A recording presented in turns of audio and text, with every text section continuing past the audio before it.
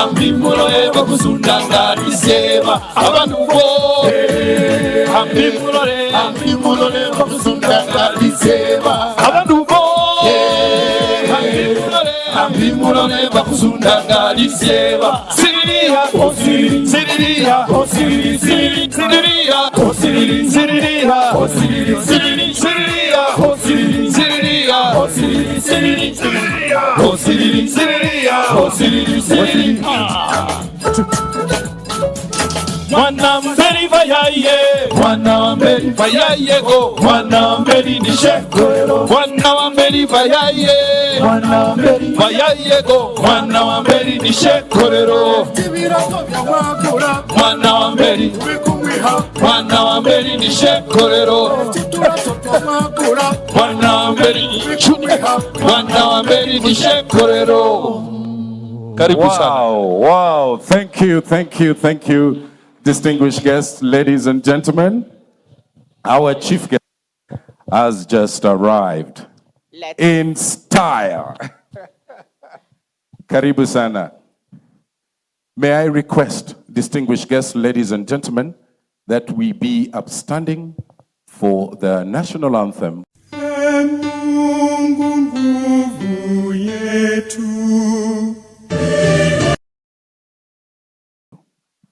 A round of applause for Mr. Bernard. Thank you very, very much. And I can confirm that there is a very big likelihood of spotting a buffalo. Muchuma and I were here bright and early, and we got a chance to see. And I read her body language. She was very, very excited because she runs a program on the national broadcaster called Magical Scenes. So security is very important. That's why we thought we should give the chief security officer a moment to walk us through. It feels a little bit like being in the plane.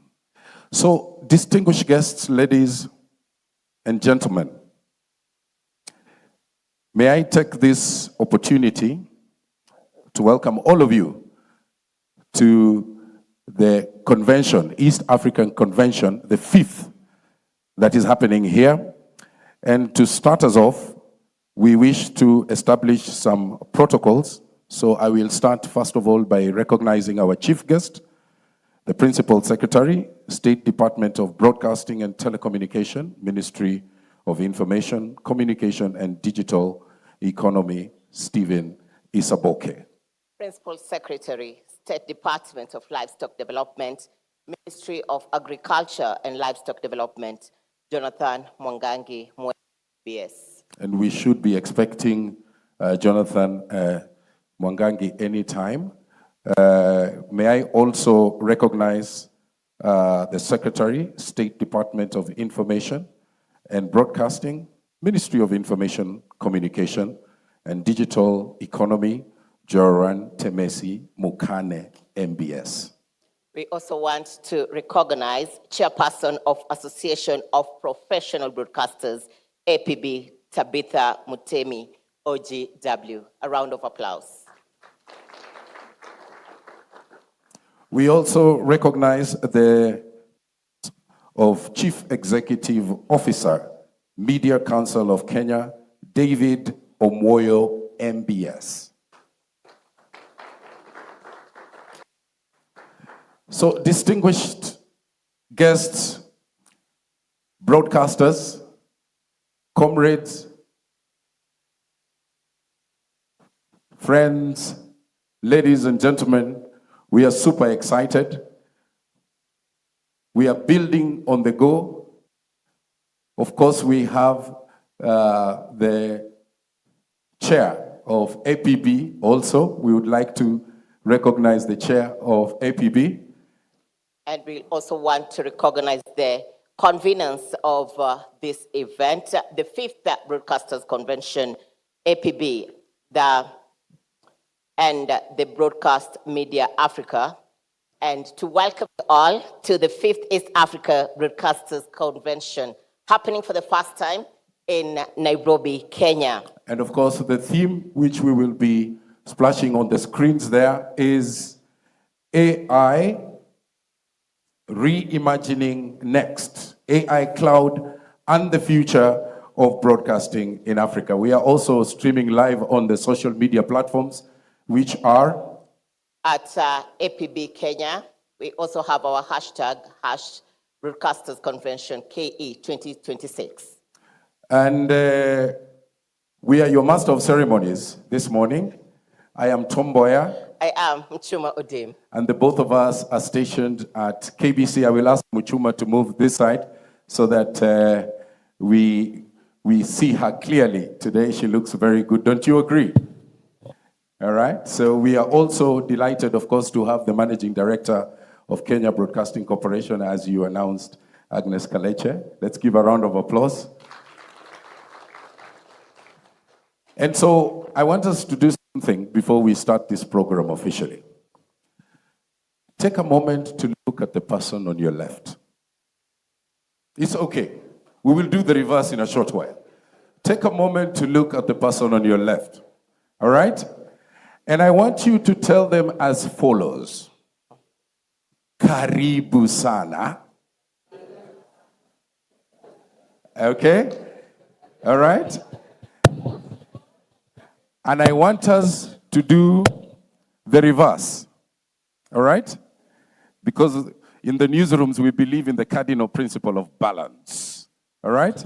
So I want you to turn to the right and look at that person very closely. All right?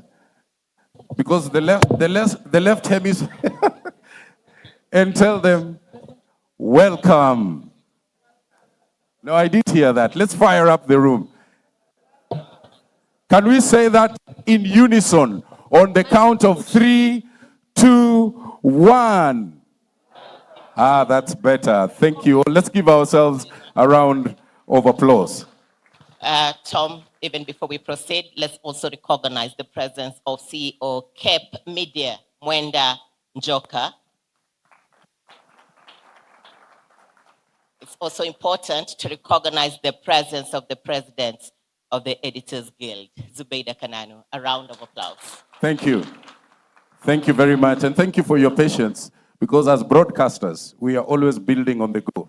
There are so many issues that emerge, and we are always on top of issues. So thank you very much, my co-MC, for that. So we want to start off immediately. In the interest of time, I wish to invite our first speaker of the day to come and deliver her her remarks, beg your pardon. So join me in welcoming the General Manager, Broadcast Media Africa, Nonku Mukize. Round of applause. DJ.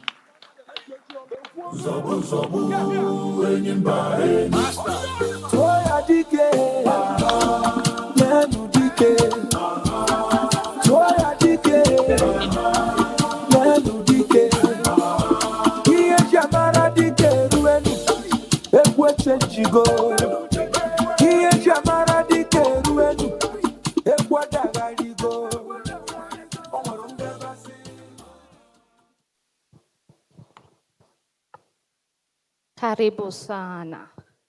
There we go. Distinguished guest, good morning, everyone. Good morning. My name is Nonku Mkize, and I am from Broadcast Media Africa. It is a pleasure to welcome each and every one of you here today. Representing Broadcast Media Africa, I just want to thank each and every one of you for gracing us with your presence and for honoring the invitation. And I would like to just take a bit, maybe just 5 minutes, just to go over why we chose the theme for this year. So this year's convention is being held under a timely and forward-looking theme, which is reimagining next, AI, cloud, and the future of broadcast media in Africa. It is a theme that speaks directly to the transformation currently redefining our industry across the continent and around the world. Today, broadcast stands at a crucial turning point. Artificial intelligence is changing how content is created, distributed, and consumed. Cloud broadcasting is redefining how newsroom operates, how production is done, and how content is stored. and also delivered. At the same time, audience is being increasingly digital, but also mobile and interactive, demanding faster, more personalized, and more engaging media experiences. For broadcasters in Africa, these changes present both immense opportunities and urgent challenges. This year's convention has been designed not simply as a conference, but a strategic platform for dialogue, collaboration, and practical industry advancement. Over the next few days, we certainly encourage you that we must discuss and have insightful presentation where also our stands outside will be showcasing the latest technologies that the industry has to offer. And we also encourage each and every one of you to have meaningful networking discussions that we can collaborate as Africa and for Africa. And as Broadcast Media Africa, we believe in the future of African broadcasting that is shaped by broadcasting, by collaboration, innovation, and strategic industry partnership.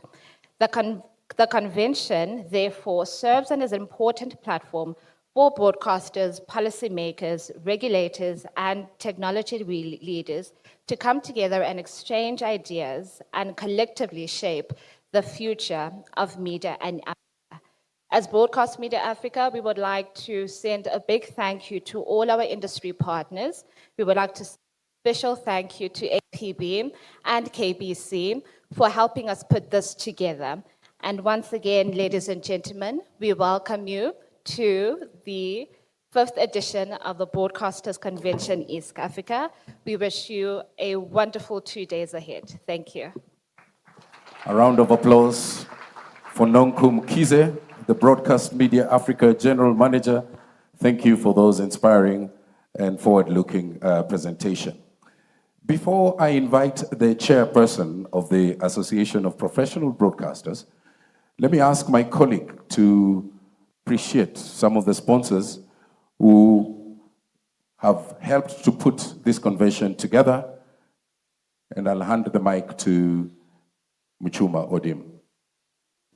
We'd like to appreciate partners to this event: Kenya Institute of Supplies Management, NUPEA, Nuclear Power Energy Agency, Kenya Ports Authority, Oxygen, the Kenya Broadcasting Corporation, an official media partner to this event, France 24, Sputnik, Lao, the Communications Authority of Kenya, Anti-Counterfeit Authority, Office of the Data Protection Commissioner, as well as the Lao.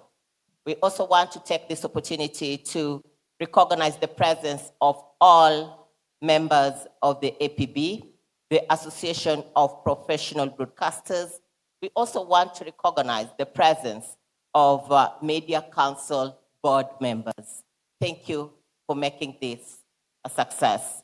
And just to note a number, members of the Media Council board, Dr. Abduba Ido and T. Wanyonyi. Thank you. Thank you. A round of applause for that. So distinguished guests, ladies and gentlemen, at this point, I want to take this opportunity to invite the chairperson of the Association of Professional Broadcasters of Kenya to come to the podium and give her remarks.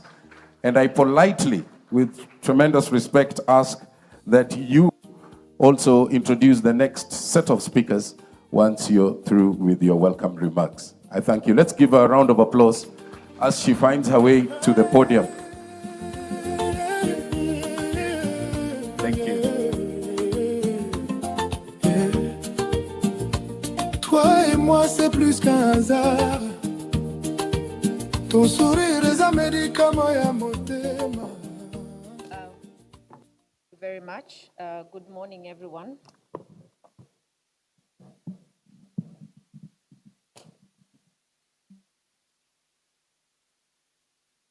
Our distinguished guests, our Chief of Honor, PS, Stephen Isaboke, our national broadcaster, the official media partner, Madam Agnes Kaleche, our main sponsor as well, CEO for Media Council of Kenya, David Omoyo, our Secretary for Information and Broadcasting, Temesi Mokani, fellow board members of the Media Council of Kenya, the only president in the room, Madam Zubeida Kananu, our distinguished delegates, I am very honored to stand before you. I will not forget the APB members as well and the organizing committee. Good morning once again. On behalf of the Association of Professional Broadcasters, it is my great honor, profound privilege to warmly welcome all of you to Nairobi for the 5th East African Broadcasters Convention. I heard some people say it's their first time to be in Nairobi. Feel most welcome. Say Karibu Sana. Today marks a truly historic moment for the Association of Professional Broadcasters and for the broadcasting industry in the region. For the very first time, APB has had the honor of hosting this premier regional convention, a responsibility that APB accepted with pride, determination, and deep commitment to the future of African broadcasting. This convention comes at a defining moment for the industry in this country and beyond. Broadcasting is undergoing one of the most profound transformations in the history. Artificial intelligence, cloud technology, digital platforms are changing consumption habits, are fundamentally reshaping how content is created, how content is distributed, how content is monetized, and how content is consumed. The future is no longer approaching. The future is here with us, and the future is urgent. As broadcasters, communicators, storytellers, regulators, and innovators present in the room, we must ask ourselves difficult but necessary questions in today's convention. How do we embrace technology without losing our credibility and our humanity?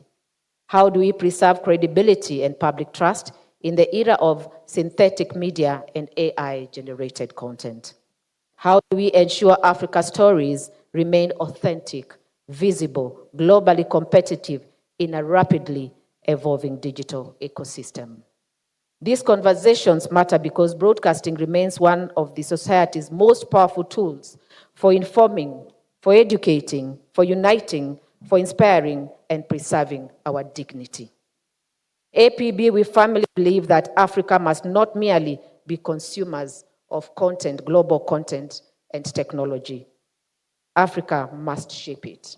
We must tell our own story. We must create our own story. We must own and distribute our own story as well as monetize our own story. Indeed, APB's vision of timeless professional broadcasting for all continues to guide us as we navigate this rapidly changing media environment. Ladies and gentlemen, allow me to candidly say that organizing this convention within such a short turnaround time, we started around end of March, was not an easy task. There were moments of pressure, moments of uncertainty, and moments when the scale of this responsibility felt very overwhelming for us. I therefore wish to sincerely thank the organizing committee for what can only be described as a stellar and exceptional performance. Your dedication, sacrifice, professionalism, sleepless nights, and unwavering commitment has made this event possible. You proved that when passionate professionals come together with a shared vision, impossible timelines become achievable milestones. To our co-convener, Broadcast Media Africa, we deeply appreciate your trust, your partnership, and collaboration in bringing the 5th East Africa Broadcasters Convention to Kenya. It is unfortunate that my co-convener, Benjamin Pius, could not join us in the opening session. However, he is ably represented by Nonku and Deborah, whom we warmly welcome and appreciate for carrying forward that shared vision and commitment. To all our partners and supporters, we are deeply grateful for standing with APB and delivering this convention. Allow me to particularly acknowledge the Ministry of ICT, PS, Stephen Isaboke, for the support that he's given us, the Media Council of Kenya, the National Broadcaster, Kenya Broadcasting Corporation, Communication Authority of Kenya, Counterfeit Authority, Oxygen, NUPEA, Kenya Ports Authority, Office of Data Protection Commissioner, and all our sponsors, exhibitors, stakeholders, and collaborators who generously supported this convention, including the partners that partnered with our co-convener, Broadcast Media Africa. Ladies and gentlemen, Kenya has never lacked stories,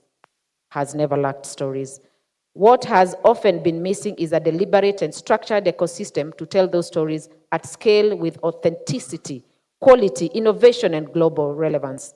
As broadcasters, we carry a profound responsibility to shape narratives, to strengthen democracy, and to amplify the African voices. This conversation, therefore, is more than an industry gathering. It's more than an academic discussion. This platform is for reimagining the future. It is a meeting of minds. It's a call to innovation. It's an opportunity to build strategic partnerships that shape the next chapter of African broadcasting. Please feel supported by APB. Feel at home. This is your convention. This is your platform. And this week, Kenya becomes the home of Africa's broadcasting future. Asanteni sana for being part of this historic moment. And while this may be APB's first time hosting this premier convention, I can assure you it is just but the beginning for APB. Next time, thank you. Next time we shall aim higher, prepare even earlier, and deliver an even bigger and more transformative experience. Welcome to the 5th East African Broadcasters Convention. Welcome to Nairobi. Welcome to the future of broadcasting in Kenya. Thank you very much, and God bless you all.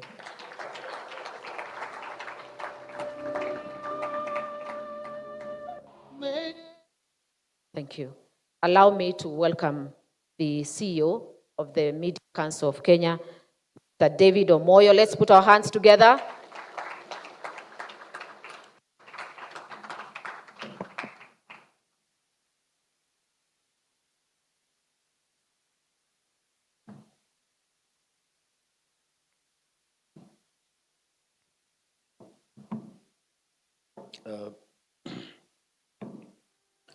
Thank you very much, Madam Tabitha, for the invite. Our distinguished guests, led by the PS, Stephen Isaboke, the APB team, the official media partner, KBC. In Kenya, we call them Kituo cha Baba na Mama, which means where it all began. The board members in here, they are the CEOs from Cape Media. Cape Media is euphemism for TV 47. We hope that this year it will be TV 48 or something else like that. And our guests, welcome to Nairobi and welcome to Sereni. We are thrilled to have you here so that we discuss what we have been called a future, but it is the present now. So it's not about the future that is arriving, it's the future that is here with us today. But when we think about reimagining next and the challenges to look beyond the immediate horizon, you realize that we are not reimagining things now. We are creating and managing code. Artificial intelligence is here. We have cloud infrastructure. And basically, the entire rules of the creation, distribution, engagement, and monetization have been redone. It is up to us to follow that. But before I dive, because I was told to mention about regulatory boundaries for generative AI,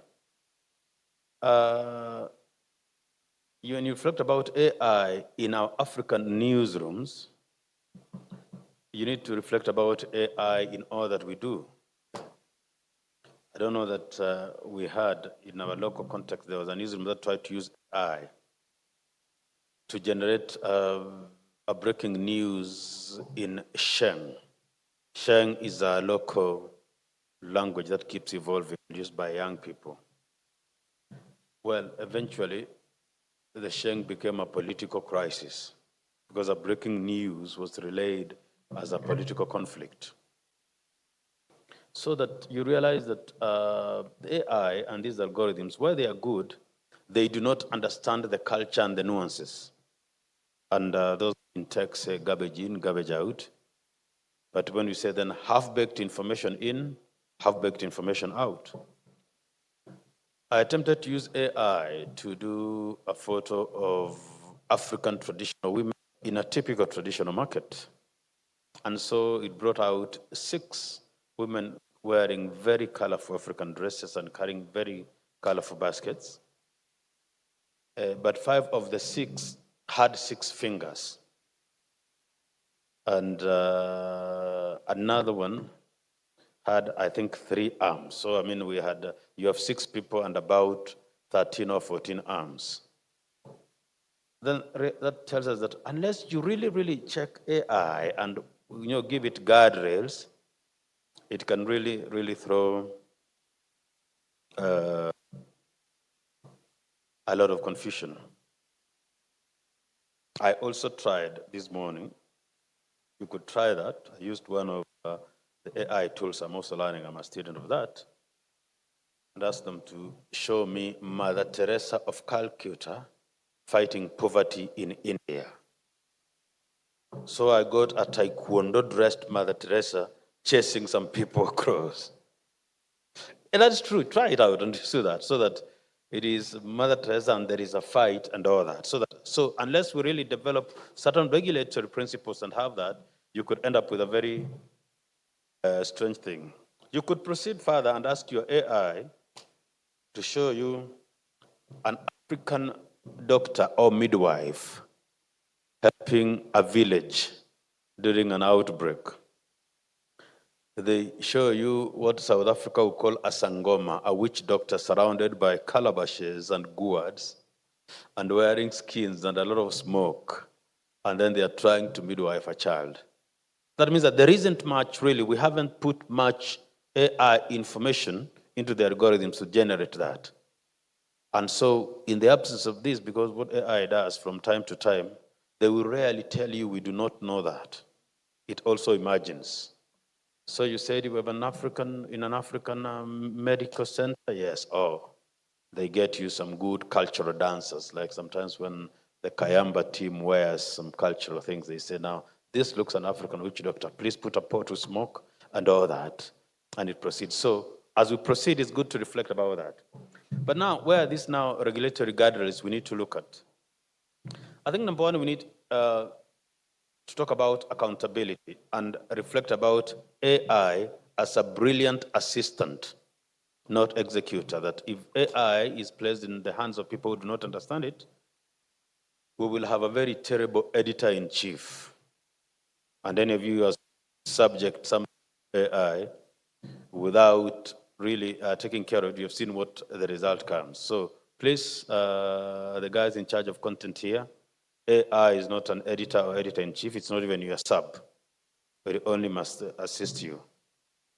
The editorial responsibility must be strictly human, because algorithms do not have any ethics. They have no human touch. It is you, the human, to look at the human touch, the ethics, because ethics are beyond rules and regulations, the human touch. Then we have issues of data protection and copyright. We are discussing African voices, African stories, and entire intellectual property trade. If you feed this into a system manufactured elsewhere, that's why it converts an African doctor to a voodoo doctor and all that. So we must make sure that we protect content and that it's true we have African surgeons and doctors, not just some skin wearing and smokes surround people. And I think eventually we talk about accountability.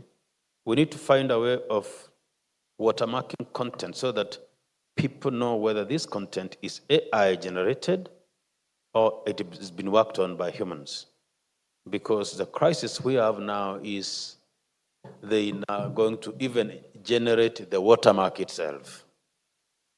That means that it ends up in a very strange cycle, because we have seen now when people try to spread disinformation, they start by manufacturing the logo of the media house.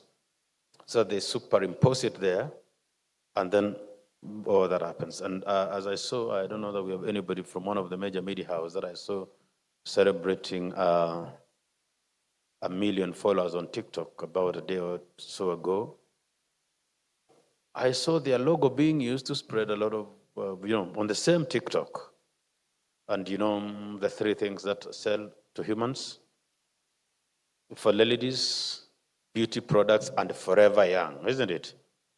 And for the men, they say that the marathon 1:59 is not good enough, although that is the global standard. If you tell men that you can do beyond the marathon time 1:59, then they buy that. And when we see now such logos of credible brands being used to spread like that, they cause a lot of confusion. So as we move around to provide the ladies what they want and the men what they want, I want us to also take the next 3 days to network and reflect and see the wild animals. Please do not try to feed them. Do not try to feed them. The park is enough for them. But make sure you get a new friend and get a new network so that as we move forward, we may be able to move forward with technology and the future, so that AI and this convention help us reflect, tell African stories, and utilize technology to help us. So thank you very much. And as I welcome you to Nairobi, once again, I am told the organizers had invited my chairman when they came to the office for partnership and sponsorship. My chairman happens to be out of the country now, but I'm reliably informed that he has a brief 1-minute remark, which you should be able to make on the screen.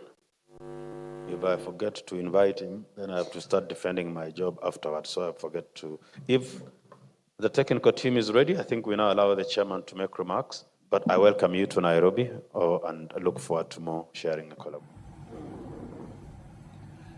Good morning, ladies and gentlemen. My name is Maina Mwiruri. I am the chairman of the Media Council of Kenya. Robust regulation also plays a vital role in guaranteeing order and fairness. Measures such as 7-second delay on live broadcasts remain necessary to curb misinformation. We must continue working closely with the regulators, broadcasters, and technology partners to develop adaptive legal ethical standards that keep pace with our rapidly changing industry. Over the next 3 days, let us make this convention truly pivotal. Share practical solutions on content management, audience engagement, and technology-driven distribution. Forge meaningful partnerships. Move beyond listening and commit to decisive action that will elevate the entire industry. Let us also celebrate the enduring strength of radio in Kenya, where it reaches over 90% of the population and remains our most trusted medium. We should leverage its unique power while building digital extensions and hybrid strategies to serve our audiences even more effectively. In conclusion, ladies and gentlemen, I call for genuine multi-stakeholder collaboration. Regulators, broadcasters, technology providers, and content creators must function as one cohesive ecosystem. The Media Council of Kenya stands ready as a committed cornerstone partner. Please visit our exhibition stand here, engage with our panelists, and depart Nairobi with a shared blueprint for a vibrant, credible, and sustainable broadcasting future. Thank you, and karibuni Nairobi. Thank you, Chair, for that warm introduction. Distinguished guests, Principal Secretary, our PS in charge of broadcasting, Mr. Stephen Isaboke, PS for Livestock, who I've been told will be joining us later. Media Council Board, CEOs present, TV47, Media Council, my counterpart from KBC Uganda, UBC, fellow broadcasters and dear friends from across East Africa and the African continent, good morning. Karibu Kenya, and welcome home. My name is Agnes Kalechenguna. I am the Managing Director of the Kenya Broadcasting Corporation, KBC.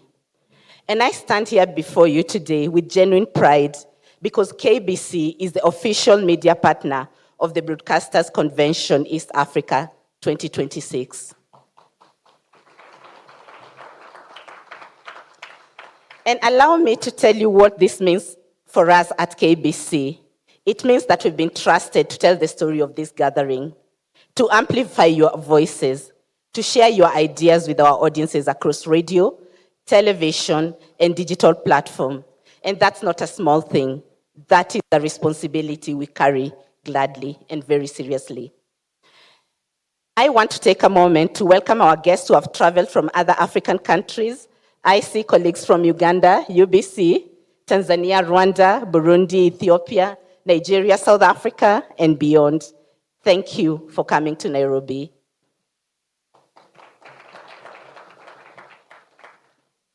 I know you could have held this convention anywhere. You chose Kenya, and we do not take it for granted. Please know that KBC is here to make your stay worthwhile, not just with good session, but with home hospitality. If you need anything, ask the team. We want you to leave saying that those Kenyans know how to host. And thank you, Madam Chairperson, for hosting this.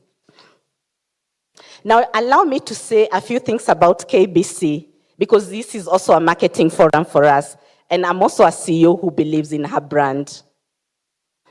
KBC is not just a broadcaster, we are an institution.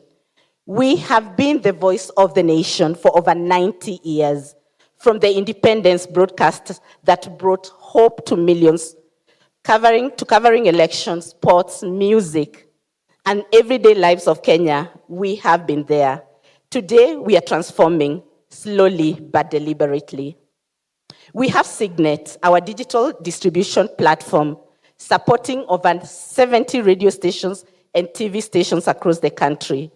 We are investing in digital audio broadcasting plus technology to expand digital radio. We are exploring AI tools to make our newsroom smarter and our content more accessible. And yes, one day soon, we'll talk about OTT platform. But that is a conversation for another session.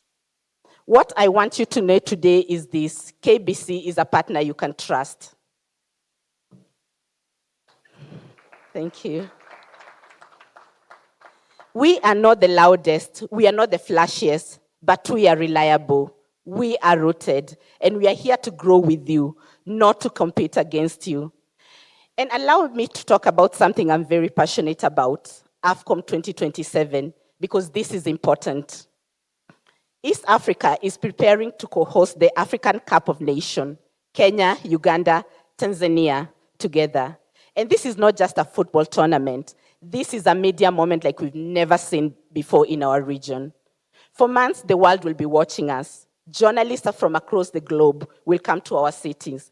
Billions of viewers will see our stories, our culture, and our people. The question is, will we be ready? At KBC, we are already preparing. We are investing in our production capacity. We are building partnership with broadcasters across the region. We are looking at a shared infrastructure, shared content, and shared revenues. Because if we all work together, if we collaborate instead of compete, AFCON 2027 can be the moment African broadcasting proves that we can tell our stories at scales and with excellence. So I invite every broadcaster to see AFCON as an opportunity, not a threat. Let us talk, let us plan, and let us win together. And to the young broadcasters in this room and media students here today, I see you. You guys are the future. The industry you are entering is not the one I entered. It is faster, it's harder, more uncertain, but it's also more exciting. You have the tools that we never, ever dreamed of. You have a global audience at your fingertips, and you have something the world desperately needs: authentic African voices. Do not waste that gift. Learn every day, fail sometimes, get up, and never stop telling your stories. Finally, let me thank our conveners, to Broadcast Media Africa and the Association of African Broadcasters. Thank you for trusting KBC to be your media partner. To our Ministry of ICT, particularly State Department of Broadcasting, PSC Boke, Media Council of Kenya, the Communication Authority, our regulators, and other sponsors, thank you for your leadership.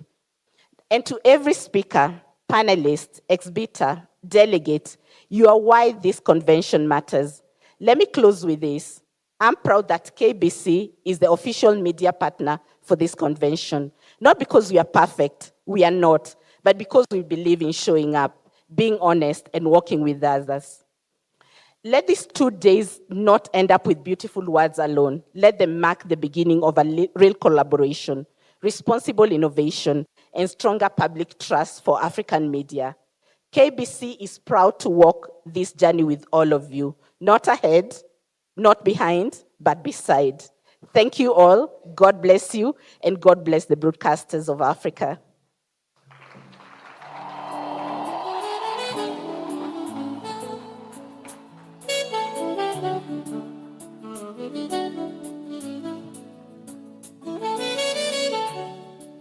Another clap for Agnes. Thank you.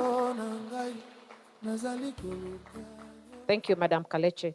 Allow me now to welcome Joram Temesi Mokani, who is the Secretary for Information and Broadcasting, and the support that this gentleman has given us and the ministry, it's phenomenal. Let's give them a heavy hand of applause. Thank you.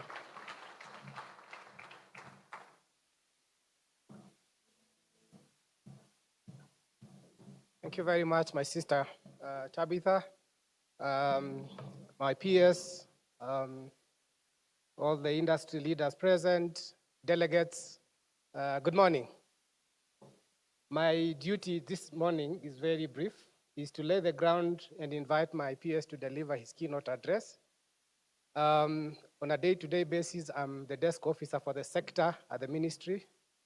And before I invite the peers, I will have to say a few things because it's very exciting to see people who drive the sector really, and to meet and interact with good old friends. And for that reason, let me start by welcoming all of you to Nairobi, for those of us that are coming in, and welcome you to the 5th East African Broadcasters Convention. It is indeed an honor for Kenya to host this important regional gathering as we reflect on the future of broadcasting, digital media, and storytelling in Africa. Your presence here demonstrates our shared commitment to building a stronger, more innovative, and more connected media ecosystem across the region. This year's theme, Reimagining Next, AI, Cloud, and the Future of Broadcast in Africa, speaks directly to the transformation taking place within our industry. Broadcasting is evolving rapidly, driven by artificial intelligence, cloud infrastructure, and digital platforms that are reshaping how content is created, distributed, and consumed. For Africa, this transformation presents an opportunity.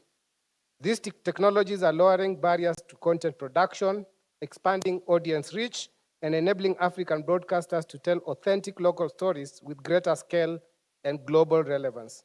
At the same time, this evolution calls for stronger partnerships among governments, regulators, broadcasters, and technology players to ensure innovation advances responsibly, strengthens public trust, and supports competitive regional media industry.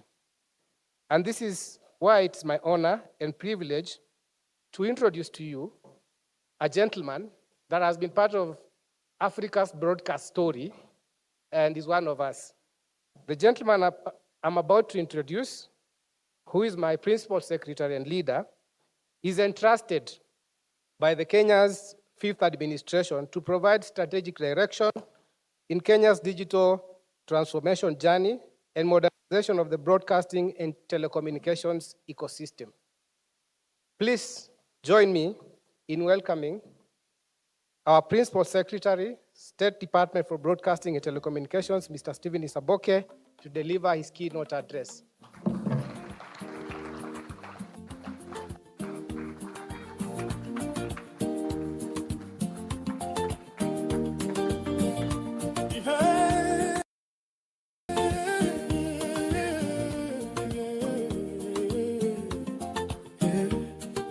Thank you.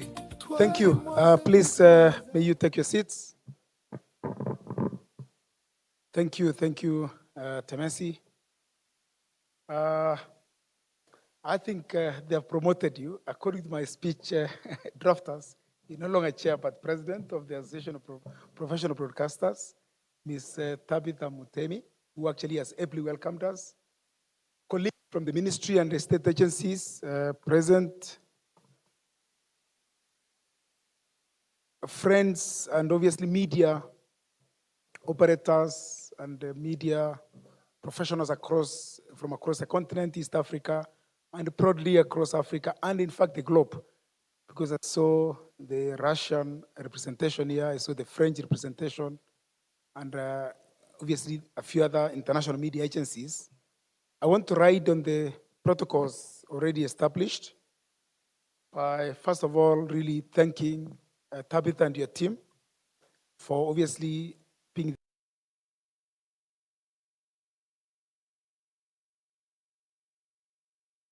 said it's actually not the future, it's actually the present. Because now when we talk about the AI, digital and all that, it's no longer what people were saying 10 years ago, that digital is coming. It is actually here. So it's actually the present. This is actually significant as Africa navigates the rapidly evolving digital era.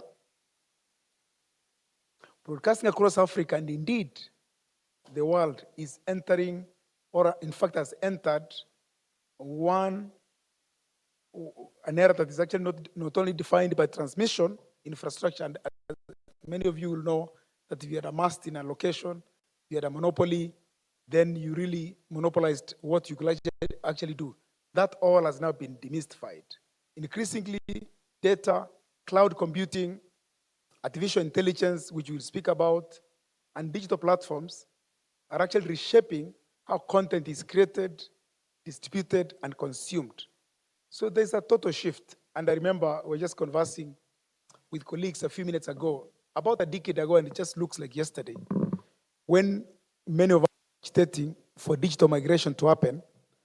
My predecessor, who was actually then Principal Secretary in Kenya, Dr. Bitange Ndemo, actually said digital technology will be one of the most disruptive developments of the 21st century. He was saying that about 2015, just around about when we were actually switching off the analog TV, switching obviously into digital migration.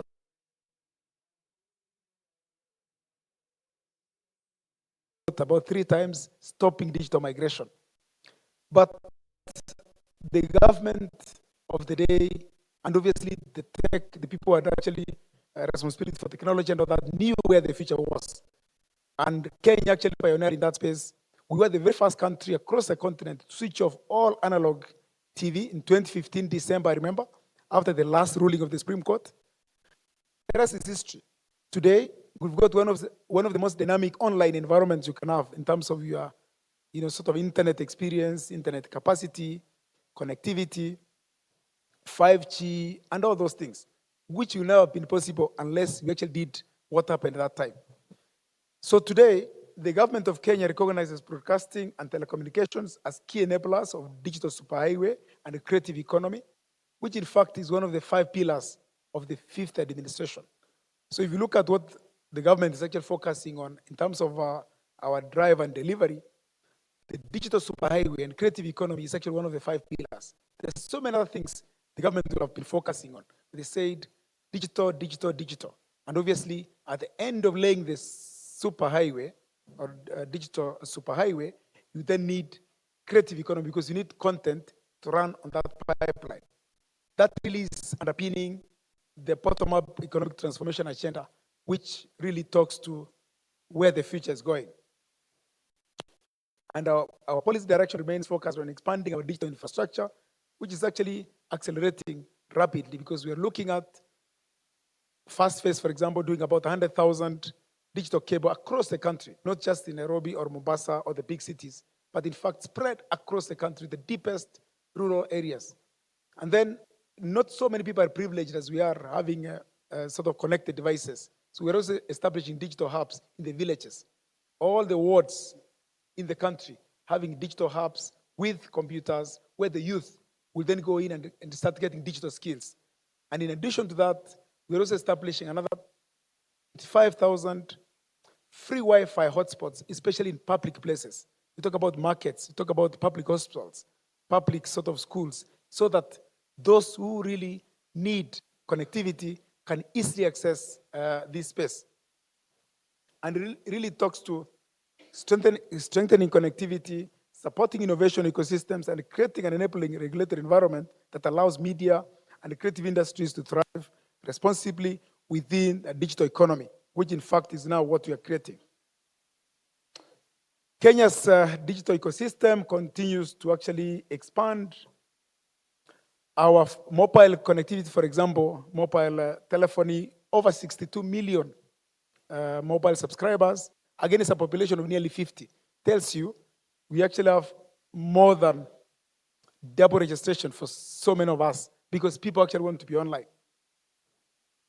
This has been driven by, obviously, the expansion of 5G and all this sort of connectivity. There's been a surge in data consumption, which in fact points one of the highest, not just in Africa, but globally.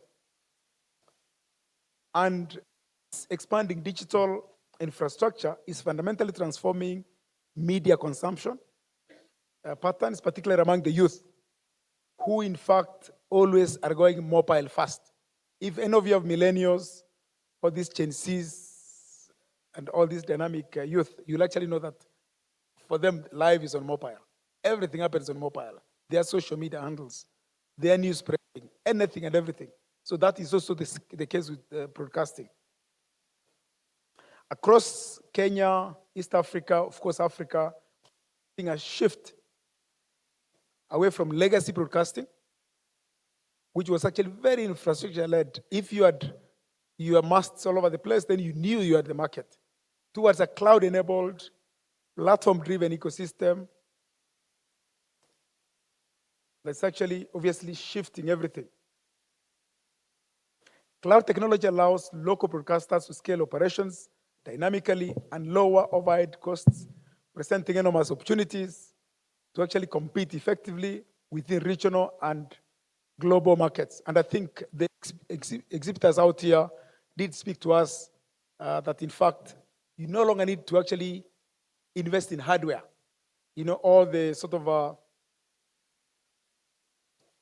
of storage stuff or masts and all the hardware, you actually need content, and the rest you can actually then ride on established infrastructure, including a lot of it on the cloud now, and a lot of it bringing efficiency. I saw a lot of technology talk about compression and all those things, really meaning cutting costs, bringing efficiency, and enabling anybody wanting to play in this space to actually play.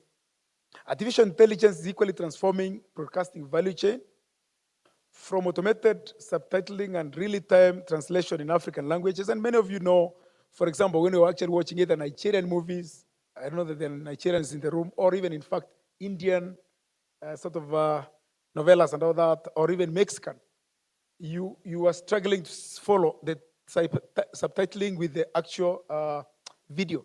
But now with AI, that's all a thing of the past. It's actually so synchronized that you think it's actually the original production. So we're having things like metadata tagging and audience analytics. AI is creating totally new possibilities for efficiency and audience engagement. And in terms of statistics, it's actually indicated that with AI, with the emergence of AI, the entire ecosystem is actually going to almost quadruple from about 4.5 billion US dollars to about $16.5 billion by 2030. Then telling you that there's a huge scale that's coming in terms of content, in terms of the entire value chain and activity in our space. Indeed, for us in Africa, the future of AI in broadcasting cannot simply rely on imported models and external realities. Because in fact, digital is happening in our age and generation, all of us obviously seeing it and watching it come. So we must intentionally build systems that understand African contexts, languages, and cultures. AI must help preserve and amplify our indigenous narratives, not dilute them. This is particularly important in a continent as culturally rich and linguistically diverse as ours, where technology must serve as custodian of our heritage rather than an agent of cultural harmonization. At the same time, the rise of AI and cloud technologies introduces critical policy and governance considerations. Issues of data protection and data sovereignty, huge, because in fact, the entire AI is underpinned by data. So the day you let go your data, or your data is actually either mined, owned, or warehoused by someone else, it's literally like you're punking your money with someone where you have no control. So ensuring that first, we're building our data capability in terms of generating and the storage, obviously ensuring that we can then intelligibly use that data to socialize our own stories and our own African content. Intellectual property rights, platform accountability, and cybersecurity and ethical AI deployment require proactive, collaborative, regulatory responses, and that's where we come in. As government, we're actually actively advancing national AI governance frameworks, and like I said, we're actually, at the moment, we have an AI sort of a strategy that's in place, more like scanning the environment to see where is this animal going, because it's very, very early days. And then we'll actually, obviously, in consultation with the wider stakeholders, start developing an AI strategy and also policy to ensure that the country is ready to have new opportunity, that we are actually not left behind the globe as the rest of the world shifts and is driven by AI. So recognize that I'm actually talking to broadcasters in the room. We must also recognize that the future broadcaster will require fundamentally transformed skill set. The skills, and some of them were actually shown out here with all those previous sort of tapes and all that, is actually obviously overtaken. The future is obviously very AI-led, very digital-led, very data-led. And IFC has actually indicated, the International Finance Corporation, that about 230 million jobs in sub-Saharan Africa, where we belong, will actually all be digital or need digital skills by 2030. That's just like 4 years from now. So media professionals of tomorrow or even today will operate at the intersection of journalism, technology, data science, and digital production. This makes digital skills development and continuous capacity building absolutely essential for the sustainability and competitiveness of Africa's media industry. So really, digital is here, and we have to make sure that we have actually all transformed or ready for it. The opportunities before us are far too significant for fragmented approaches. And that's why I'm glad that as broadcasters, investors, and operators in Africa, you've actually come across to actually gather together and share best practices, understand what's coming, and also learn from each other and embrace technology as it comes, so that we are actually not left behind when the rest of the globe is actually making progress. So regional collaboration, and I'm glad that the Ugandan team is here and the rest of the other regional players, regional collaboration, cross-border partnerships, harmonized regulatory frameworks, and really we want to encourage regional content exchanges that really should build shared digital infrastructure. And that is the case. For example, digital cable goes into Uganda, comes from Tanzania. So we really have a total ecosystem that positions East Africa as a globally competitive media and broadcast innovation hub. As I close, let this convention not only simply be a platform for discussing emerging technologies, but also space for collectively shaping the future of Africa broadcasting. The future of media in Africa must be innovative, inclusive, trusted, and proudly African. Together, let us proudly reimagine the next chapter of broadcasting in our region. And I really want to say that I think probably this should really be the best opportunity for Africa. I think it's a century for Africa. It is a century for Africa. Because, as you know, Africa has got one of the youngest populations across the demographics. That's the reality.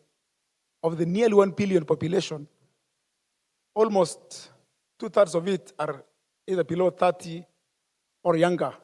So they're coming in that stage when they're all digital natives. So they're all waking up, opening their eyes. They've got smartphones.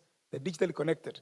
And as you can see, for example, in Kenya, we're digitally sort of spreading the cable across.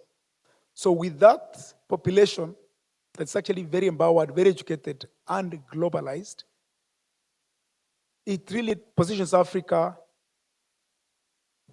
to be really at the forefront in terms of, obviously, for example, the content space, leading in terms of African stories, leading in terms of telling African success stories, African innovation, and our Africanness. And obviously then also transporting our African culture across the globe. So it is the African moment, and let's use this to actually, obviously, be at par and really play our space across the other sort of broadcasters in the world.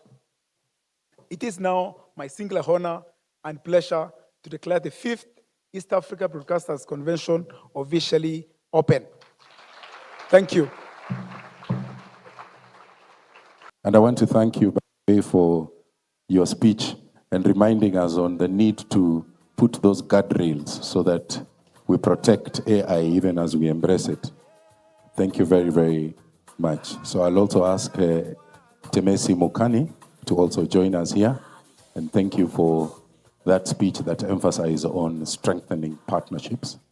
May I also request Tabitha Mutemi to come because we have a gift. Where is Pauline?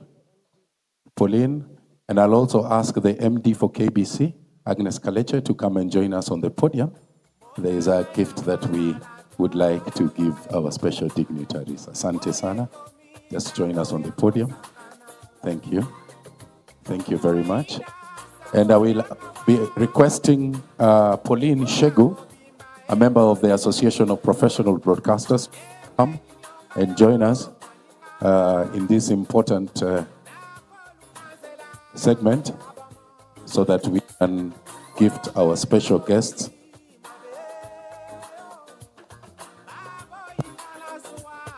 And Tabitha, we will be asking that you present the gifts to our distinguished dignitaries. Thank you. So members of the media, this is a chance to capture this so that when you go back to the office, the bosses will know that you are in fact here.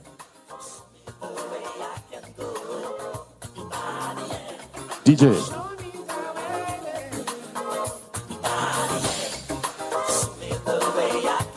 Thank you.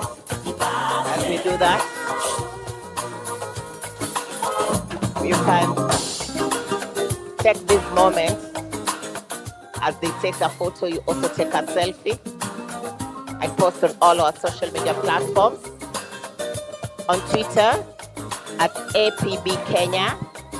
On Facebook, at APB Kenya. On YouTube, at APB Kenya.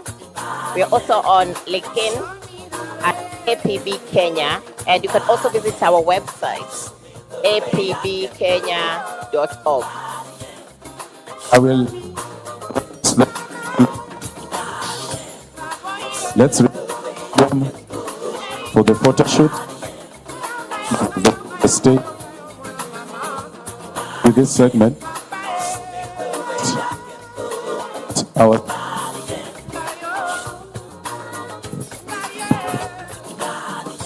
will request that our special dignitaries still remain on the podium.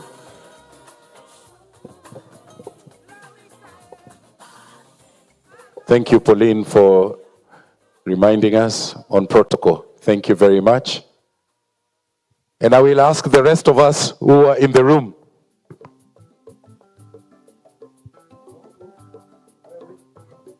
General Manager Nonku, there's a request from the President of APB that you join the special dignitaries on the podium. Thank you. Thank you. Thank you very much.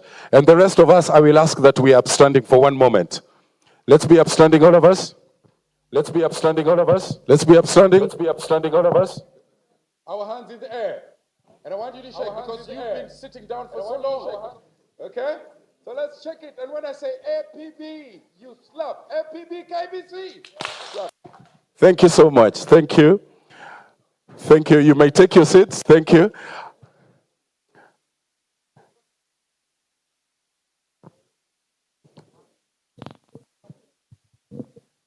Thank you. Thank you very much. Thank you. I will now ask our special dignitaries to proceed to the VIP lounge. We are taking our first break of the day, so I will ask our special dignitaries to proceed to the VIP lounge. For a tea break, we're going to take 20 minutes. The rest of the distinguished delegates, we have 20 minutes to break, stretch, let's interact. And I'm advised that please remember to take a selfie. We will be telling you after the break where you will be posting those selfies. So the person next to you, make sure you get a selfie with that person. You see, when you're dealing with broadcasters and you're doing a production, then the director says, cut. Whether your mic is working or not, the decision has been given. And I suspected that had been said. Anyway, I spoke earlier this morning about the entire getting the guardrails and the trust algorithm. And I would like to highlight just the same things I spoke about. We must humanize artificial intelligence. Those of you who interact with the social world or religious world, you notice that Pope Leo released an encyclical yesterday. And he warned against overutilization of AI to the level that it loses its human face. I spoke this morning about the ethics. So this ethics is what humanizes AI. Eventually, we must be able to see who did what.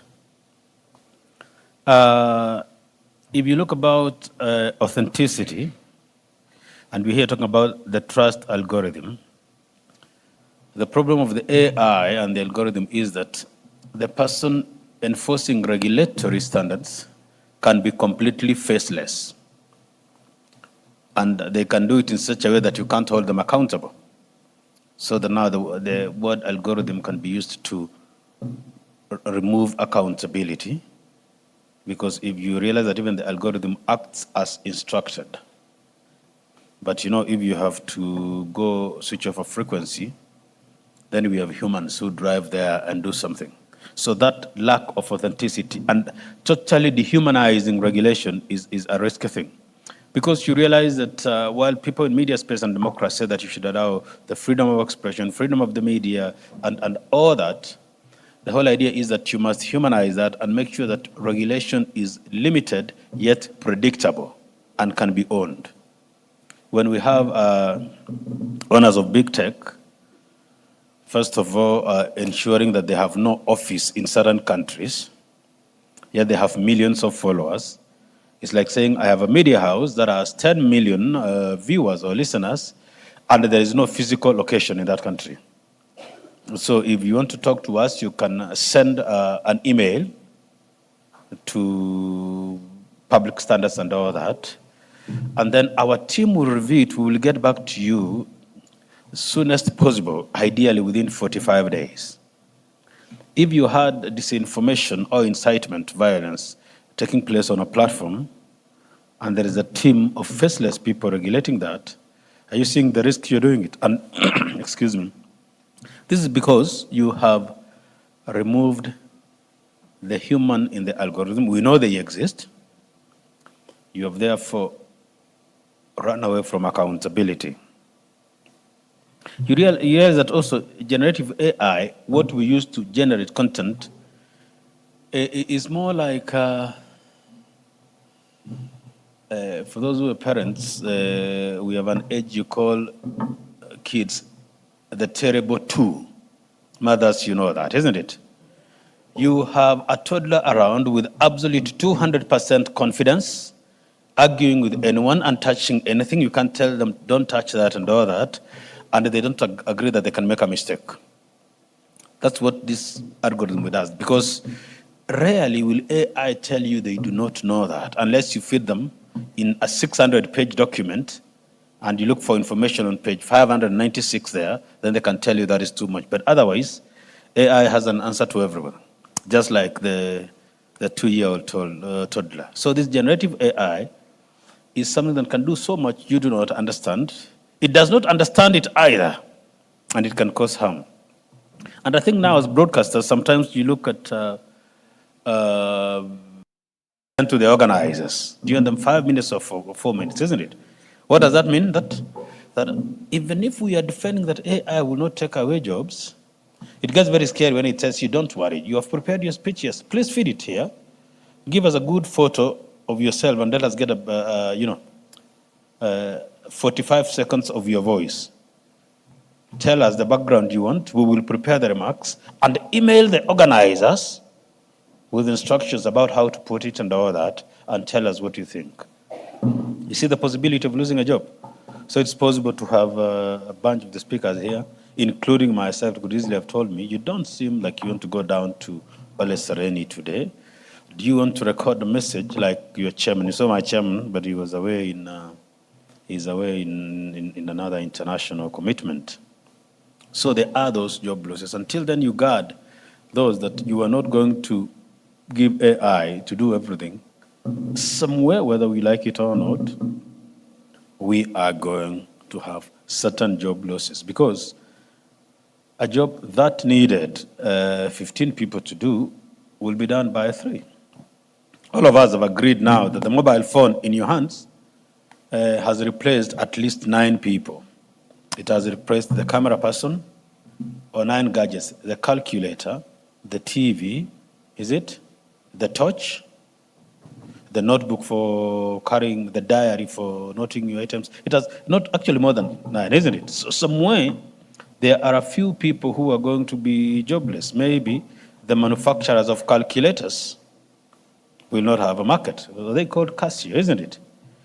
The manufacturers of watches, because you have time here, and I noticed something else, that the people who wear antique and expensive watches don't know how to keep time. So the manufacture of watches have disappeared. The diary, I see a lot of people come to our offices as part of branding. I know we have many here, and they do a diary for a year and all that, isn't it?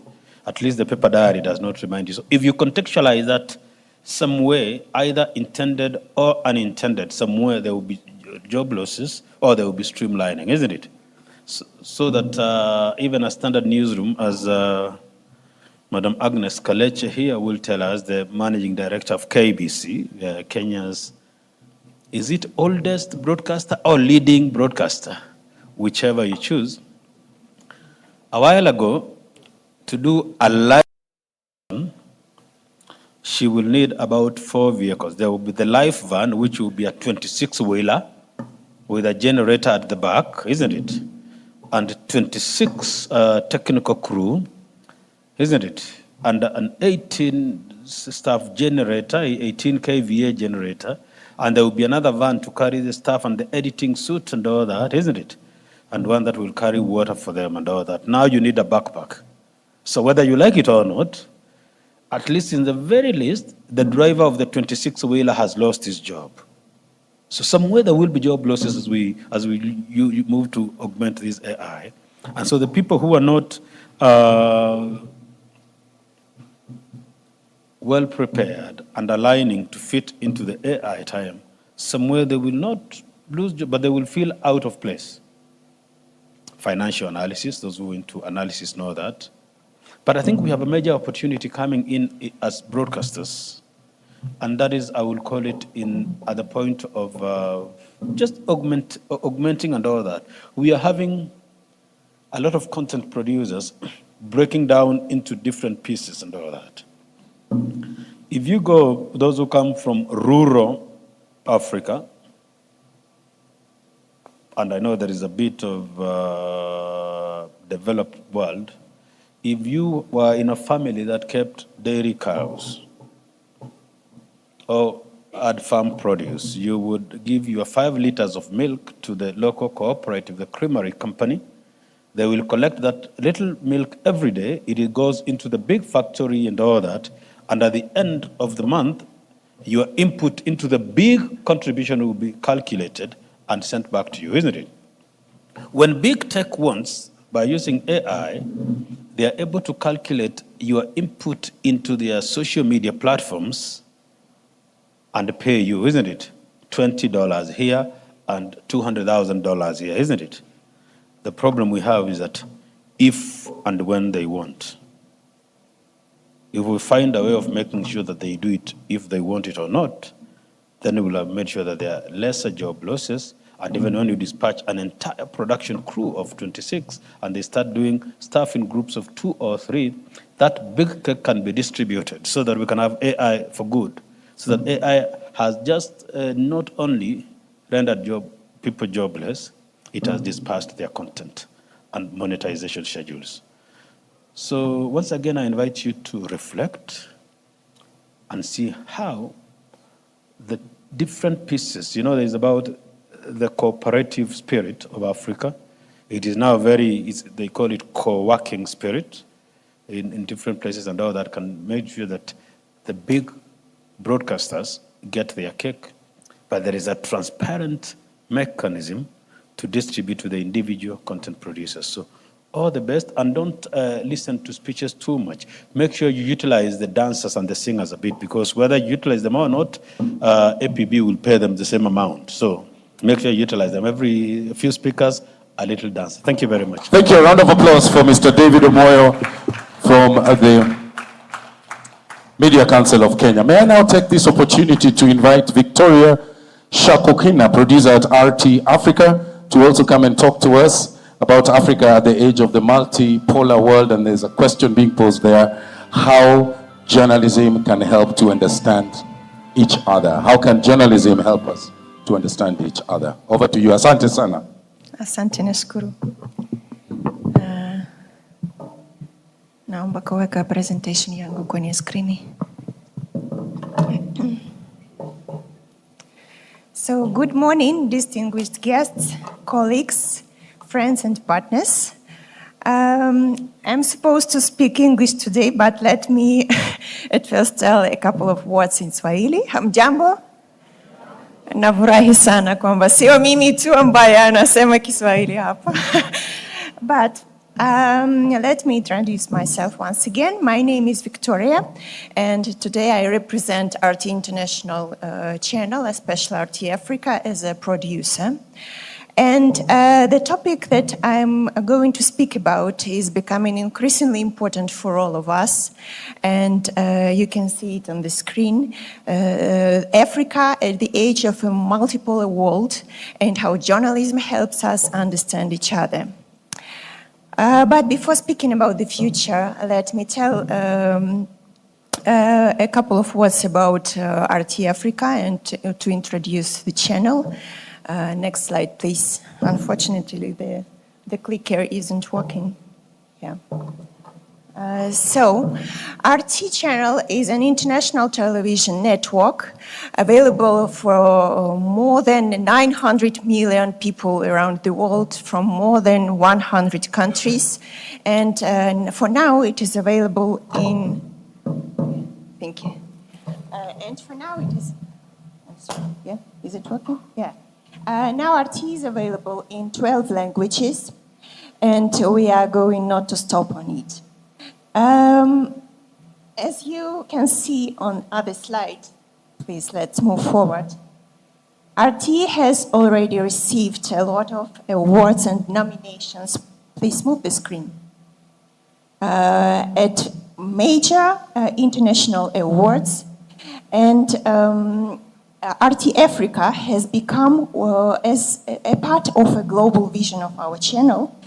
So now we have expanded our cooperation with African media outlets, and already more than 80 African broadcasters show our content, and about 8 correspondent bureaus are based across Africa.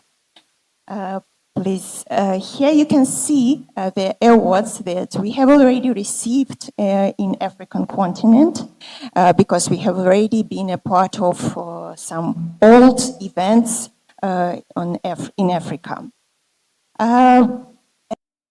If we shift back to the topic of our conversation, I'd like to tell you once again that our world is really becoming multiple now, and these kinds of international events can prove that event in one part of the world can easily influence another one. And our experience in international broadcasting has convinced us that it's really true.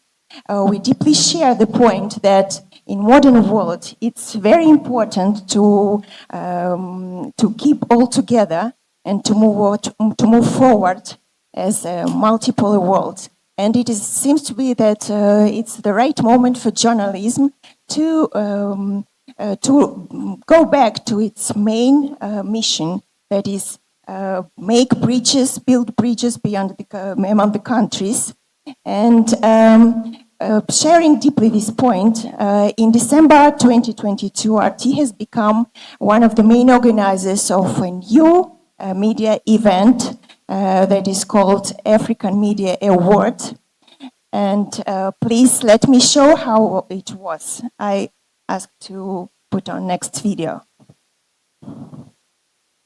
The winner is...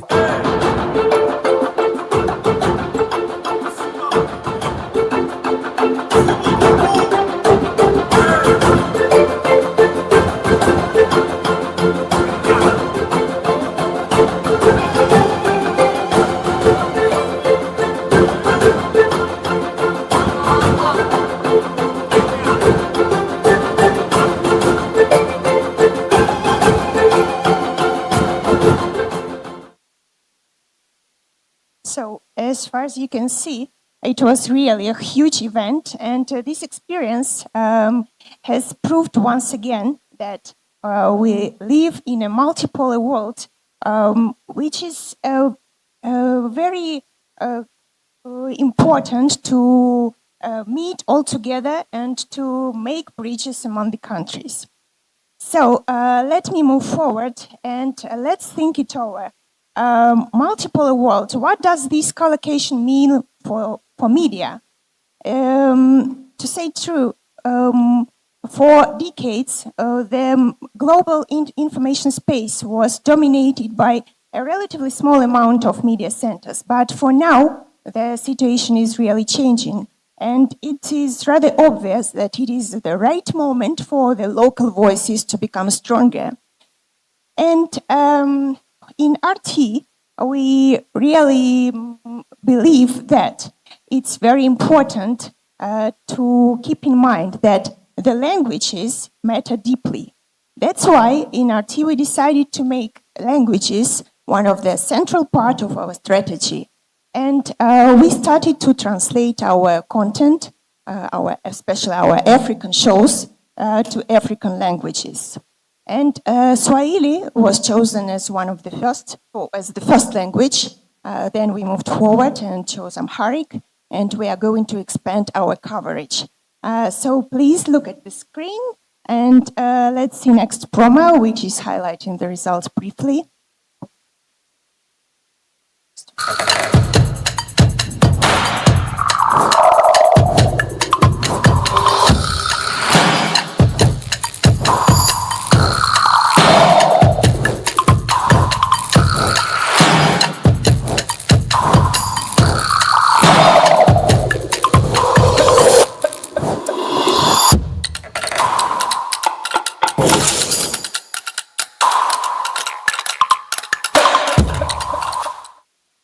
I'm very sorry. I have missed this part of my of my speech, but let me say a couple of words. We also believe that it is very important at the moment to provide the audience with the right for choice. So we are really trying to do our best in doing it, even when producing exclusive interviews.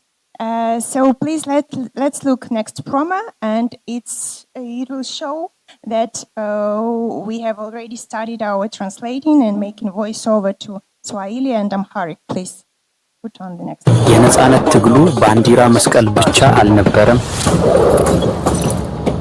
Tunakaribia siku ambayo Afrika itastawi na masharti yake yenyewe, ambapo kila taifa linasikika na kila mtu anapata nafasi ya kusitawi. ትብብር እና አንድነት ወደፊት እንድንሄድ በራስ መተማመን ይሰጠናል።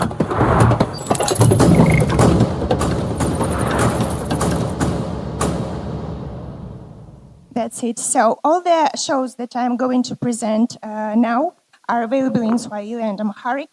And let me start with the first one that is called Africa Within.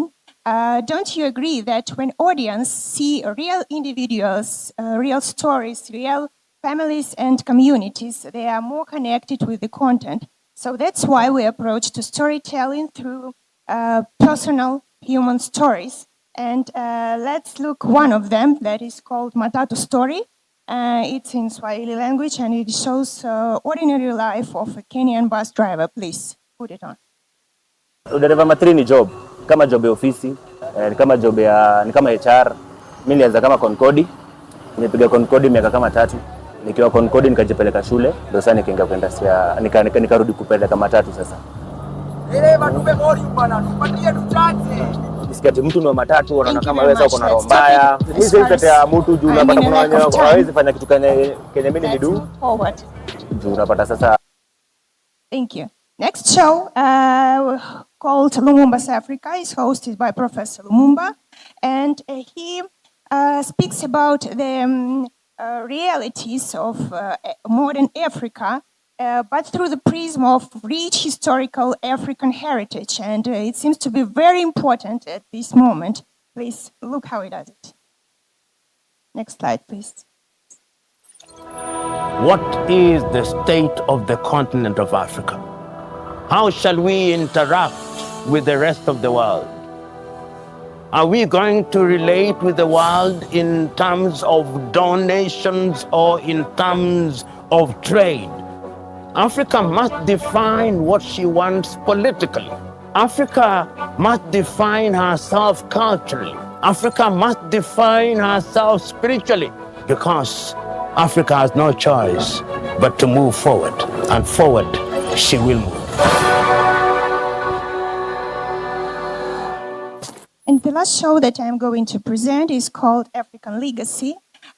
Julius Nyerere, Nelson Mandela, Kawesi Kaunda, Kwame Nkrumah, all these leaders are really outstanding, and their descendants provide us with an accurate understanding of African present and future through the prism of its past shaped by their famous ancestors.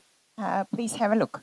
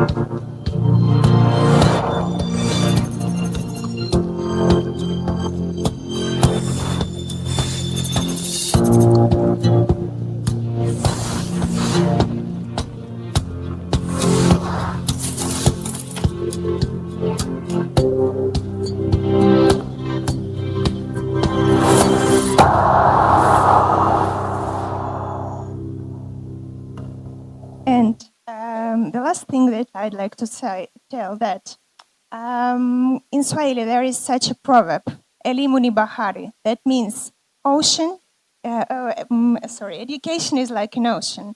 And our special project, RT Academy, proves that the value and the will for education has really got no borders, no geographical borders. And we think that our RT Academy project provides all the journalists to have such a chance to build the bridges among the countries and among the nations. And the nearest workshop will take place in Kampala on the 12th of June, and in Dar es Salaam on the 16th of June. Here you can see the QR codes. You may even take the picture of them and share with your staff and with your colleagues. The registration is still open, though it's going to be closed very soon because we have already received too much submissions. To sum up, I'd like to say once again that in RT, we not just only inform and report. Our aim is to connect people, to build trust, and to encourage the dialogue. So let's move forward. Thank you very much for your attention. A round of applause. Africa must define herself politically and move forward. Thank you, Victoria Shatokina, producer RT Africa, on the highlights of Africa at the age of multipolar world, how journalism helps us to understand each other. Distinguished guests, ladies and gentlemen, I take this opportunity to call on Dr. Christopher Hisse, lecturer, Daystar University, to take us through the first panel. Welcome, Dr. A round of applause.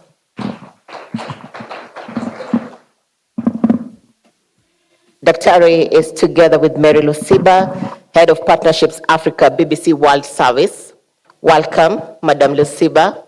A round of applause. Also on this, we have the Head of Broadcasting, Nation Media Group Kenya, Simaloi Dejom. Welcome to the podium. A round of applause. We also have the presence of Mary Deraja, Radio Manager, Kenya Broadcasting Corporation. A round of applause. Over to you, Dr. Good afternoon. Like my colleague has said, my name is Christopher Hisse. We are here at the 5th Broadcasters Convention, first one to be held in Kenya. And the ladies who are seated here are broadcasters and dealing with broadcasting.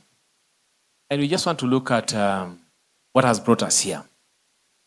We were in the analog in terms of broadcasting. We have been in digital. Now we are moving to AI. How are we going to manage and navigate? As most of you are aware, today's audience is not the yesteryear's audience in terms of the content creation. So I would like us to hear from the people who are dealing with today's content consumers. People we have to go look at, not appointment media. So I would like to invite Simaloi Dejom to kick us off in terms of how is she managing creation, production, and finding this elusive audience. Welcome, Simaloi. Thank you, Dr. And it's a pleasure to join you here. First, thank you to the organizers. Bringing together broadcasters is not an easy task, and especially from the region. So as you have heard, my name is Simaloi Dejom, the head of broadcasting at Nation Media Group.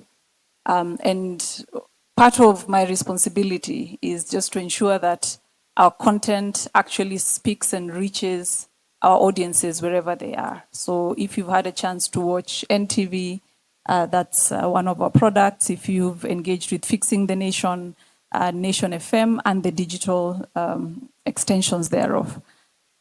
It is not possible, in my view, to separate the digital transformation from broadcasting. I don't think they're one or the other, because when we talk about linear broadcasting, we are only talking about a channel of conveying the message. And that channel has changed over the years. At some point, it was AM. At another point, and Madam Agnes from KBC would still have a couple of them. She would relate very well with the AM broadcasting, but that's what we grew up listening to. And then there was the explosion of the FM, the frequency modulated, the frequency modulation. And with the FM, you had a level of proliferation of media stations, but the quality went up as well, and they were able to reach a wider audience. Now we are talking about digital distribution, and we're talking about social media. So we went into social media first as an experiment. And I remember media houses were very reluctant to adopt even getting their content into social media. And now we are at AI. So I think the transformation has been rapid. One thing that has stood out is most media houses have been caught flat-footed. Genuinely, they have been reactive rather than proactive. So from a stakeholder's perspective, how do we lead this transformation rather than be reactive and sort of be proactive? How we have coped with it across, not just as Nation Media Group, previously at Royal Media, at Citizen, and now at Nation Media Group. The first thing is ensuring that all our content is available across platforms. And if I can use one example of Fixing the Nation, when we launched Fixing the Nation, it was the first 360 available content in the country. Meaning, for the first time, you could watch a show on TV. At the same time, you could stream it on your phone on any digital platform. And at the exact same time, you can also listen to it on radio. So we had to break the platform barrier. So that is just one way, looking at digital media and the AI revolution as an opportunity rather than as a barrier. Mary, maybe you could tell us a little bit of, we have to use AI responsibly. Let us not use AI to do our work, but let us use AI to enhance our creativity in our production. Could you just share some light regarding how you are navigating through that at KBC? Thank you very much. And I would like also to thank the organizers of this conference for putting together this great meeting for us to just look at how technology is shaping the way we behave and the way we interact, even as journalists. You've put a specific question to me. I work for Nyumba Kubwa, Baba na Mama, the mother of broadcasting in Kenya. I must emphasize that. All these media houses in Kenya are our children, and we still supply them with staff. We train and then give them the best. So clap for us. Okay, now how are we navigating technology, specifically AI, in the current situation? As she pointed out, technology is locating us. We've not located technology, but it's been locating us. Were we prepared for it? Yes and no. During the migration to digital, that was an indicator that more was going to come. But when I look at technology and AI tools specifically, I do not see a threat. I see a partner. AI is here to assist us in every aspect. And in the aspect of us journalists, AI is here to support us, reduce the time we use in creating content. But we must use it responsibly. Why do I say that? We should stop the lazy approach, whereby you run to AI, you input something and get it without going through it, and you just put it to use. It will mislead you. As one speaker said earlier, what you ask determines what you get. So if you input the wrong question, then it gives you trash, and you run with that trash. AI is not here to dictate to us. We dictate to it. We are the dictators. We are humans.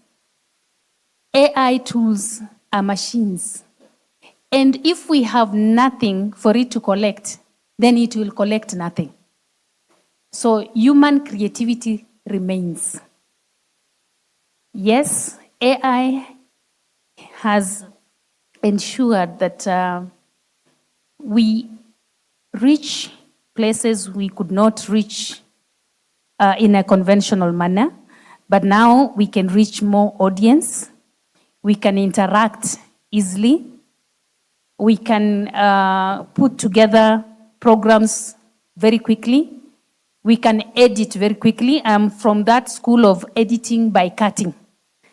You would go, collect material, come, put together, you edit by cutting, literal cutting. I know some of you who are younger than me are wondering, cutting, how do you cut?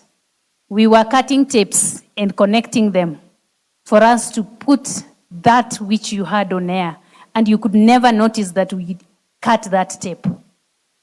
So AI has made things easier for us, but we have to look at how we regulate that AI, how we use it. We must come up as media organizations, different media organizations, we must put in place guidelines on how to use AI. And also, policies that the country puts in place will enable us to protect the future and protect future jobs.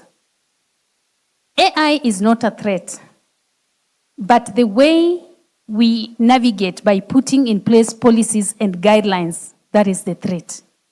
If we have to safeguard the future, then we have to look at what was the intention of the people who developed AI and other digital platforms. We need to study that. For the lecturers who are here, for those of you who are in class at the moment, I am not in class at the moment, then we need to look at that, and that will guide us in preparing for the future. Thank you. Thank you, Mary. A clap for her. True to heart what he said. I also worked at KBC for a very long time, so I'm a proud KBC, former KBC employee. Mary Siba from BBC. There's a lot that people are fearing, that we are likely to get a lot of fake news. We are likely to be misled by AI. Maybe how are you navigating at BBC regarding the use of AI and human interventions? Good morning. Trust you're all well. I would like to thank the organizers for this event. I'd just like to tell you a little bit about myself. My name is Mary Luciba, and I head partnerships for the BBC World Service. So what that means is that I lead the distribution of our content online, on radio, and on television, on direct and indirect platforms. So we are chasing these audiences because we want to deliver news to where they are. When we look at fake news as the BBC, we see it as an opportunity because there are a lot of young people publishing stories. There are a lot of platforms that are misleading audiences. So what we aim to do is establish our presence. We're known as an organization that people come to verify news. And in this space where I was telling my colleagues, it's a little bit like the Wild West. Anything goes, you know, and we have audiences listening to somebody who has no journalistic background, talking about political issues, presenting their opinion. It is our place as broadcasters to ensure that we are present in those forums so that when audiences are exposed to these platforms or these influencers, they can come back to us and verify the story. So Fake news for us is an opportunity to create a difference and be present. When it comes to AI and its application in the media houses, we adopt a human in the loop approach. We will use AI, but at the end of the day, it is an editor who signs off the material that is published. We do not leave it to AI. AI is like an intern. You would never let an intern produce content and you go ahead and broadcast it. You'll always stop, review, cross-check, and only then, after you've made amendments, do you then broadcast it, publish it online, you know? We're also an organization that does not allow AI to just canvas and take our content and use it for their large learning models. I'd like broadcasters to know that your content is your jewel. They should not come and scrape your content and use it, you know, for their applications. We need to have contracts in place. We need to make sure that our content is being surfaced in the right environment and is being quoted correctly. So those are one of the things that at the BBC we do. We do not allow for scraping of our content. Another thing is that we are radically transparent. When we use AI, we tell our audiences this is AI. Trust is very tough to break, yeah? But it's very easy to lose, and AI will accelerate that. So we need to make sure that we are transparent when we use AI. We need to tell our audiences this image is AI generated. Yeah, this voiceover is synthetic, so that they know and can trust what we're dispensing. Yes, a minute each to just give us a conclusion of what we are looking at. Simaloi, could you just maybe tell us, because there's a lot of fear that social media, with the nonsense that's going on social media, how are we bringing sense out of what we are hearing in social media regarding every media house that now has converged media and has formal social media newsroom? Could you just tell us how you are making this possible with modernity? All right, thank you. Before I answer that, I would like to validate what Mary has said, because that is actually a similar approach. The Nation Media Group takes a similar approach, and we have actually launched an AI guideline and policy that underlines the human in the loop, that the human being is central to every decision. There's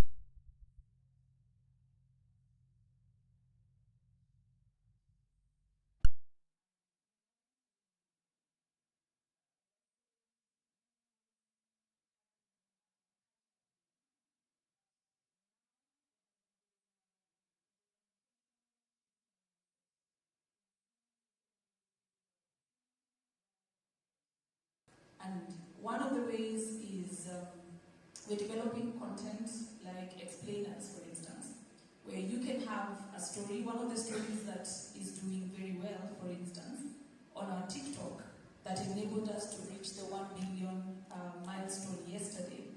The story was a repurposed story from the newspaper, but we had a digital reporter sit and repurpose that content for the digital audience as an explainer, put it out there, and the content just went wild. So it also breaks the myth that young people are not interested in news. It breaks the myth that young people are not interested in current affairs. The question is, are we serving young people the content they want, in the format they want, in the platforms that they want? So explainers is a critical thing.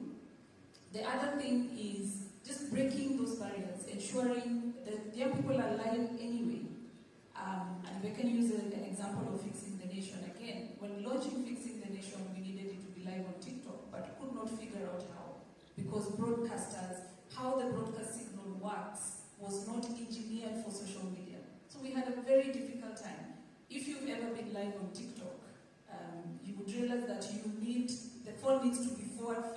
for the signal to go through. Now, create that picture when you're going live on TV. Do you have a stand that's holding the phone? So we had to re-engineer our distribution. So I think it is just having that continuous mindset of testing and iterating and developing intentional newsroom. So currently we have a digital content vertical within broadcasting. We have a digital newsroom within the newsroom, and we have a digital revenue generation arm. So digital is not a side business, it is a central pillar to our strategy. Thank you. Mary, KBC has the biggest music library in this region. How are you protecting our audience from the real original music and AI-produced music? Thank you. And before I respond to that, I would like to say something about social media and fake news. AI generates a lot of news, and which is flooded on our social media pages. But how do you now then make sure that as legacy media, we are able to debunk the fake news and have the authentic news or the real news out there? So what we do is that first, as legacy media, we verify that we put out there, because all legacy media here, and that includes KBC, Mama na Baba, our social media platforms for all our radio stations and our 2 TV channels at KBC, they are always active. And we ensure that what we post on social media is authentic news, verifiable. So for legacy media to remain relevant, what we need to do is to ensure that we don't run. And nowadays, I don't believe in breaking news. We don't rush to break the news until we verify.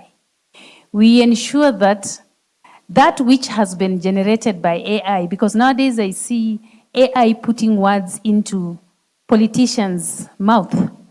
And if you pick that as it is, then you land into problems. So legacy media, what we do is that to ensure that we confirm that information and see whether it is verifiable, it happened, that incident, or it did not happen. Then going back to your question about our reach and the digital media. As the biggest media in the country, that is broadcast media in the country, we have a responsibility also being a public service broadcaster, ensuring that we remain a trusted media organization. So what we put out there on our social media platform has to be corroborated with what we broadcast on our radios and what we broadcast on our television. Just to ensure that we remain relevant, we break down our information that we put out there on TV and on radio. We break down that into smaller, friendly clips that we put on social media. We can break it into a series. We put on social media so that we tell the story as is and in the right manner, without sensationalizing, without going against the journalistic ethics. Because at the moment, in this era of AI, we are being faced by the challenge of ethical journalism. So we rush, we post, we have not verified, and then we realize that we've done the wrong thing. We are now running here and there to try and mark maybe the content as fake.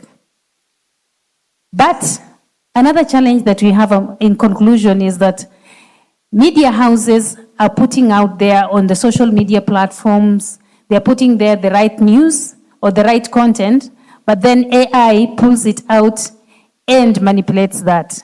So the question is, how do we navigate that? Let me end there, but the power is in the hands of journalists. The power is in our hands, not in technology. Thank you very much. I think to close our session, I would like Mary Luciba just to tell us a little bit on monetization. As you distribute content from BBC, how are you encouraging young people, young talent to monetize what they're producing? In just 1 minute. So when it comes to monetization, what we found is Africans do not want to pay for content, right? So it's an advertising-driven model that would be put into consideration. So what would I tell the young people is that you need to build your audiences so that you can define who you're talking to, and then that would lead to corporate companies coming to want to advertise with you. Yeah. Thank you very much. That's Mary Luciba from BBC Partnerships, and Simlai Dajon, Head of Broadcasting, Nation Media, and Mary Daraja, Head of Radio Programming at Kenya Broadcasting Corporation. And my name is Christopher Hissa.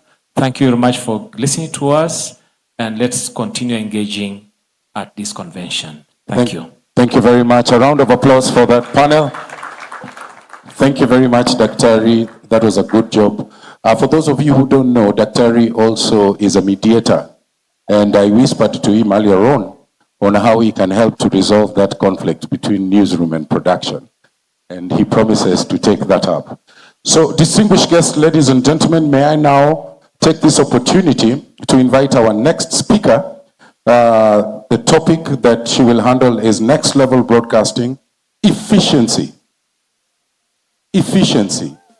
scale, and reliability in the cloud. So it is my distinguished honor to invite the Managing Director of Kenya Broadcasting Corporation, Agnes Kaleche Guna. A round of applause.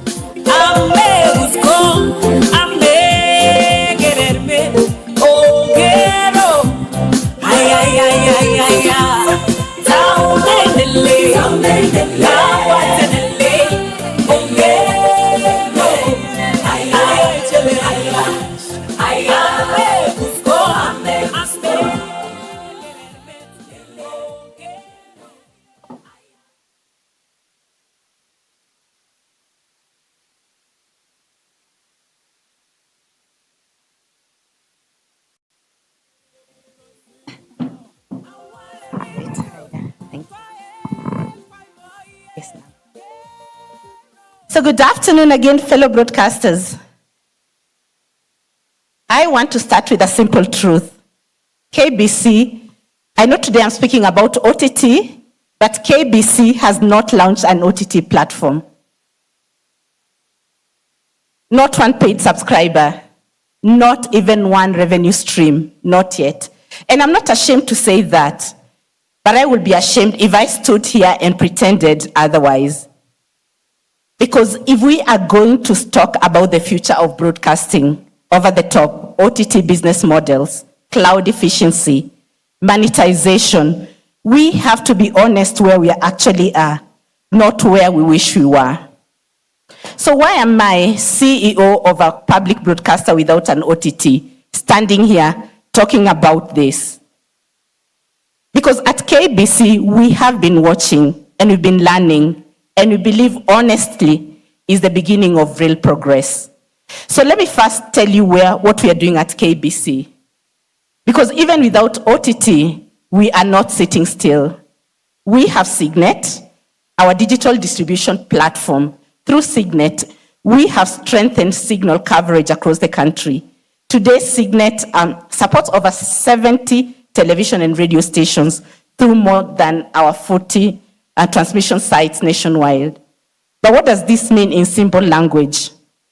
It means a community station in Kisii or Mandera does not have to build their own expensive mast.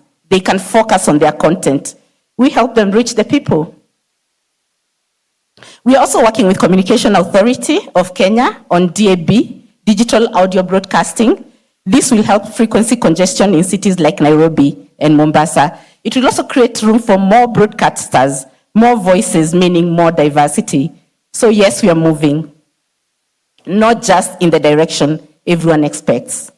Now let me talk about what I've been watching across Africa and beyond, because I study what our brothers and sisters are doing, across Africa. In Kenya, Nation Media Group and Royal Media Services, they took bold steps in digital streaming. Some things work, some didn't, but they moved. And that's take courage, and I respect that. And I think we need to clap for them because that is brave. That's really brave, Simaloy. In Nigeria, Iroko TV and African Magic showed us local stories. Our stories can build massive audiences, not by copying Hollywood, by being unapologetically African.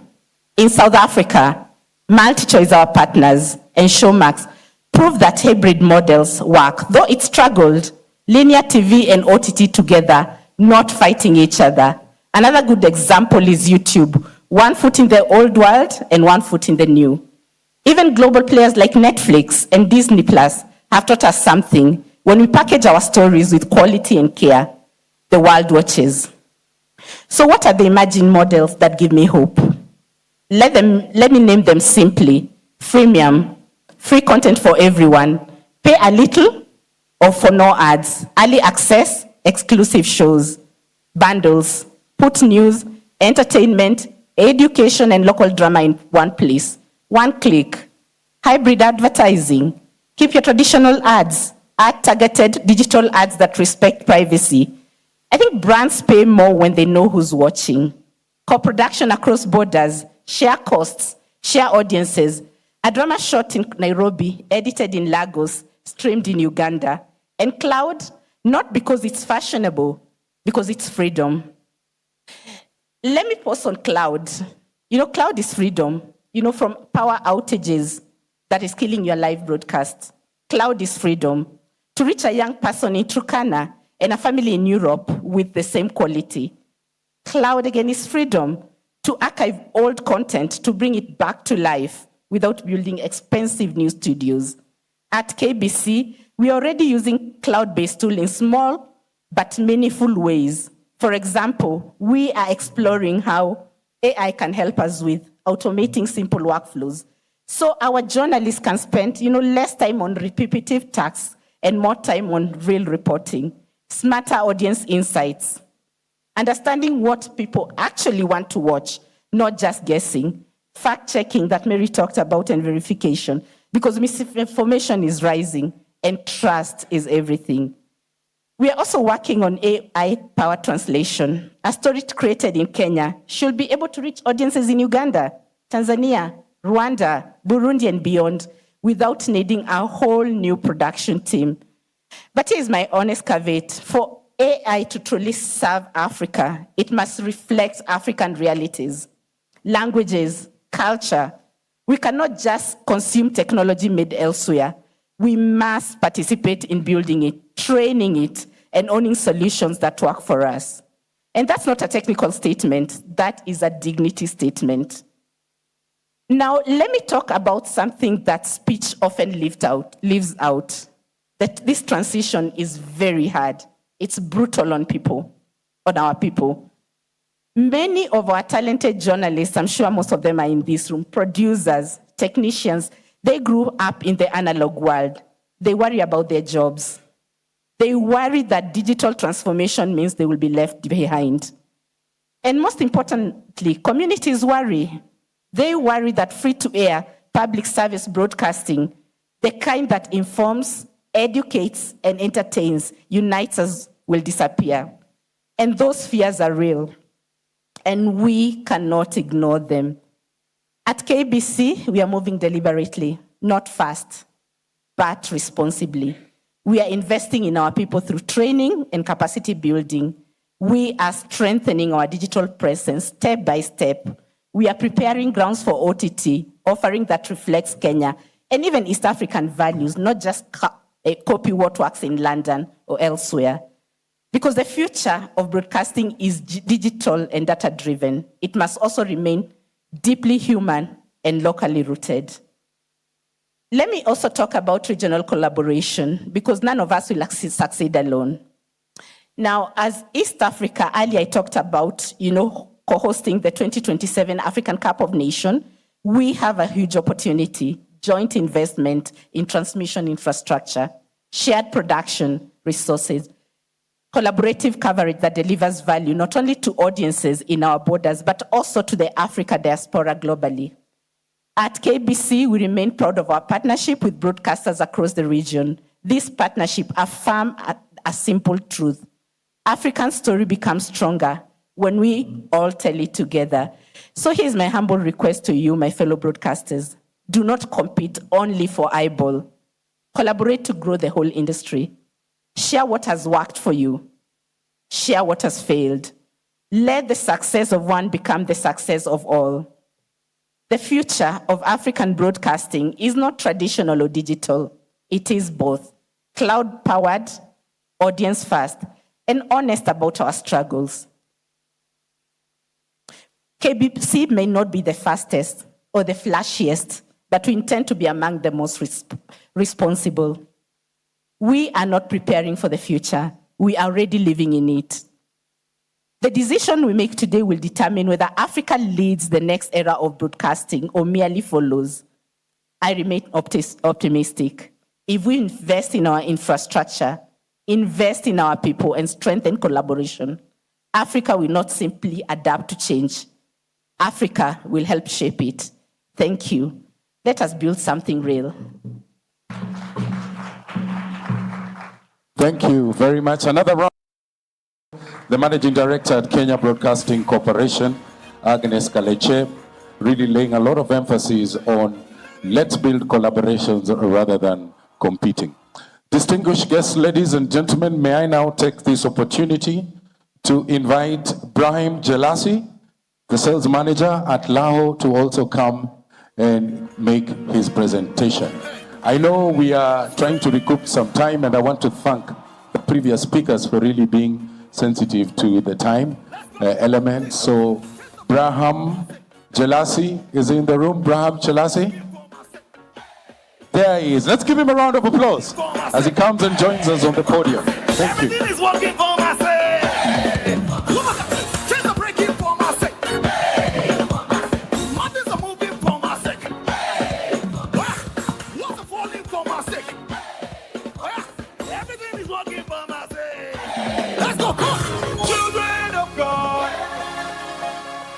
Good afternoon, everyone. It's a pleasure to be at the convention.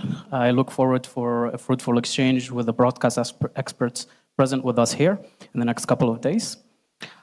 Today I prepared a high-level presentation on the latest development in the broadcast industry, technology-wise, and what it meant for us as a solution provider in our offering. I'm Brahim. I'm the sales manager for Lavo. I specialize in the African market. And a question to the room. Who heard the name Lavo before? Show of hands. Okay. Seems that we are foreigner to most of the people in the room. We're actually a German technology provider. We've been in business for the last 60 years. We come from audio engineering background, and we've added video and orchestration into our portfolio in the last 2 decades. We have a clear focus on the IP solutions, and that's something since 2008, where we helped develop the Ravenna protocol, which is an audio over IP standard that is used from smaller to larger productions across the globe. So I want to start with some observation. Being on the road, doing consultancy with customers in the 4 corners of the globe, what we've seen is a small transition from SDI to IP, mainly 2110 NDI SRT. And the numbers from Caretta Research is backing this up. They've done a study in Europe, Middle East, and Africa. We estimate roughly that there is 28% of the customers who actually made the jump to IP, whether it's audio or video. And the main question that we've been getting is, how could we have a scalable and a flexible production. With the IP technology, it can happen gradually. This means replacing the legacy infrastructure in place, scale it with software-defined, whether it's on FPGA or on IT solutions, and then reach the distributed goal. Now, the DMF is something that is recommended by the EBU. This means shared resources between different manufacturers. We're still not there, but it is something on the horizon. And there is no secret that also we've been noticing is the growth of multi-platform content delivery. Linear TV by itself is not the only way to consume content. We see that OTT is on the rise, social media, etc.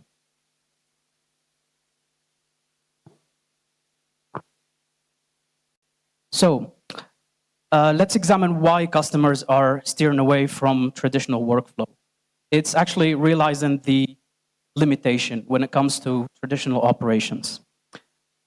It looks something like this: audio and video inputs. Everything is centralized around one matrix that is mainly hardware, and in order to scale it, you would need more hardware purchases. Think about an election that you have maybe next year, the year after. To ramp up production, you would need more hardware purchases. With a software-defined solution, this can be, let's say, tackled differently, because the reality is the hardware that is purchased is not going to be used until the next election or until the next big event that will take place. This is one of the challenges that we've been hearing. The reality is also that a lot of manufacturers with legacy product are announcing end of production. They're kind of now jumping on the IP, let's say, wave. That leaves customers with 3 to 5 years to support their infrastructure in place. With the IP solutions, the first step, is, as I mentioned in the first slide, is to change the routing aspect. We go from an SDI hub, where everything is centralized, to the network doing the distribution. And with this, you can have contribution from different locations. You can have your talent sitting anywhere in the world. And technology like WebRTC or NDI can replace the expensive satellite. Think about cutting cost, having a flexible production pipeline. Now, the reality is going from legacy workflow into IP brings a lot of challenges, mainly for operation engineers. There's a learning curve. There's a lot of manual tasks initially.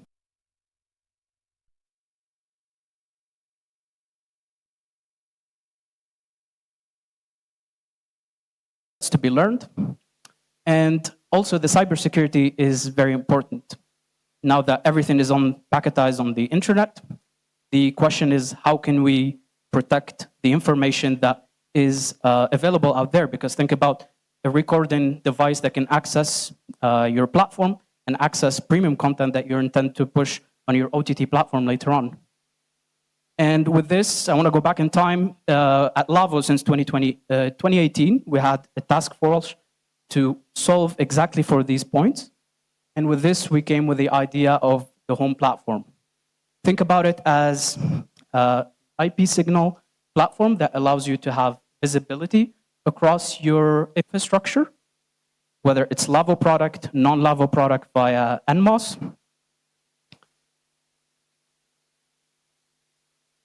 Apologies. We'll go back slides.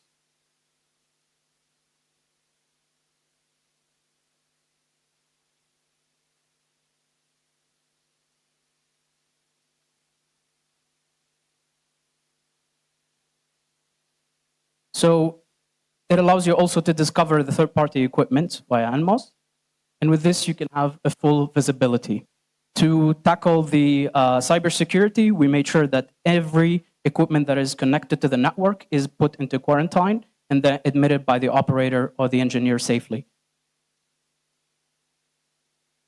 And to tackle the repetitive manual tasks, we made sure that every information that is populated on the network goes into home, so your engineers don't need to populate everything manually, and we solved for the repetitive tasks. Now, we've heard the cloud a lot. we made sure we gave the customers the choice whether they can host it in the cloud or they're in their data center on a regular server. Now, we also have a product manager who made sure that the user-friendly is as friendly as possible with a fewer number of clicks. And also to solve for the intra-probability issue, we made sure that it's an open API, meaning that you can integrate with different manufacturers, and with this, you solve for the challenge of intra-probability. I'll address the application. So in our vision, we believe that broadcast application should be very simple. Think about an application, something that you have on your phone. If you need an application, you can download it. If you don't need it, you can offline it, and you can transfer it from another phone, from one phone to another. And the same idea is behind the what we call the home apps, and I'll address this later on. This is what looks like modern broadcast looks like. We separate the consoles from the processing from the console itself. Trying to go back to the previous slides.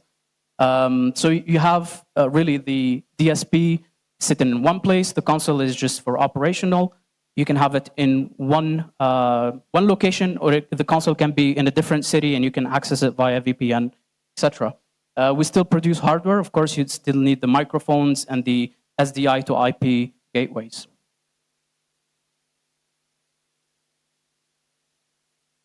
To solve for the different standards, we made sure that every protocol that is used in the broadcast industry is supported within our platform home. And if you take a look back at 3 years ago, we started actually with SMPTE 2110. We added SRT, NDI, WebRTC. So really what the customer's needs are fully supported. And rest assured, if there is a new standard or new protocol, we'll be the first to include it into our platform. Now, the scalability is also something that distinguishes home. It's not only for tier 1 customers. You can start really small with €1,000 server, or you can host home in there, and you can scale it up depending on your production up to AWS. Now, we talked a lot about theory, but I would like to bring user cases. We've been involved in the Euro 2024, FIFA World Cup in Qatar, and we're very privileged and honored to have our infrastructure present in the IBC in Dallas. But something really that I am proud of as the sales manager for Africa is what happened in 2025, in December, in the AFCON, where SNRT, who's the public broadcaster of Morocco, actually, for the first time in Africa, they were the one producing the images for this competition. And with this, I would like to leave you with a 2-minute video from our friend Ilyas at SNRT, explaining how the Lavo infrastructure played a role into the success of this event. Apologies about the quality. It was actually something that a Senegalese friend from the television provided.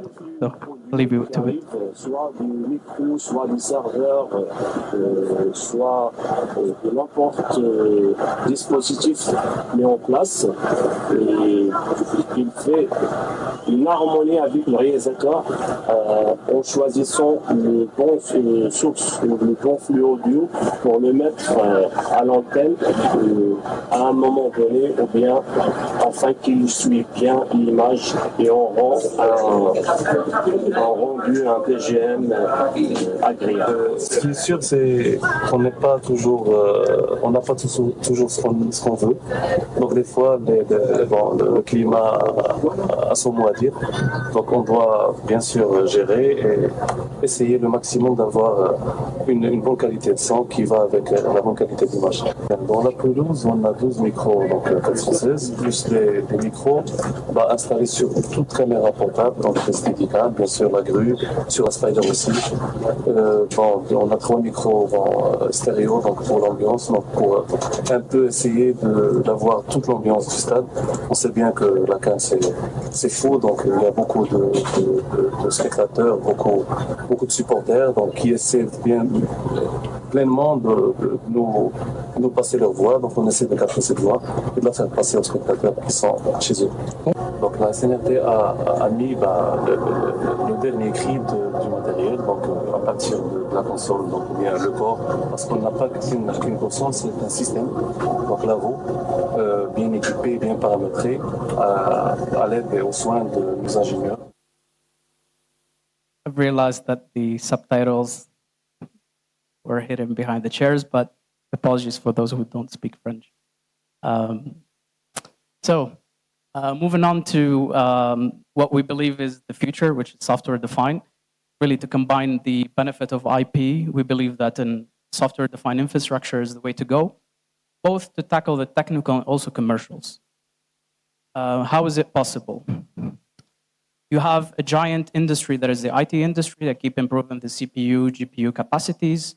The cost per core is usually going down. I've realized that in the last couple of months with the AI chip crisis, the pricing went up. But as a business, we are well prepared. We have enough stock to support our customers. We believe this is going to change in the near future once the political situation is stabilized as well. So how to tackle for the commercial challenges? We made the application parts, let's say, perpetual, hybrid, or pure subscription. And I'll address this with a real live example. The feedback from customers is really that the application is easy to deploy. What used to take them a month, now 7-10 days to deploy a medium-sized project. And it really saves time from both integrators and end users.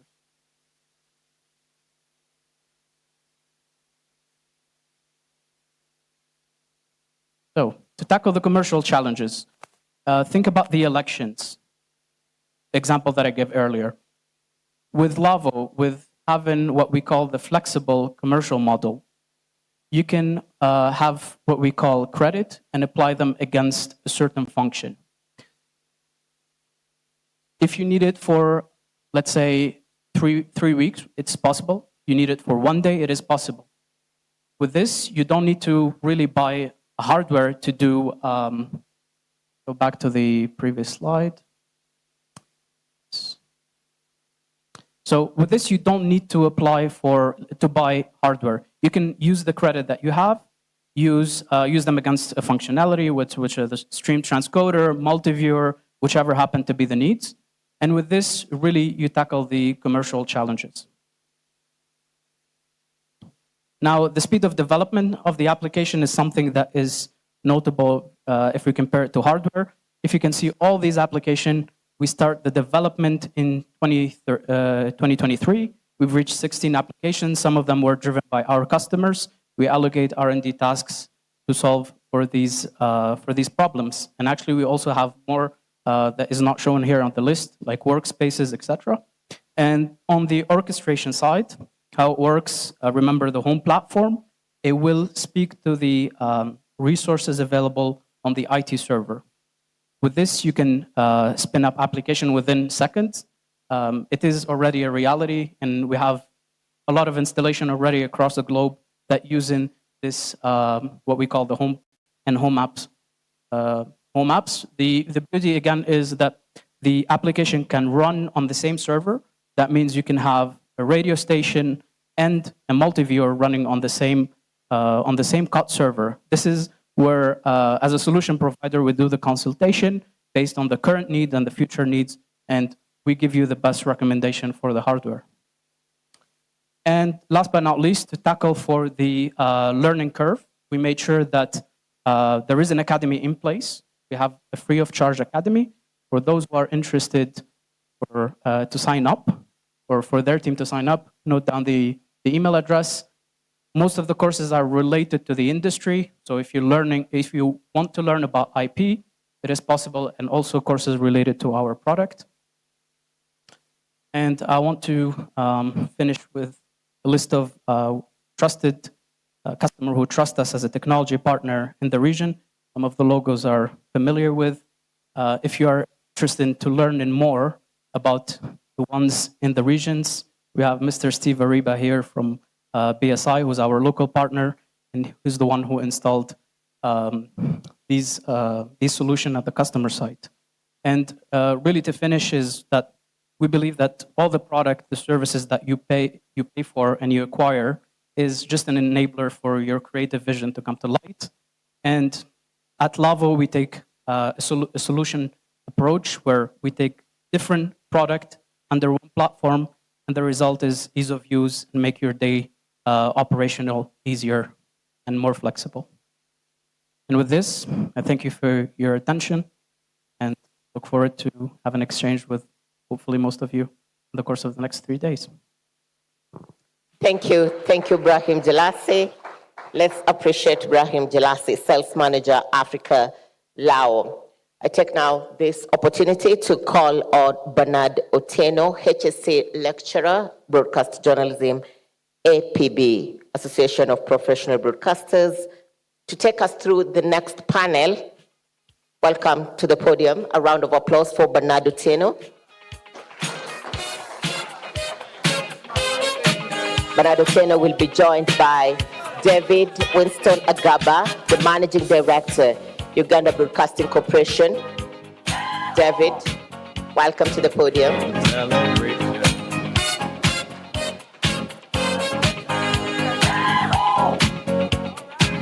We also have Dorcas Omole, Communication Specialist, Rafiki Afrik Media. Welcome to the podium.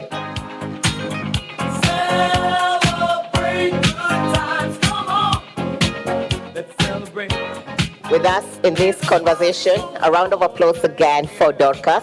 A celebration to last throughout the years. In this conversation, we are also having Jeff Sean, the CEO, Akili Network TV. Your party with you, come on now. And last but not least, we have Robbie Ocheng, Chair of Media and Communications, United States International University, Africa. We go celebrate and have a good time. It's time to come together. It's up to you. What's your pleasure? Thank you all for creating time for the 5th Broadcasters Convention. Over to you, Bernard.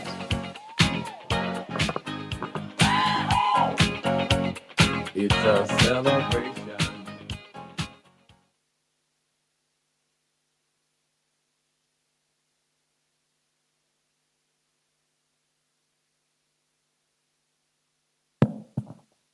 Good afternoon. I have been told that I'm the one who's standing between you and lunch. So I'll try my best to take you to lunch in good time. If you can hold it for just about 10, 12 minutes, we will be able to do this. My name is Bernard Otieno. I am going to be moderating this session. We will be discussing secure, compliant, and always-on infrastructure strategies for modern broadcasting. And I just want to give my panel, half a minute each to introduce themselves quickly, and then we can proceed directly, dive deep into the questions. We'll start from here.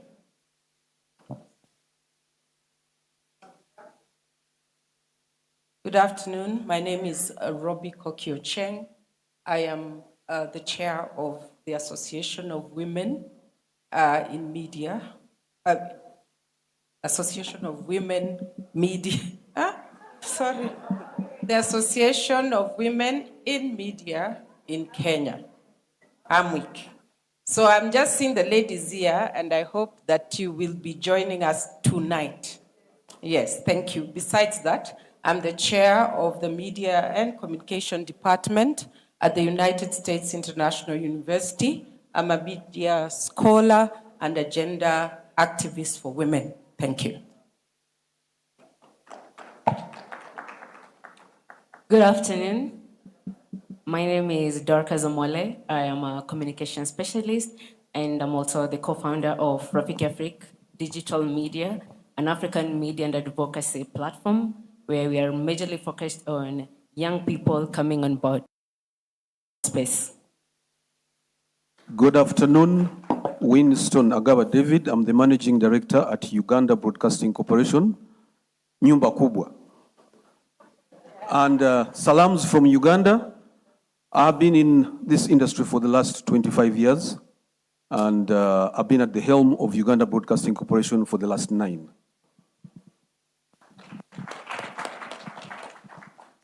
Good afternoon. I'm Jeff Sean, co-founder and CEO of Akili TV that launched Akili Kids 2020 March, 3 weeks after all the children in Kenya had been sent home because of COVID.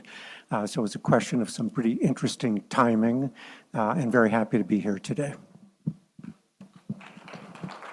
Thank you very much. The number of years that they have been practicing tells you that this is a very rich panel.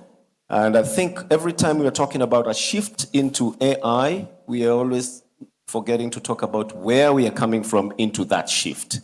Now, the modern broadcast landscape has changed.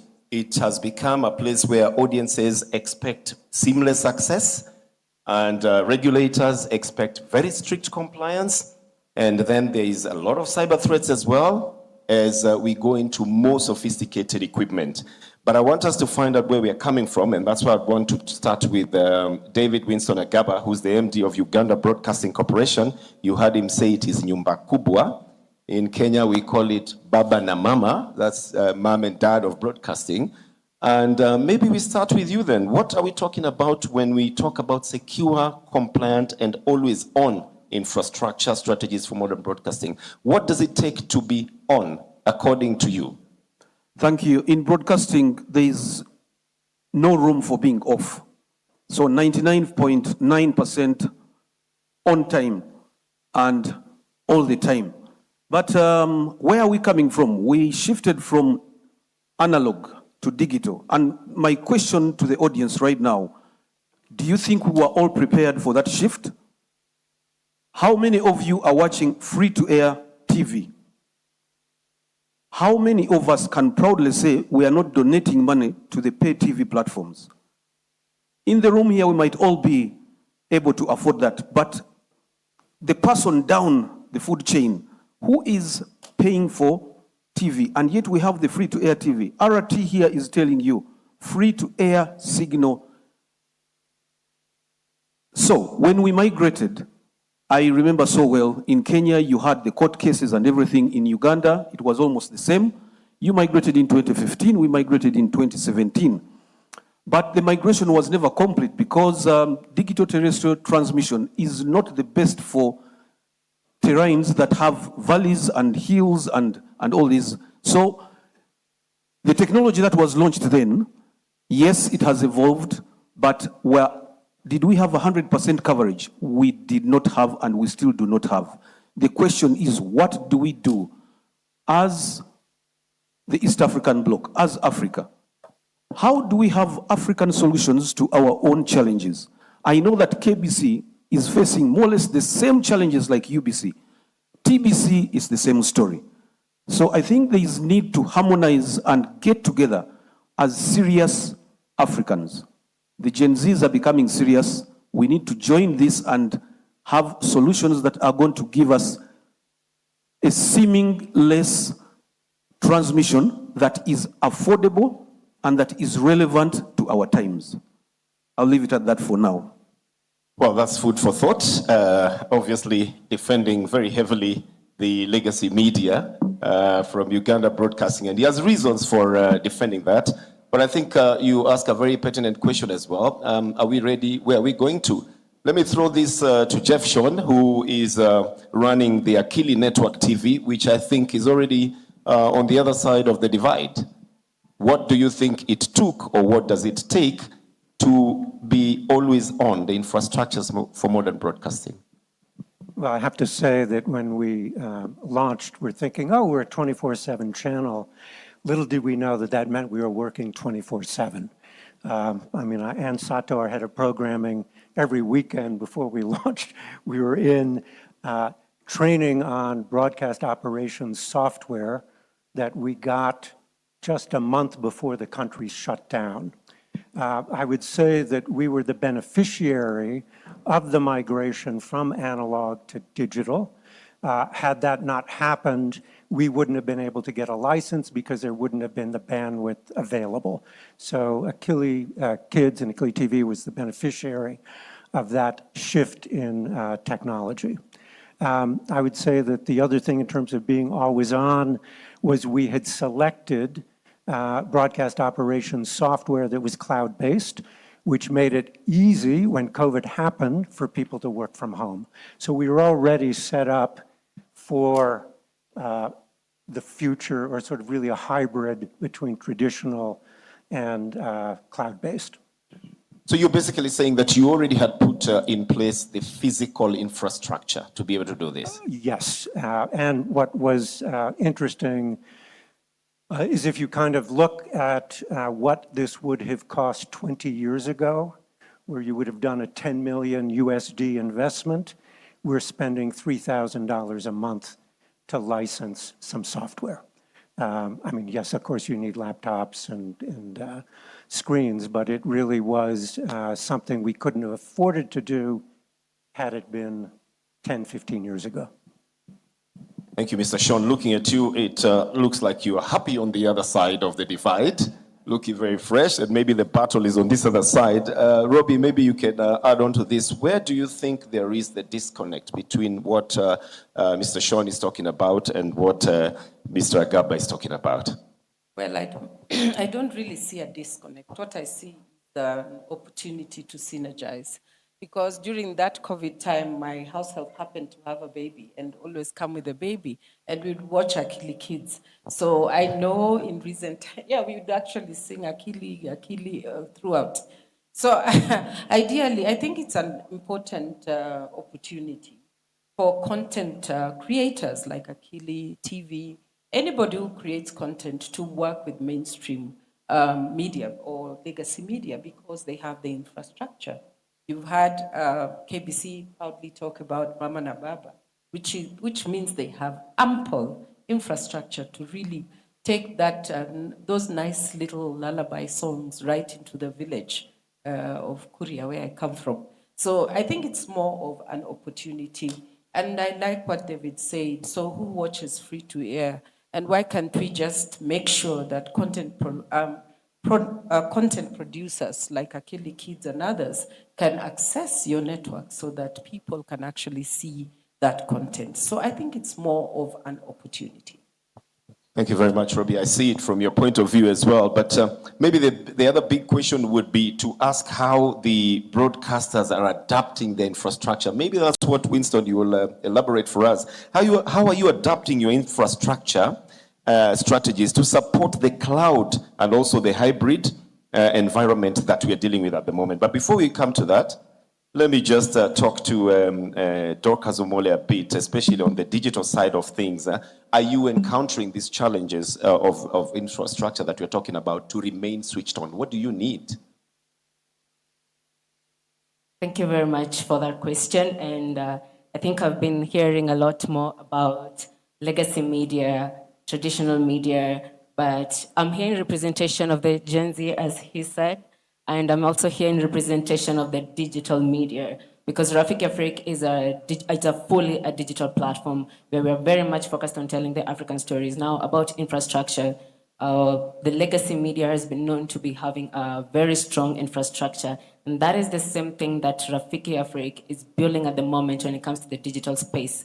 And trust has been one thing that has been really a problem when it comes to the digital side. But as we are looking at the future with AI, with the new digital audiences, we cannot assume the fact that also infrastructures on the digital sides need to be very, very strong. And this informs a lot of collaboration and also young people sitting under wisdom. And sitting under wisdom is sitting with the legacy media people who have been there before, and also fully involving also the digital media in such spaces. When you're talking about media, digital media cannot be assumed, and I see legacy media also having now a space where they have now a digital side of it. But we fully have young people who are now fully running the digital side of it, who are very quick with AI. I'm seeing a lot of AI being also involved when it comes to media. How do we do about it? But we have young people who are already incorporating AI in this. Can we collaborate with the young people, get to learn also from each other? And with that, the infrastructure will become strong, both on the legacy media and the digital side media, because you also have digital medias that are now, that have the masses of the people, that have the trust of the people. And with that now, even even with the leaders now, moving towards now digital media, because now that is where also the trust of the people are. And in terms of infrastructure, when it comes to Rafiki Africa, to make sure that we are always on, is more and more collaboration with other digital sites and also with the mainstream media to just learn from each other. Thank you very much. Then you'll tell us a little bit about the cybersecurity threats that come with what is there in the digital media, just in the next round of what we discuss. I'd like to go back to MD Gaba, especially how then you are adapting the infrastructures to support cloud and hybrid environments that we have at the moment. And you know that this also comes with a little bit of redundancy and some failover as well. How are you planning to remain in the market and to make sure that there's broadcast continuity? Broadcast continuity for the whole of Africa and East Africa, we have to go hybrid. And I can see our satellite providers here, SES, Eurosat, and others. We must go onto satellite. We must have the last mile connectivity such that we have redundancy, like you have said. And the synergies that we talk about, it's time that we get together as East Africa and believe in our East African anthem. Can we have collaboration in how we negotiate for packages? Why would KBC negotiate its own package? TBC, its own, UBC, name it. We need to get together and have a voice that can leverage on costs. Because we're replicating what each and other partner is doing. And when we talk about co-location, using the same infrastructure, it will bring down the costs.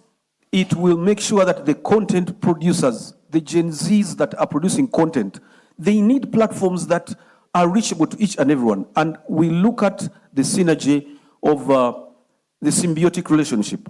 So once we leverage on the technologies, when I talk about the digital migration, I'll give you an example. In Uganda, we spent about 27 million US dollars to have the digital terrestrial transmission set up. And this was not even 50% of what was needed. But that money, right now, with the new technologies, if we go DTH, I mean, we wouldn't even have used half of that. So we need to forecast.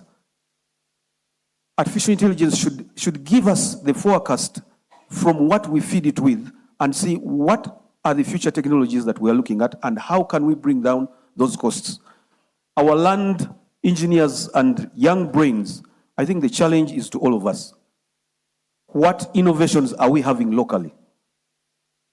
We've seen all the technologies. When you ask where they are from, our input is almost minimal. We need to rethink and challenge ourselves for better. Thank you. Okay, now that sounds like an MD who's already converted and believing that we have to move on to the new technologies. But let me move back to Sean again, because he's already on the other side of the divide. Sean, what lessons, or rather, what technologies do you think are becoming essential for future-ready broadcast infrastructure? Because the MD has challenged the youth to come up with some, but you're already on the other side with some. Well, I wish I could channel my CTO, who's back in the US, Vinny Grasso, who worked at AT&T and is really sort of doing the research and trying to figure out what are the different ways in which we can reduce cost, increase uptime. And one of the challenges is, someone cuts through a cable. You know, how do you do redundancy? How do you get people to move to SRT? So we heard in the presentation before, that is the future. It is happening, but it also needs to be embraced by the signal transmission providers. They've got to make investments enable to accept SRT. So that's one of the big things for us in terms of uptime, in terms of self-healing networks. So that's, the future is there, but it also requires an investment in capital by some of the companies that are our service providers. Okay. We also must be cognizant of the fact that in the global south, we have an infrastructure gap and also a technical gap, you know. And this makes it almost difficult sometimes to achieve what you're talking about. And that is why for or Uganda Broadcasting is insisting on what they already have in place. But now that we've crossed that divide, let me go back to Dorcas Omole in terms of the challenges of cyber threats when you're in the digital spaces. How are we mitigating it, and how big is that problem? Cyber security continues to be a very big challenge in the current state of the digital media, and this will not stop. It's even going to get worse now with AI.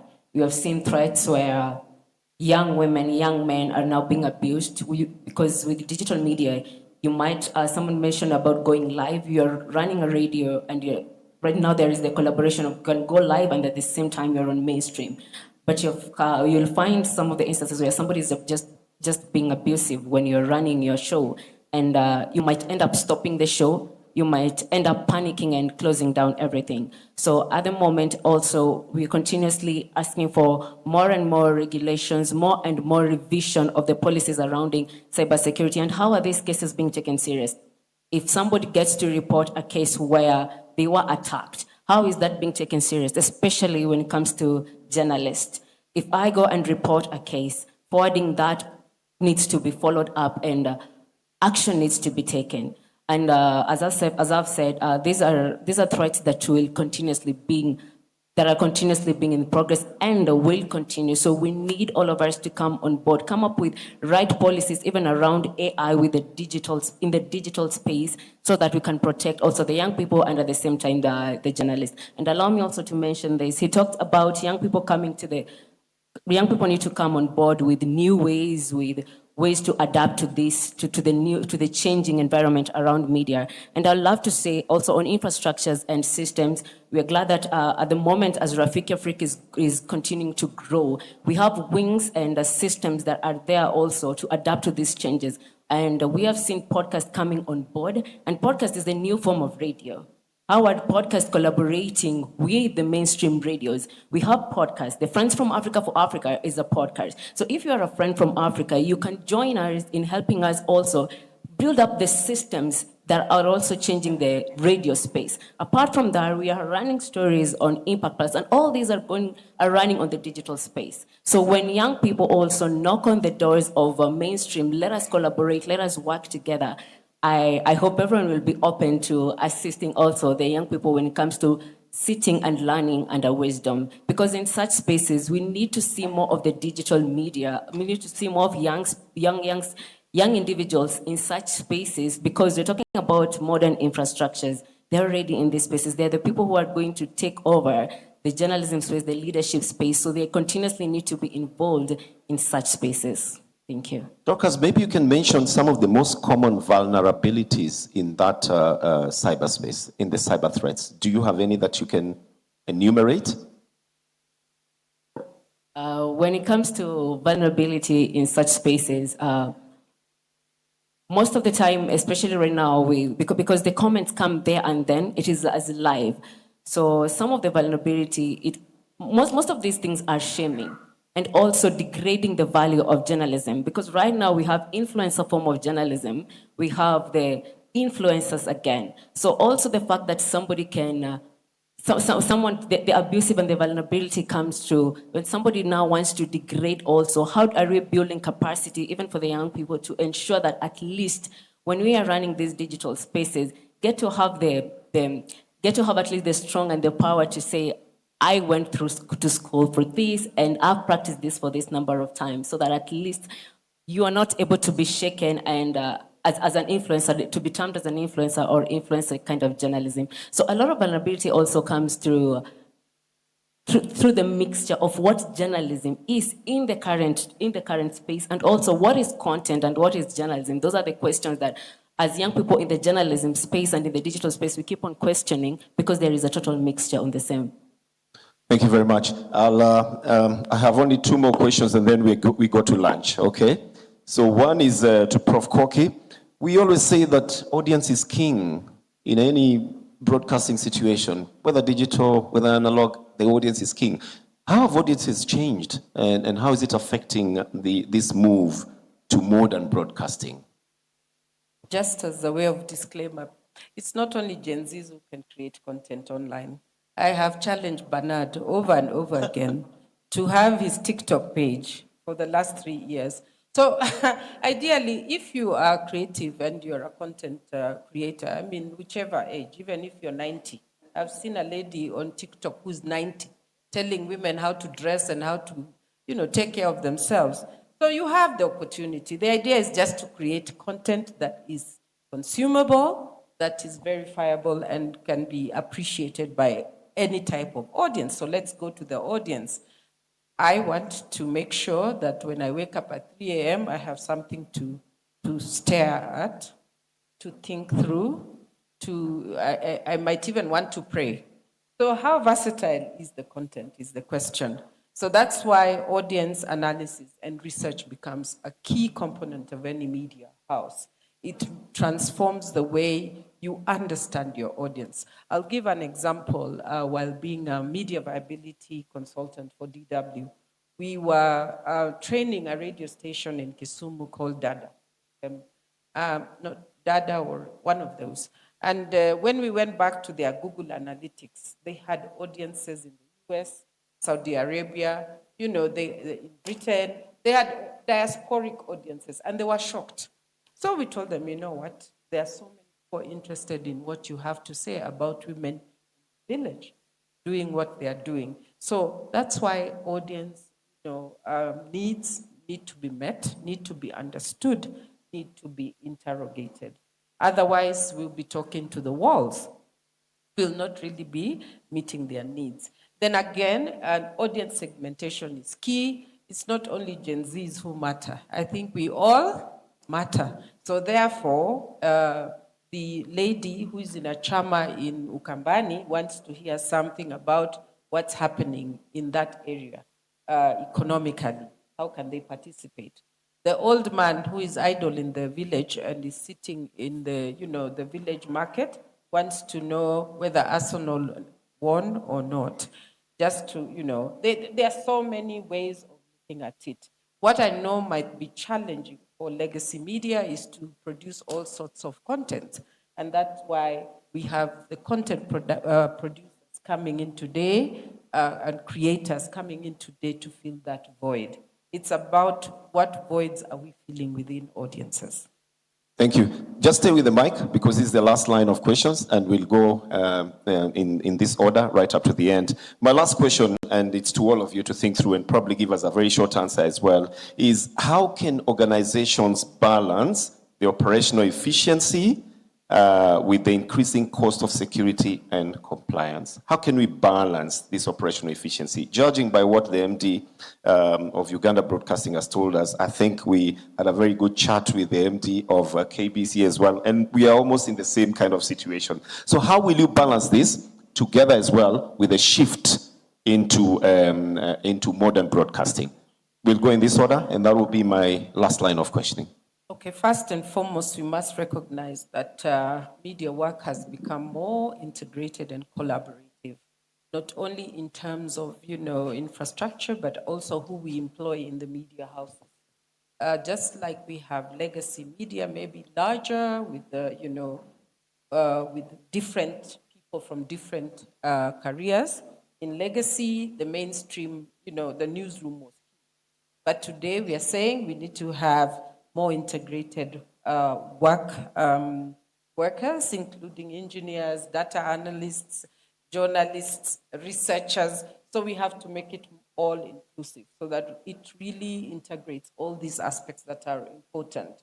Now, the other thing that I think is also very, very important is the ability to kind of make sure that there's integrated workflows in the sense that are making sure that your content is available at all times, it's secure, have a disaster and resilience management kind of plan for cyber attacks, for threats, for what she was talking about. There are different forms, so you need to be able to be ready with all that ready. And you must be quick to recover. That's the bottom line. Be quick to recover. Thank you very much. Dorcas, your take on how you can balance operational efficiency with the cost of security and compliance, which is going very high? The first step, I think, is more of collaborating with different industries, especially with the tech, journalists, the tech, the business side, different industries coming together, and also being very open to change and be very quick to learn, and offering more spaces of training, of capacity building to ensure that everyone stays on toes. Thank you. Thank you very much, Dorcas. It's the same question to Winston Agaba. Mine, I'll take, just to add on what has been said, my brother Stephen Isoboke, the PS, is not around, and I think so are the ministry officials. But I think as government, the East African collaboration as governments should rethink the strategic direction we need to take. Taxations on media should be as low as possible. The media practitioners are all complaining of low pay. Advertising revenues have dwindled, both legacy media. We need to rethink. We need to be more intentional and not just milk the cow that we are not feeding and expect different results. Thank you very much. Mr. Sean, just the same question. Yeah, I think for us, from the very beginning, it was around what's the workflow, who has access to the playout server, and what processes did we put in place to make sure that each file was actually viewed before it was broadcast. So it was really what individuals had the passwords, training, and software to make sure that people weren't being hacked or phished. Thank you very much. And I think that concludes our discussion for now. As we wind up, could I just, one last one? I would want to request the Arsenal fans to have that same passion as we talk about the East African Federation. Thank you very much. And I think that concludes our panel discussion for now. Let me hand you back. Thank you, Bernardino. That's a good point to end this conversation. Well done. Let's give them another round of applause. You really energized. And may I ask that you be upstanding before you leave? We have something small to give you. Anampio, I will call you to join us here. MD, tafadhali kuja tupe wageni wetu. And I'll ask you, Kananu, also to come and join us so that we give our distinguished guests some gift. Thank you. Thank you for coming. Yes. Asante, let's proceed because we are standing between lunch and the audience. So I'll ask that we fast track this one. And as they make their way to the podium. Come and join me here, Kanana, because you're coming for the next panelist. Thank you. Thank you very much. DJ.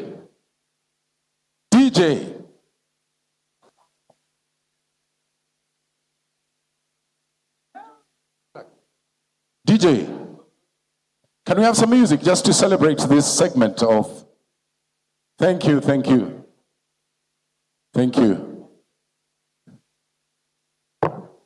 very much. Thank you. Let's give them a clap.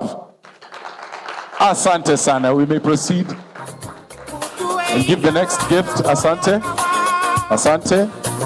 Thank you. As you receive your gift, please come through this way. Asante sana. Please come through this way as you receive your gift. Thank you very much. Thank you very much. Thank you. Thank you for the deep insights in the conversation. As you receive your gift, may I ask that you come out through this way? Thank you. JD, thank you very much. Asante sana. Thank you very much. Asante sana. Thank you for those deep insights. Thank you very much, MD. Thank you, Robbie. Asanteni sana. So over to you, Muchumba, for the next session, so that we now release. Ask the Editors Guild President, Zubeda Kananu, to do the honors. Let's appreciate the panel that was with Dr. Christopher Hissa.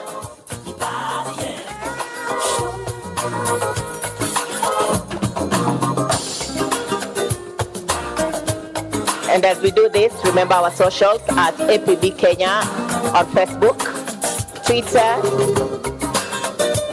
and also on YouTube. The team led by Dr. Christopher Hissa. Thank you. Thank you for coming. Thank you for valuable insights on from legacy to future ready, how broadcasters survive the AI shift. Mary Daraja, Radio Manager, Kenya Broadcasting Corporation. Mary Luciba, Head of Partnerships, Africa, BBC World Service. Thank you. Sim Malloy, the Jom, Head of Broadcasting, Nation Media Group, Kenya. Thank you, Michuma. Thank you, Michuma. Asante sana. We may now proceed after the photo shoot. We are now stepping out to lunch. Thank you, DJ. Just let's have that volume down. There's an announcement we need to make. Thank you, thank you, thank you. Now, this is the order in which we are going to exit. I want to first of all salute all of you. You have taught us, your Master of Ceremonies, what patience is all about. All right, so thank you for your patience. Our special dignitaries, we will be asking the front table. May I have your attention? We will be leaving through this VIP door. And the distinguished delegates, we have door 1 and door 2. Please, as you exit, Michuma, can you tell us whether we are getting our vouchers on those 2 doors, 1 and 2? Yes, I can confirm we are using the last 2 doors to get our vouchers. We are all going to the 3rd floor, save for the mention Tom has done. Yeah, so we are going to the 3rd floor. The name of the restaurant is Acacia, but our VIP guests will exit through this door, and I think they will be ushered to the VVIP corner where they're going to have their lunch. All of us, distinguished delegates, ladies and gentlemen, we will be going to the 3rd floor. Please make your way to the Acacia restaurant. Don't forget to pick your voucher on your way out. It's 10, 20 minutes, please. We'll be back. 20 minutes, 25, is that correct, Michuma? Yeah, 20 minutes to the most, 25 is on the higher 25. side. We are running out of excellent. time. Thank you very much. We can also use that time to network, take a selfie, and enjoy the beauty of having the 5th Broadcasters Convention in the county of Nairobi, Kenya. Let's all proceed to 3rd floor. Matangazo maalum pamoja na ya vifo. Kwanza tunaanza na matangazo maalum. Jina langu ni Omuga Kabisani. Police Constable Satwan Singh was executed in January last year. And now, for more international news, over to Catherine Kisavoli. This is the Legends edition, and my name is... Good afternoon. As you've heard, my name is Justus.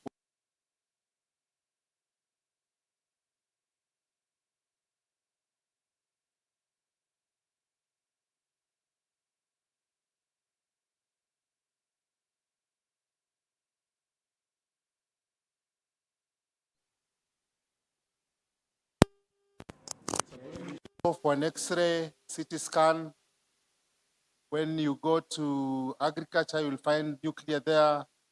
You'll also find nuclear in industry, in non-destructive testing, and many, many other applications.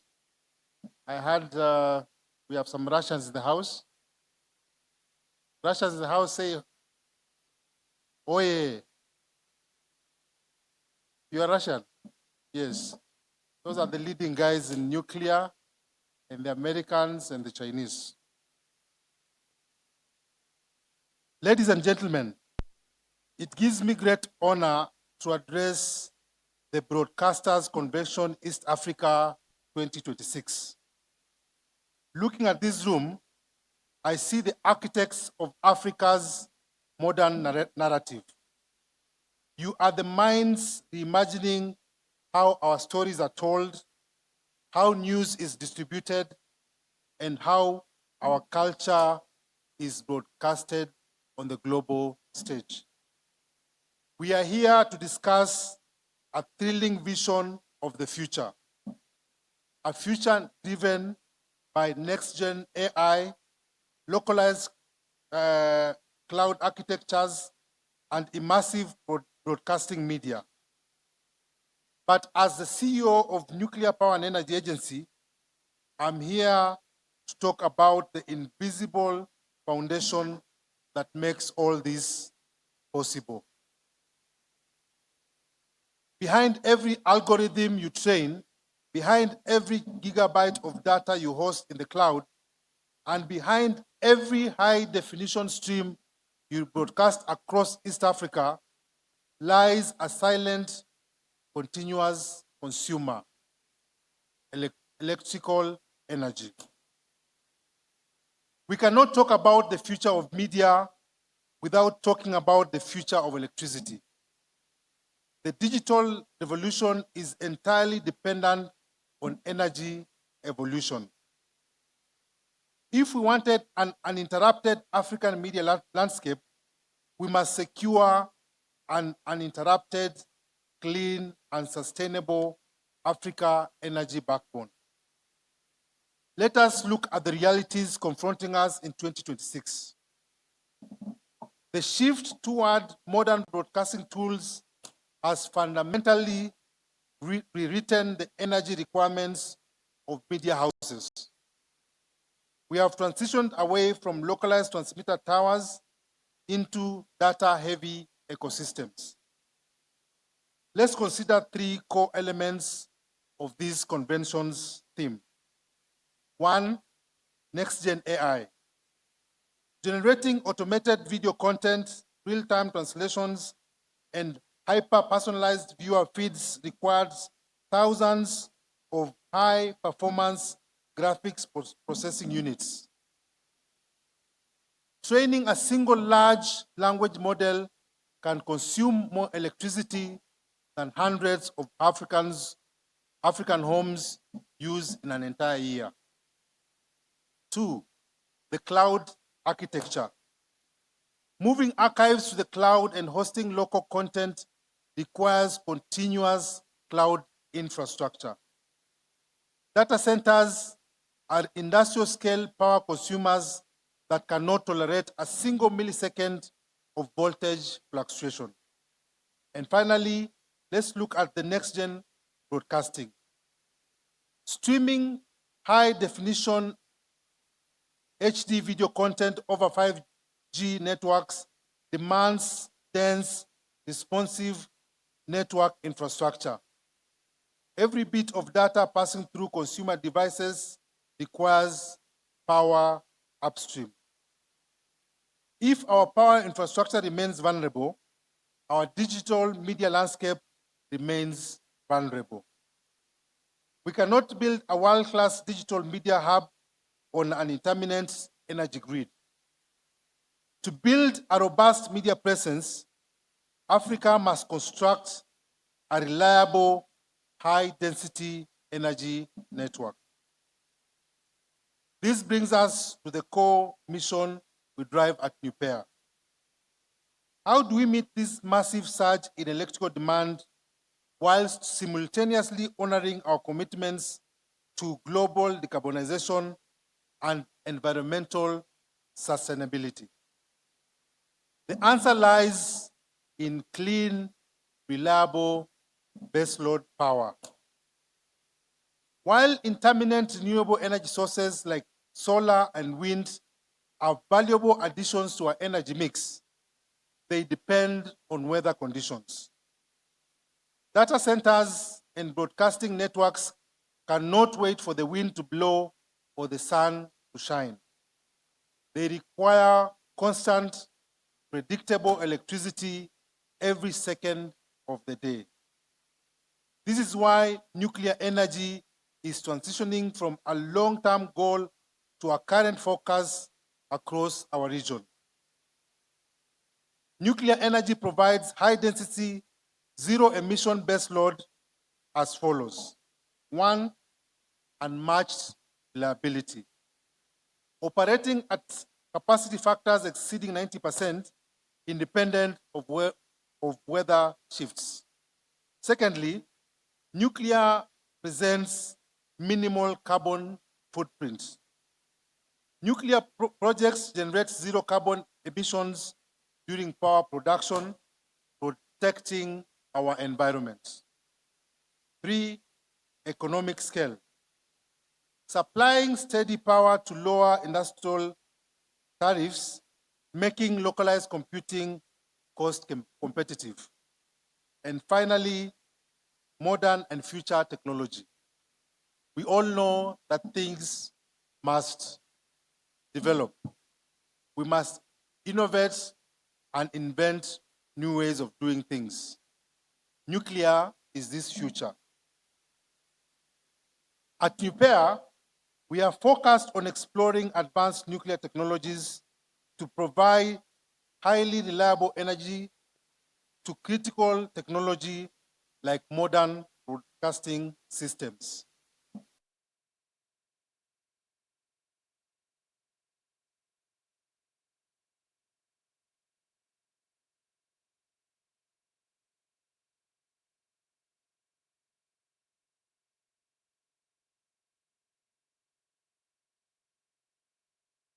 Building a resilient foundation.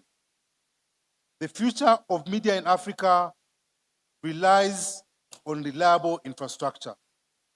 We cannot separate the creation of digital content from the systems that sustain it. Let us work together to build an environment where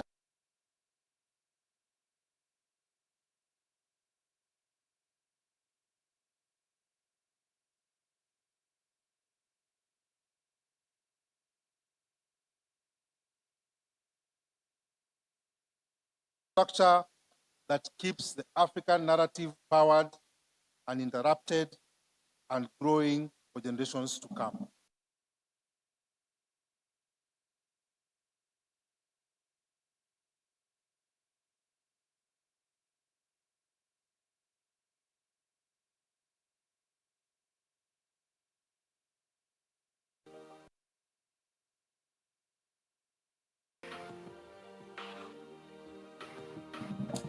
Let's give another round of applause for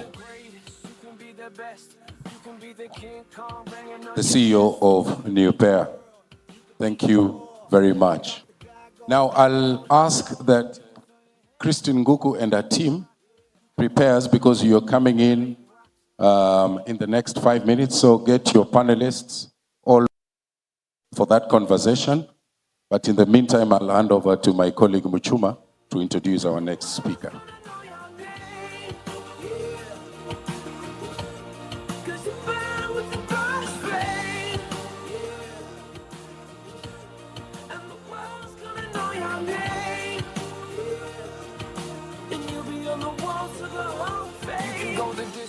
You can run the mile, you can walk straight through hell with a smile. You could be the hero, you could get the gold. Breaking all the records they thought never could be broke. Yeah, do it for your people, do it for your pride. Are you ever gonna know if you never even try?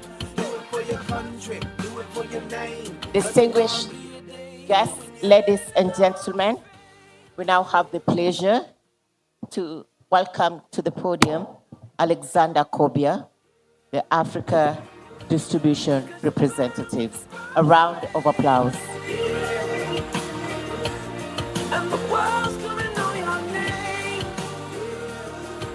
And you'll be on the walls of the Hall of Fame. Be a champion. Be a champion. Be a champion. Be a champion. The walls of the Hall of Fame. Be students, be teachers, be politicians, be preachers. A very good afternoon, ladies and gentlemen. And thank you, APB, for organizing this event. It's always much easier to make a presentation before lunch because guys have something to look forward to. But I'll try and captivate your attention now that you're all full, and I'll try and make sure nobody tries to doze off as I'm presenting. I feel especially very distinguished to be in front of these medias and shakers of the media industry of East Africa. I'm seeing faces we've worked with for a very long time. And I'm even more impressed that the topic that we're discussing, AI and all the associated technologies in modern broadcast, are presented in front of us today. And we're doing something about it. Of course, I've noted the absence of the Gen Zs, who we've appreciated as our target audience. But nevertheless, I'm sure they'll be here next year because they'll be playing a bigger role in terms of when it comes to broadcast and disseminating information. My name is Alex Kobia. I represent an organization called Viori. Viori is an Abu Dhabi-based organization, and our main objective is to empower and to amplify the diverse perspectives of the rising epicenters of today. We do realize that the African story has been told in very different narratives. Is always the angle of catastrophes and disaster, but Viori is here to tell the African story to the global audience in a way that it represents what really happens in this continent. We focus on development stories, on achievements of the African people, but that does not mean we don't tell them about our catastrophes and the hardships we go through. I'd like to introduce a team that is here with us today. Ed, maybe you can just wave. We have Maxime, we have Lisa, and these are people who've come from all the way from Hong Kong, from Abu Dhabi, from Dubai, Abu Dhabi, and we have Chancel, who sits also in Abu Dhabi. Chancel, maybe you can stand up. Chancel is the one who will be, for all the clients we have, she's the one who deals and organizes all the sign-ups and all the welcoming and onboarding. So about Viori, as you can see, Viori is the news agency of the Global South. The Global South is geographically is where Africa sits, but also we also include countries like Latin America, the Asias of this world, and we tell their stories to Africa and Africa's stories to them. So without much further ado, we are a video news agency. I'll let the video do the speaking for us. I'll run one video, and I want you to pay special attention to the kind of pictures, the kind of stories we have. We tell all the narratives, all the colorful stories about culture, all the colorful stories about entertainment, and of course, the real hardship that we go through as a continent.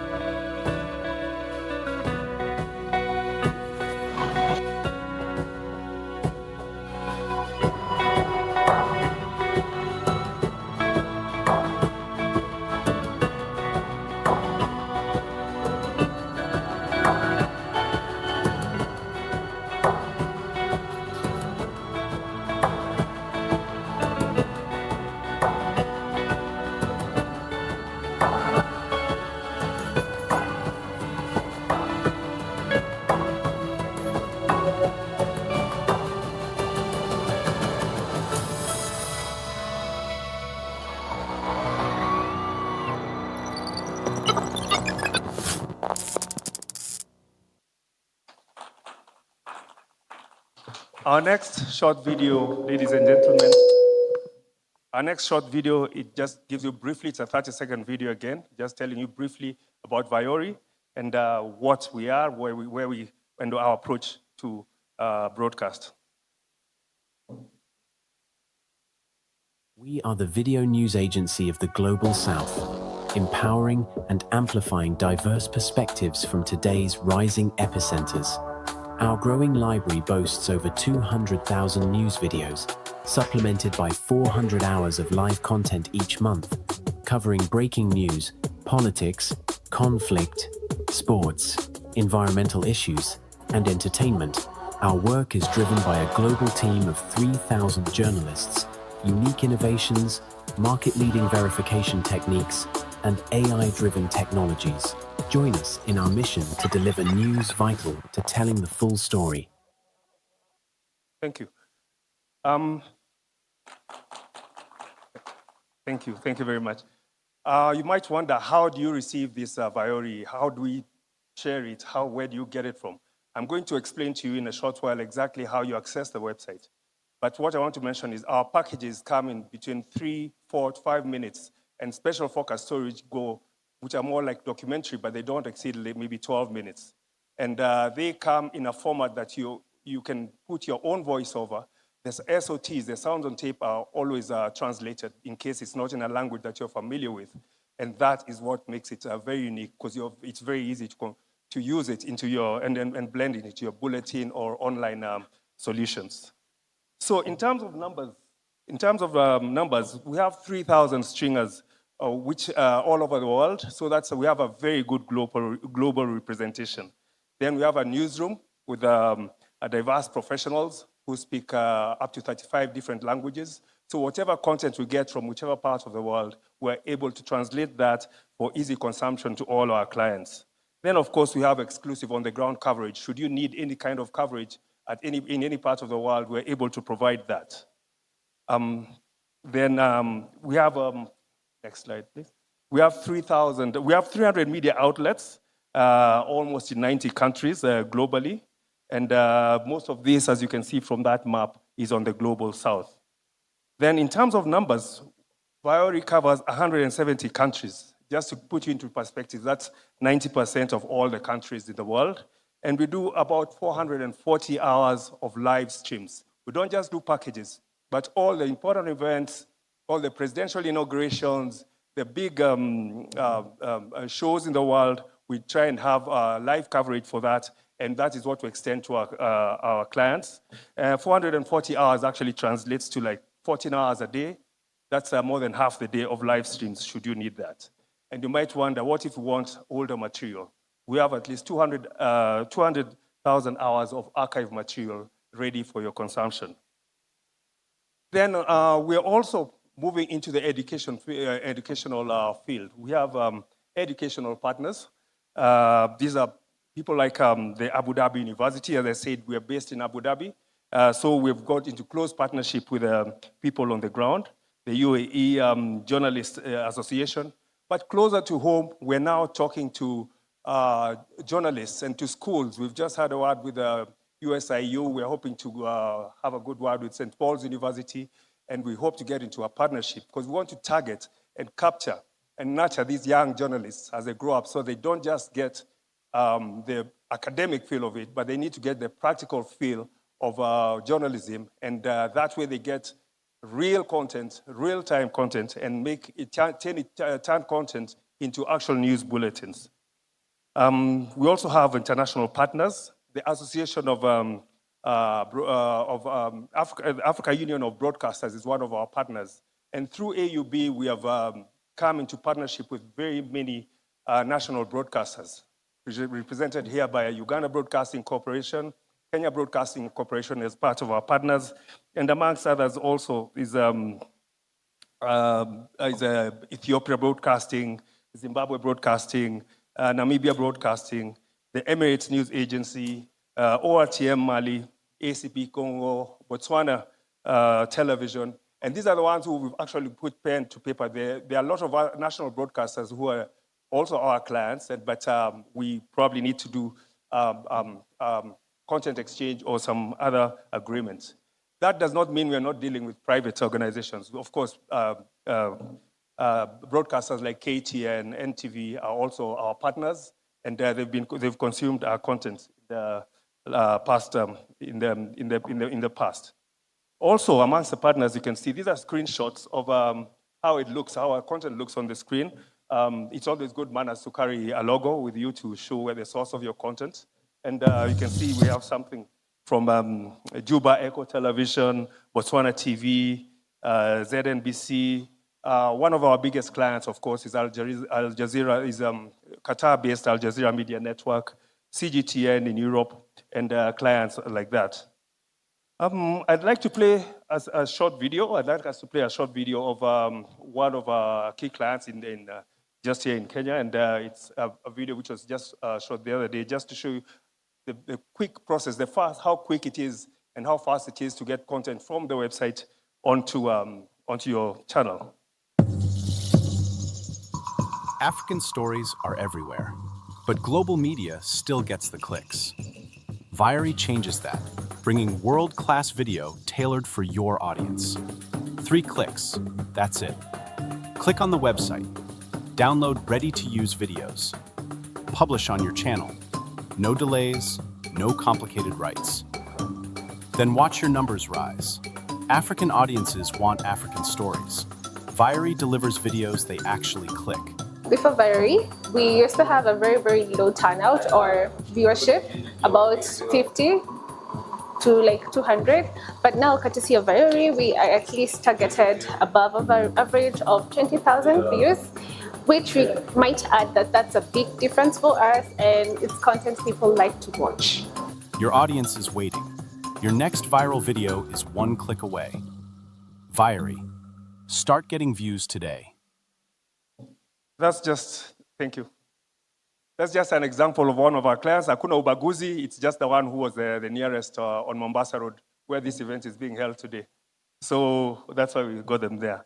And then these are other samples of the content that you've had on air in recent times. I mean, some of the most amazing videos we've had is the Victory Day celebration from China, which was shot on a 360 camera, and the shot was simply amazing. We also have some amazing drone shots from the Ethiopia's Grand Ethiopian Renaissance Dam. And this kind of content really, really, really enriches your bulletin.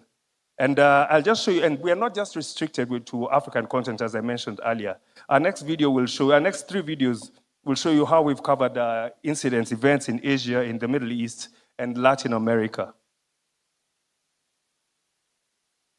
They're all very short. I want you to take interest in the topics which are being covered. See, they are very colorful, they are very diverse. It's sports, it's culture, it's music. And of course, there's the natural catastrophes.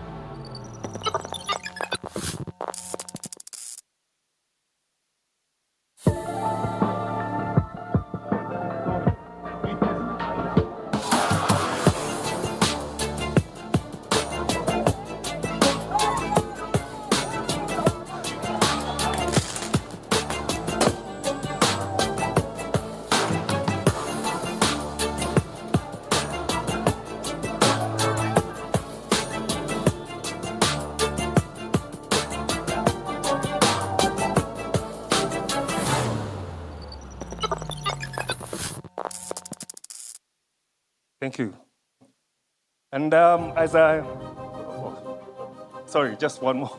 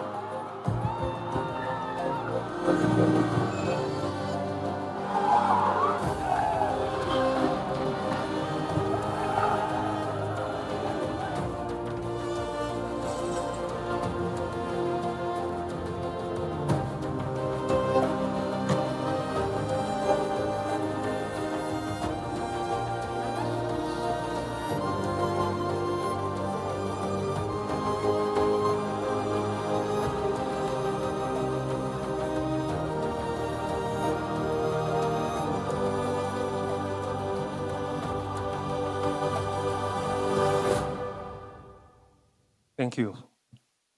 As I come to a close, I just want to remind, I don't know how many of you were there when international news had to be recorded on tape. You had to wait for the international news bulletins when they do their top of the hour. Christine Goku is here. Mwenanjoka is here. The only way you had access to international news was CNN, and you'd record it on tape and play it back and subtitle and then get the script from the presenter and subtitle, and that became your international news. So that, the two things, you had no choice of what material you're going to air, and you had no choice of the narrative, because you had to follow it as it was. That was the contract we had.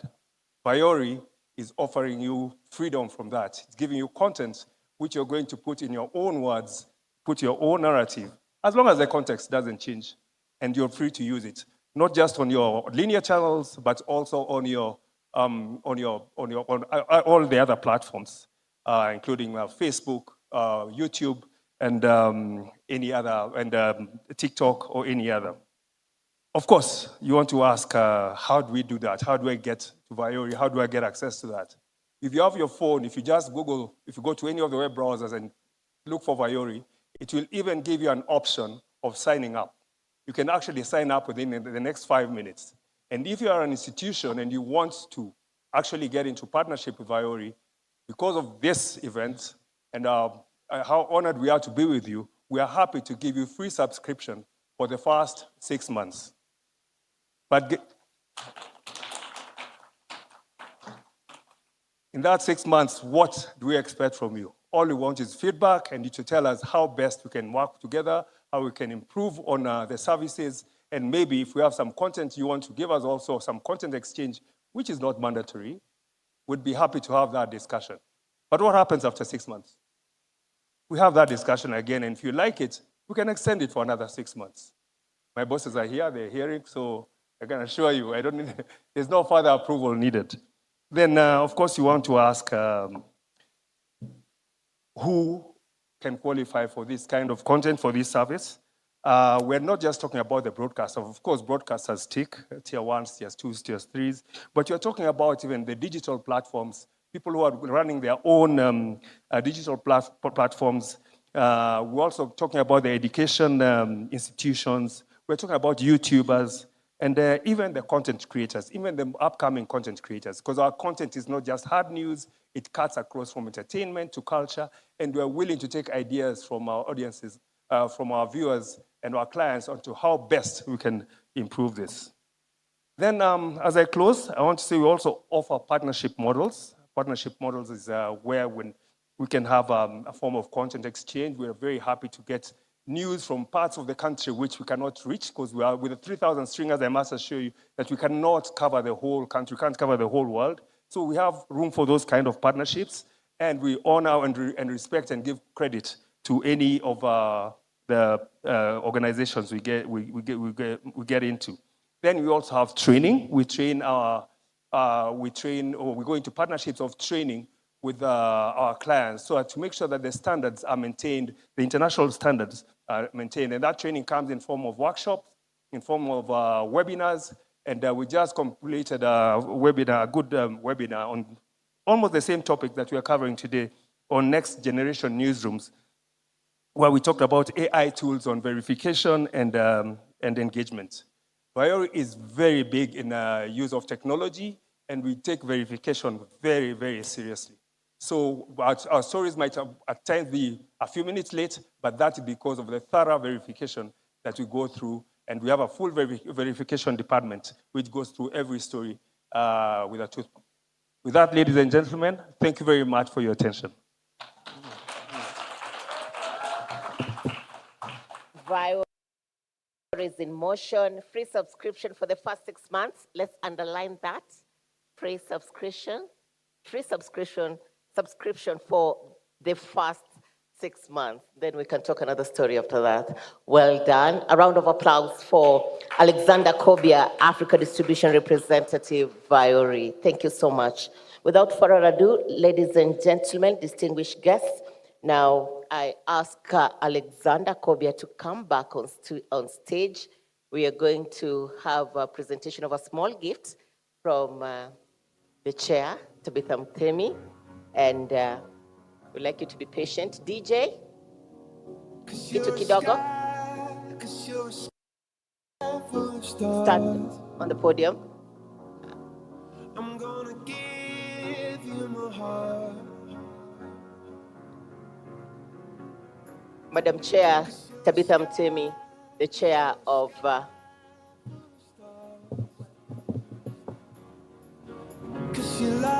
Broadcasters Association, APB. Thank you so much for that. We also call on the CEO, Nupea Justus Wabuyayo, kindly come back on Wabuyabo, kindly come back on stage. We do appreciate your insights on powering the future. Nupea, energy is the way to go. Thank you. Thank you. Thank you so much. A round of applause as Madam Chair does it. And they also smile for the cameras. Thank you so much. Thank you. And on this note, I would like to mention the excursions, Safe Drive Excursions, a tour and travel company. One that will tell you the stories about our beautiful country, not only in Nairobi, but beyond, exciting insights in the travel space. But before I invite the CEO to that, I would like to call on board Christine Nguku, OGW, Assistant Director, Media Council of Kenya, to give us an insight and take the lead on smart content management, AI, for archiving and metadata. Welcome to the podium, Christine Nguku. A round of applause for Christine.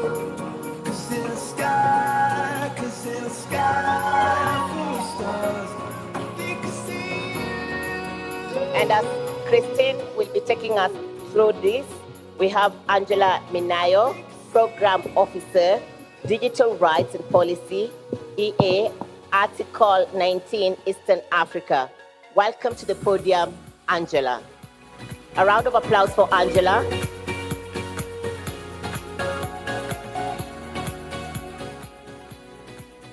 And ladies are doing well. Susan Kimasha, Head of Radio and Podcast Radio Africa Group. Welcome to the podium, Susan. A round of applause for Susan. And we also have Andy Kagwa, former editorial manager, Standard Group. Thank you. Thank you for making it on time.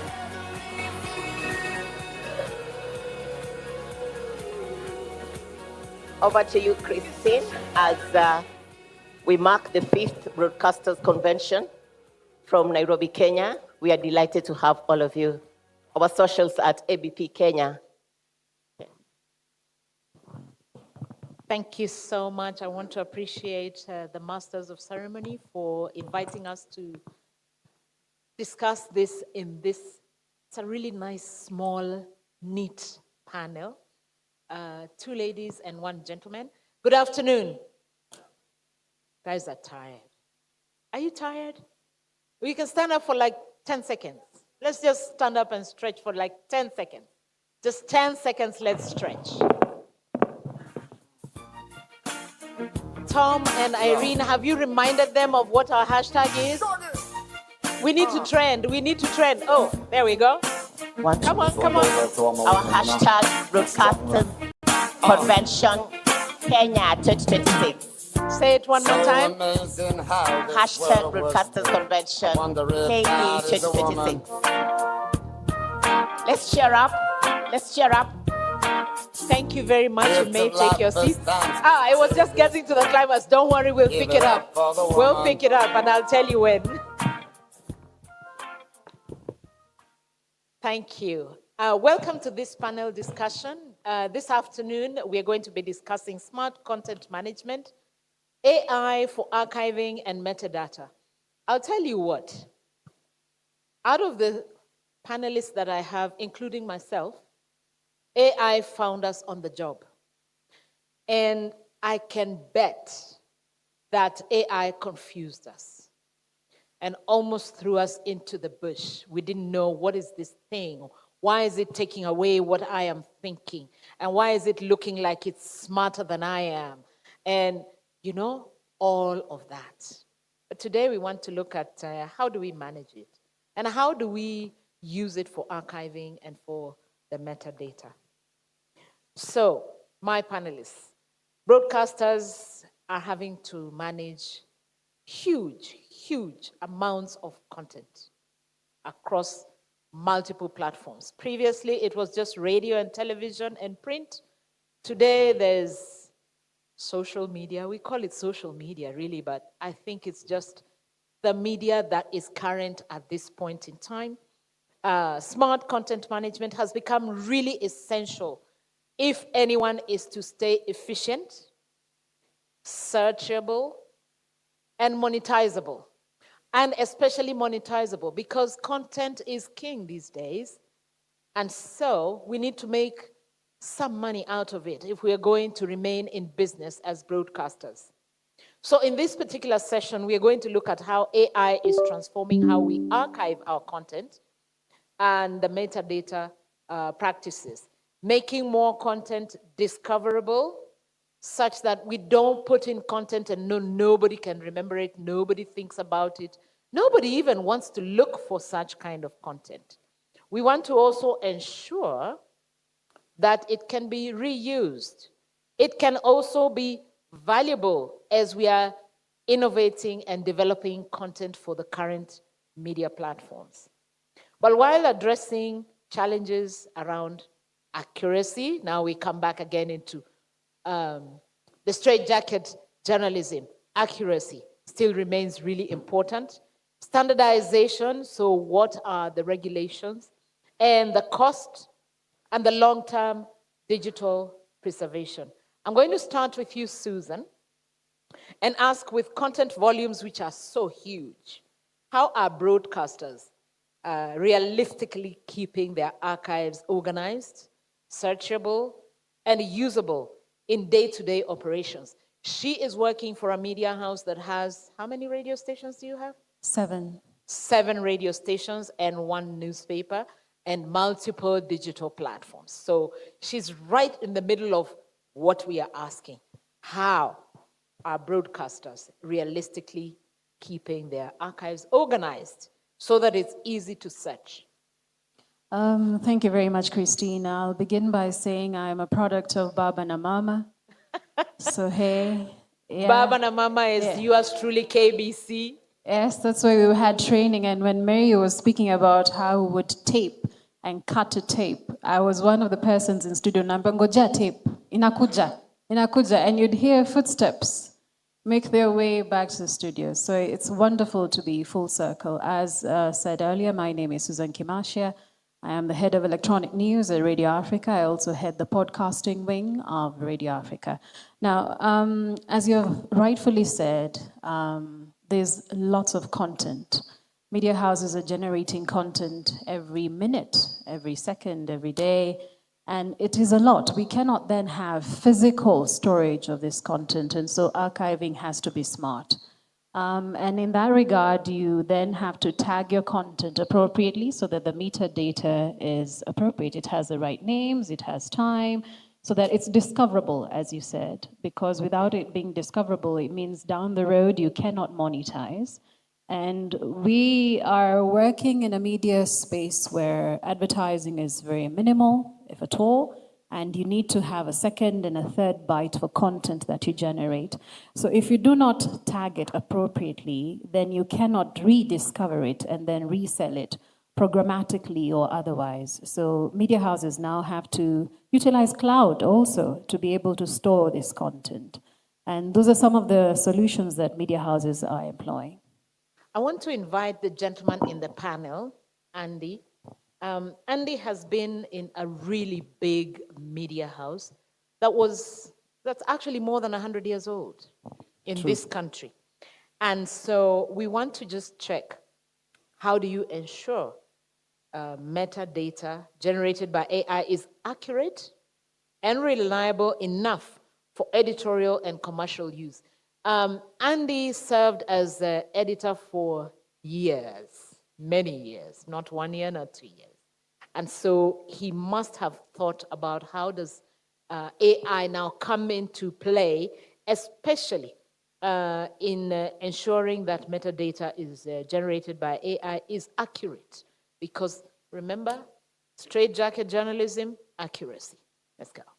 Thank you, thank you. I must say that I'm the luckiest gentleman in the house in this panel, sitting with ladies. But thank you, APB, for this invitation and for the great discussions that we are having today and for the next 3 days.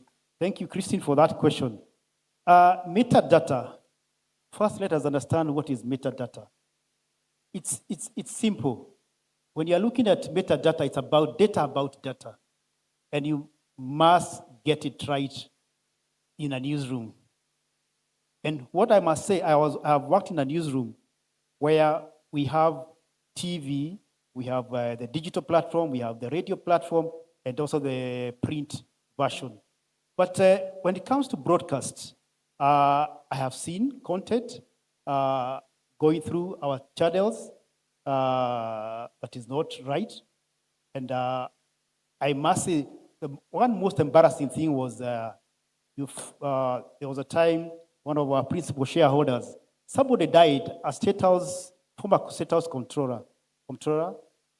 Then somebody within the production line put the picture of one of our principal shareholders as a person who had died. You can imagine, it was on a Sunday morning. Oh dear, that's a mess. You can imagine the editor-in-chief that day had a long Sunday.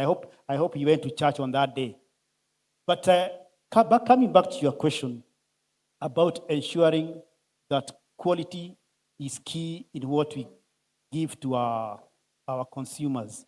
Number one, we must ensure that the human element behind the metadata is correct. Whether you are using it even for administrative purposes, metadata has almost 3 aspects. It is structural, you have the aspect of administrative and descriptive. You must ensure that the human element putting the data, the AI data behind the metadata gets it right. That is one aspect that we cannot avoid in our newsrooms today. And I was having a chat even with the librarians at the Standard Group the other day. And we have been talking about digitizing the library. There's massive content there. Yes, they told me that digitization is good, but the human element must be there even if we bring AI, because we must get it right, because there are things that AI will never get right. One, you even have to use the house time. If somebody refers to Honorable Raila Odinga, another one said, right Honorable Odinga, others, Mr. Odinga, you must get it right, so that in future searches, the person is able to get that data in the system that we have. So basically, the human element must be there, one, for context, and also to make sure that you are giving our consumers content that is correct. Thank you. Thank you so much, Andy. That's really informative, and it's good to know that there were times when we would make those mistakes, not because it was intentional, but because we were not very keen. But now AI is bringing much more, making the challenge of accuracy even harder. I'll come to you, Angela. And for you, Angela, I want us to start off from the beginning. Where is AI genuinely improving archiving?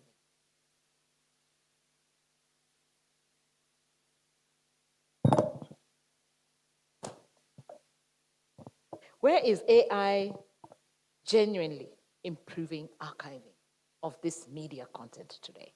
Sure, but before I answer your question, I want to make 2 remarks. First, I think I'm the unluckiest introvert. because for whatever reason, the time that I come here to be a panelist is when people are dancing, and I have to dance in front of so many people, so that was really scary. So I'm not so lucky. Secondly, just to introduce myself, my name is Angela Minayo. I work at Article 19 Eastern Africa. Some of you have heard about Article 19. Our mandate is on freedom of expression and access to information, and so of course, media freedom falls directly within our work. For the past 7 years, I've been working on technology and human rights, trying to see the intersection of new and emerging technology and how they interact with human rights, and of course, by extension, freedom of expression and media freedom. So that is my background. I am a lawyer by training, but more or less I work a lot more with other professions, which has really enriched my career moving forward. Where is it genuinely improving? I would say in terms of making content searchable, in terms of making content reusable, in terms of archiving. And so here you're looking at the fact that now media houses can be able to trace back to archives much easily because this content is searchable. So in terms of just management or document management of sorts, trying to make it more reliable, more seamless and all that. Another way that it's truly bringing value, in my opinion, is compliance. Because a lot of the media houses or the broadcasters here in the room will tell you that they need to apply for licenses at least annually or whatever the periodic arrangement is with the regulator. And showing proof of the metadata, the timestamps for a certain period of time is needed for renewal of the license. So in terms of compliance, I would say it plays a role. And most of the AI content management tools actually sell that as their selling point. So one of the reasons they'll ask you to subscribe to their tools is to make compliance fairly easy. Since you're automating what used to be a manual, time-consuming exercise, there is value in these tools. I'm not going to stand here and say that we should continue using manual because of jobs and things like that. There is an efficiency selling point that we can't deny. Thank you. Susan, what does Smart Archive look like on a day like today in the media space? Well, smart archiving looks a little like this. It has to begin at the point where my co-panelist said the human person entering the tags needs to do it correctly. Then it needs to have several levels. Content that's constantly referred to is put at the forefront. That which is referred to a little less then goes to the back. Then you have cloud as well. And then you can also do something like build APIs so that then you're tagging correctly from the onset. And these APIs can, optimize your SEOs, it can optimize multilingual searches, it can optimize various things that would make that process smoother and less hassled. That's fantastic. Susan, we'll come back to you. And now we want to go to Angela again. Angela, as we automate more content of tagging and storage,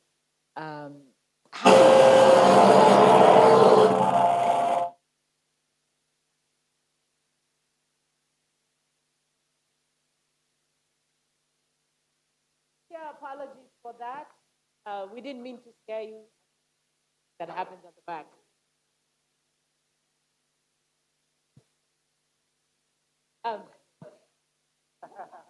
She says we don't blame it on AI. We can't be too sure, perhaps. Angela, as we automate more of content tagging and storage, how do we preserve the context? Andy talked about contextualizing and having that human touch to the content and the information. But then how do we preserve that context? Alexander was just here telling us about cultural experiences and writing those narratives in our context, in our culture. How do we preserve those with AI? Thank you for your question. I think any broadcaster that's planning to have a rollout of these tools, because there's so many in the market, the first thing you want to do is to have a governance framework. The challenge I've seen is people implement the AI and then find out that they don't have enough infrastructure or frameworks within the company itself to mitigate risks and just to lay down the rules, so to speak. So the first thing I would say is have a governance framework. And what I mean by a governance framework is who has the permissions, who has the controls, where does the buck stop?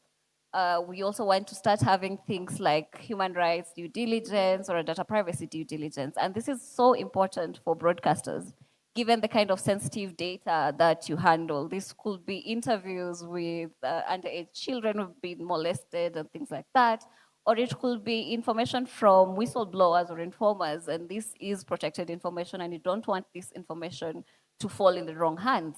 So a lot of infrastructure is needed before you actually implement. The companies will tell you that this is a perfect tool and it's ready to go. And of course, it's commerce, and I understand that they're trying to sell a product here. But broadcasting houses really need to start thinking about investing in governance frameworks. The same way you've seen banks, for instance, start having data protection officers or compliance officers being trained on these additional privacy and data protection requirements. So you don't just need to focus on editorial alone. You now need to start thinking about compliance and legal, so that you operate within the law. Another thing is testing and sandboxing before you go large scale.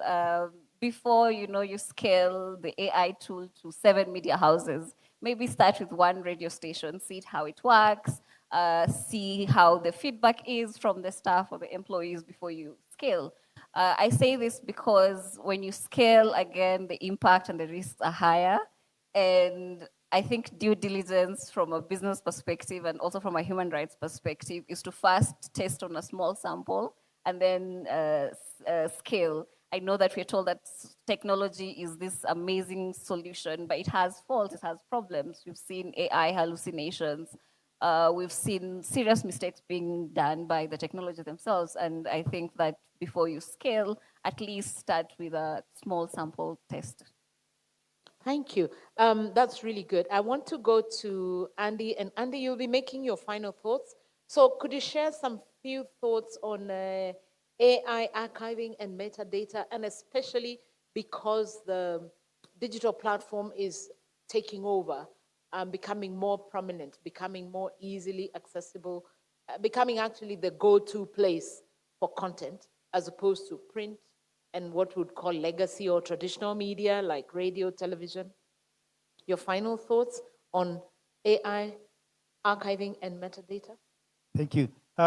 We must understand that AI is here to stay. It is with us. I think it's Mr. Moya who mentioned this morning that AI is here. It's not the future. AI is with us. And the newsrooms must actually embrace AI as we move ahead. I like giving examples. If we are using AI to do our work, let's use AI to ensure that it also generates revenue for us. Why am I talking about revenue? Apparently, in all the discussions that we have been having in media circles and everywhere else, we are talking about revenues shrinking in media houses. Mm-hmm. Yet we are not doing something about it, even internally, even in the small quick wins that we can get in the newsroom. And I have one example. I remember there was a time a crew went to shoot. It was a paid up graduation. They went to shoot that graduation. Then the next thing is that the crew went to the newsroom. It was a live broadcast. Then the client wanted to buy that particular clip, the entire clip. What had happened? Somebody in the newsroom, in the production line, had deleted the entire footage. Oh. So you can imagine that is loss of revenue. Yet you are talking about revenue in our newsrooms. And I think what we must do is that we must also repurpose our content, AI. What are we doing with our content? Are we talking about 100 years as the oldest media house? What are we doing with that content? AI is here to help us to repurpose that content for our online. You can do documentaries and all that. So let us not get stuck in the old ways of doing things. AI is here to help us and help us to improve our revenue base. Our bottom line, we are not going to win our bottom line by competing because KTN is competing with the KBC. KBC is competing with Royal Media Houses. It's about the speed in the way you churn out your products to your consumers. So that is what is going to differentiate you in the market, not about getting that story out fast. Thank you. Thank you very much, Andy. Susan, some final thoughts? Well, like we've all said, I think throughout this day is that AI is not going anywhere and we have to embrace it. Let me harp on to the monetization. If we truly archived our content and had appropriate metadata, we can then approach advertisers with a very targeted approach and say, listen, I can get you an audience of 18 to 35-year-old females. They love banking. They go out to the gym every Saturday between 7 and 9. And therefore, the content that I will serve at that time is something that then you can be able to sponsor. So like he said, we really need to stop thinking of AI as the enemy and use it to actually further the kind of earnings that we are seeing in our radio stations and in our media houses. Finally, please, I'd like to pay homage to a group of ladies that were dancing here in the morning when there was Kayamba Africa. It made me realize I'm truly amidst broadcasters because you will not see that with print journalists. So, hey, thank you so much for organizing this. We should be clocking it for, broadcasters. There we go. Thank you. Thank you. A big for the ladies who represented us in the morning. Okay, Angela, your final thoughts? My final thoughts is really around the AI tools themselves. I think we need to ask more transparency from the companies themselves and also think long term. If I'm subscribing to this tool, what happens when they shut down? What happens to the data? What are the cybersecurity details around this software that we are planning to launch or we're planning to roll out? I think those questions are important and we should ask them and not just look at the product from the services you're getting, but looking at the tools and the accountability of the companies themselves. Thank you. Thank you so much. A round of applause for our panel. Thank you. So they've given us quite some thoughts to ponder on as we continue with this convention. We've talked about how to generate revenue, monetizing creatively, repurposing content, audience segmentation. I like that very much, Susan. And then the question of compliance. Thank you very much. A round of applause for our panel. Thank you, Christine. Thank you very much. Before you step down, we've got a little gift we want to share with the panelists for a good job done. Yay, can I ask Pauline to come and join us here, who's handing over? SG himself. A round of applause for SG. SG is such a good friend of mine that he has to say his name himself. Eric Oduor. Eric Oduor, a round of applause for him.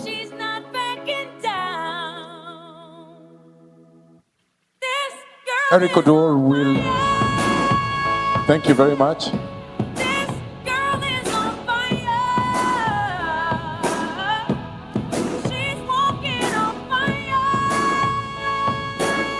Thank you, a round of applause.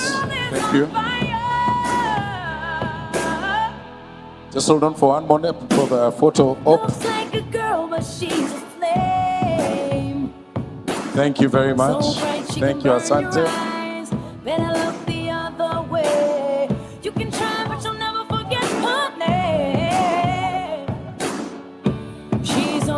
Thank you very much, Eric Oduor, Secretary General, Kenya Union of Journalists. Asante. Eric can stay in the center so that we balance that image. Asante sana. Good stuff. Asante. Thank you. Thank you. Thank you very much. You may proceed to your seats. Distinguished guests, ladies and gentlemen, as they proceed to take their seat, may I ask Leo Mutisia, Assistant Director at the Media Council of Kenya, to join us on the podium.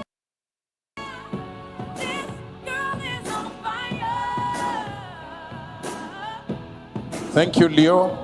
Our next panel discussion will focus on the future of automated newsrooms and production workflows. May I request Zubeida Kananu, President, Kenya Editors Guild, to join us on the podium as well? Thank you, DJ. Thank you. Apo. Thank you. That's right. Asante, asante. Monica Juma, Acting Assistant Television Programs Manager, Kenya Broadcasting Corporation. A round of applause for her. Apo. Asante. Apo. Thank you very much. Thank you. Steve Areba, Managing Director, Broadcast Solution International. Please join us on the podium.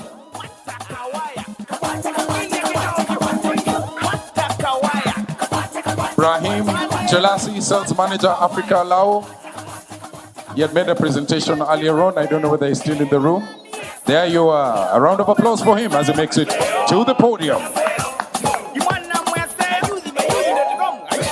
Thank you.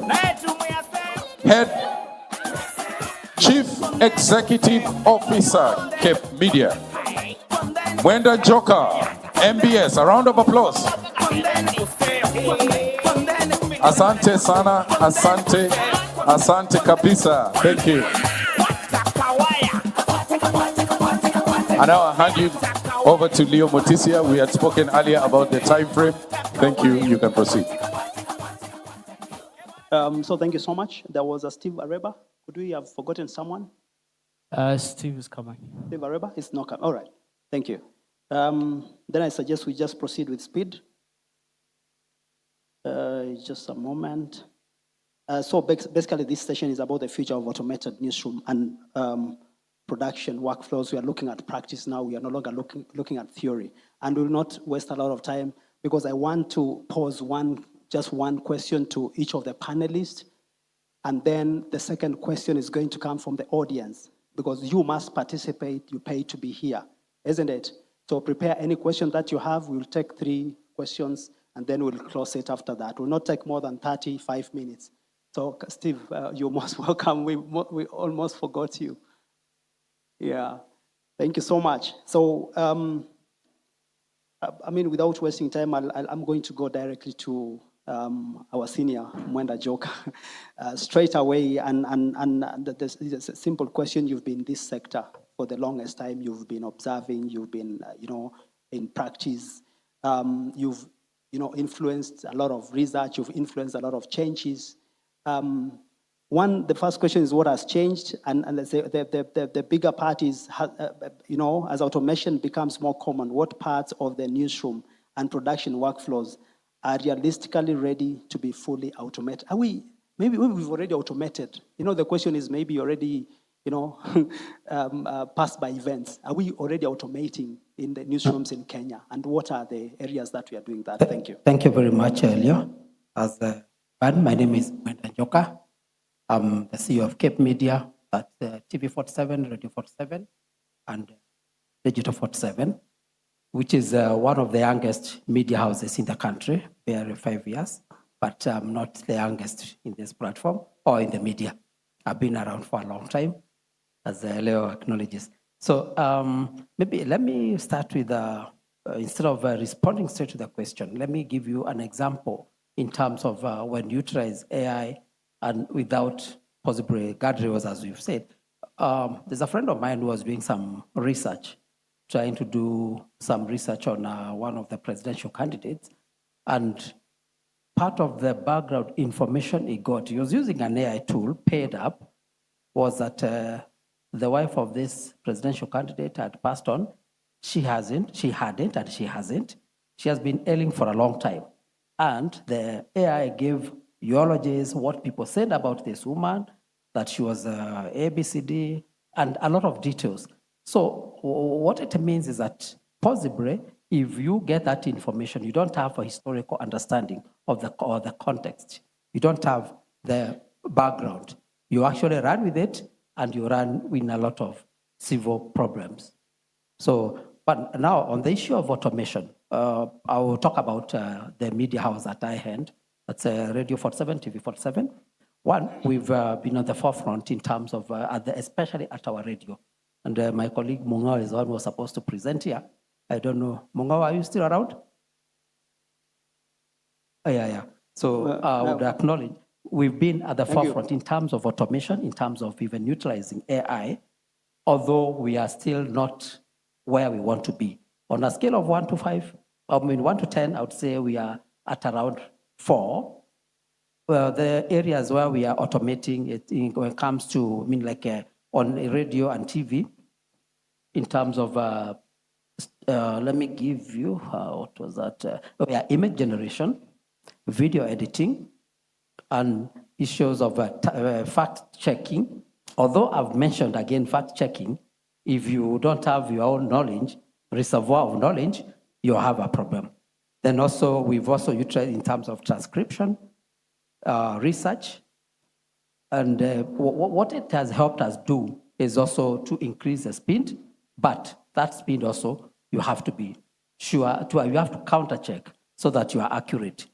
Because I'll give you, just to finish, an example. For instance, when we were, in our 1990s, for instance, you wanted to do a story on anything, you have to either, if your newsroom doesn't have those cuttings, newspaper, you have to go to Macmillan Library, to all these other libraries, or to National Archives for information. Now you don't have to do all those things. You have that information, but the issue is you asking the right question to be able to get the right information, and it's not replacing you because you have to have the background information. If you don't have the information yourself, you end up with in a case where you are told the wife of a presidential candidate has died, yet she hasn't. Thank you. Thank you. Just one yes or no question. Does it then mean that there are people who have lost their jobs already as a result of what you're doing the 4 out of 10? No, I wouldn't say so. I mean, like, for instance, where we are. But, I mean, the key thing is that there are those jobs that are repetitious, that may not, so you have to learn how to operate within that system. I come from the old school, but I've also had to learn how to utilize these tactics, this new technology, learn from it, and also be able to be, if where possible, be smarter than it is. If you don't do that, then your job will go. Thank you. Zubaida, I'm coming to you, the president of the Editors Guild, and you've been in the newsroom until probably recently, or maybe you are still consulting. We don't know yet, because a man has to survive. And the question basically is, how is the role of journalists and editors and producers changing as AI tools increasingly support or even handle parts of what Mwenda Njoka is talking about? Thank you, Leo, and thank you, Tabi, and your team, and congratulations. Thank you for hosting us. As a broadcaster, I'm so proud to see us where we are right now, so congratulations. And to respond to Leo's question, allow me to take you with me to China. We are taking a trip to China this afternoon. This is me 2 years ago. The first time I interacted firsthand with AI. You know, I used to hear about AI, but it hadn't sunk in. So we arrived in China on a media tour, and we were taken to different media houses in China, CGTN, China Daily, and all that. And the first AI, I don't know whether to call it a robot or tool that we engaged with or interacted with, was a digital employee. Before I went to China, I didn't know about digital employees. So as a news anchor, you can imagine what that made me feel. You're looking at this pretty woman presenting news, yet I'm supposed to compete with her, you know, looking so perfect, well put together, and, you know. So before that sank in, we were taken to another museum where we were introduced to their AI-powered radio that had about 1,000 frequencies. What you need to do is just press a button and you are live on air. Before that sank in, we were taken to a place where they had a similar camera on a tripod that has everything input, like sound, everything. Like if you are a journalist and you want to edit a story, you can do so without any geographical barriers. From wherever you are, you can edit your story while the camera is still live in the field. Those of us who still have to wait to go back to digitize, view, go through the content, you imagine what that means. And then we were taken to another museum where now they are using AI to repurpose content and retell stories about their history, the history of China, using AI. Like if they used to use certain pots, they use AI to bring them to life. And then we were taken to China daily. Are you still with me? We are in China. Yes. We were taken to China daily that previously was purely newspaper. But right now, they have a new media department that repurposes content that goes to the newspaper for the online consumers. And they're using AI to repurpose that content. What is on our headline today? So, without just tailor-making or curating that content for the online or for the newspaper readers, you repurpose that content for the online consumers. I don't know whether I've forgotten any other. So they're using AI for commercials and to tell the stories about their culture. So why I'm telling us this story is because we are not talking about the future anymore. We are talking about today. It's happening. Whether we are moving with the same speed as Africa is a conversation for another day. What I did with the information I got in China took me to class. And I enrolled for a course in AI. And I graduated in December. Why I took up that course is because for me as a leader, from where I sit as an editor in the newsroom, I can't talk about AI if I don't know what it is. I can't help you proofread your stories or fact check and do everything else that we do with AI if I don't know what AI is about. And that's what I would encourage all of us to do. Yes, AI has its flaws, but it's here. We have to live with it. How you embrace it or how you use it depends on you. It can either work for you or work against you, depending on how you use it. And you've asked about the role of an editor. And back here, during our convention, our annual convention, an editor asked a question. If a journalist comes back to your newsroom and writes a story using AI, will you publish that story or would you punish that journalist? And again, we asked ourselves, if you punish that journalist, do we have, what policies do we have in place to guide you through that? What law, what mechanisms will you use to punish that journalist? So, and we've been having this conversation about putting in place frameworks that will guide us and help us on how we use AI, integrate AI in our day-to-day work. And Wenda, my senior, has mentioned about the areas that we use AI. So what I would encourage us is to look at AI in a selfish way, a way that works for us. Somebody spoke about music earlier. I personally use AI to compose music. You can find my music on Spotify and all the other platforms. I use AI to do that. I use AI to proofread, fact check, do quick research, but also there are boundaries. We need to look at mostly sensitive data that we put on AI. You know, we have to be very careful what we put on AI and what we can't put on AI. So Leo, AI is here. As newsrooms, we have to automate and use AI, but we have to use AI ethically. I'm taking your time. We had a conversation where we were discussing this term AI. Is it really artificial? Is it really intelligent? That is our question. You know, the question we need to have at the back of our minds. Is it really intelligent? The answer, simple answer is no. Because it requires your input for it to function. If it were not for you, AI would just be just that machine that is just there. So we need to train it. We need to feed it with the right information for it to work on our behalf. And maybe this is, to wind up, this is a conversation that we might have in another engagement. When we talk about influence and biases, you know, we take everything that we get on using AI platforms or tools as the gospel truth. But what happens when somebody wakes up and intentionally manipulates it? What does that mean to our society?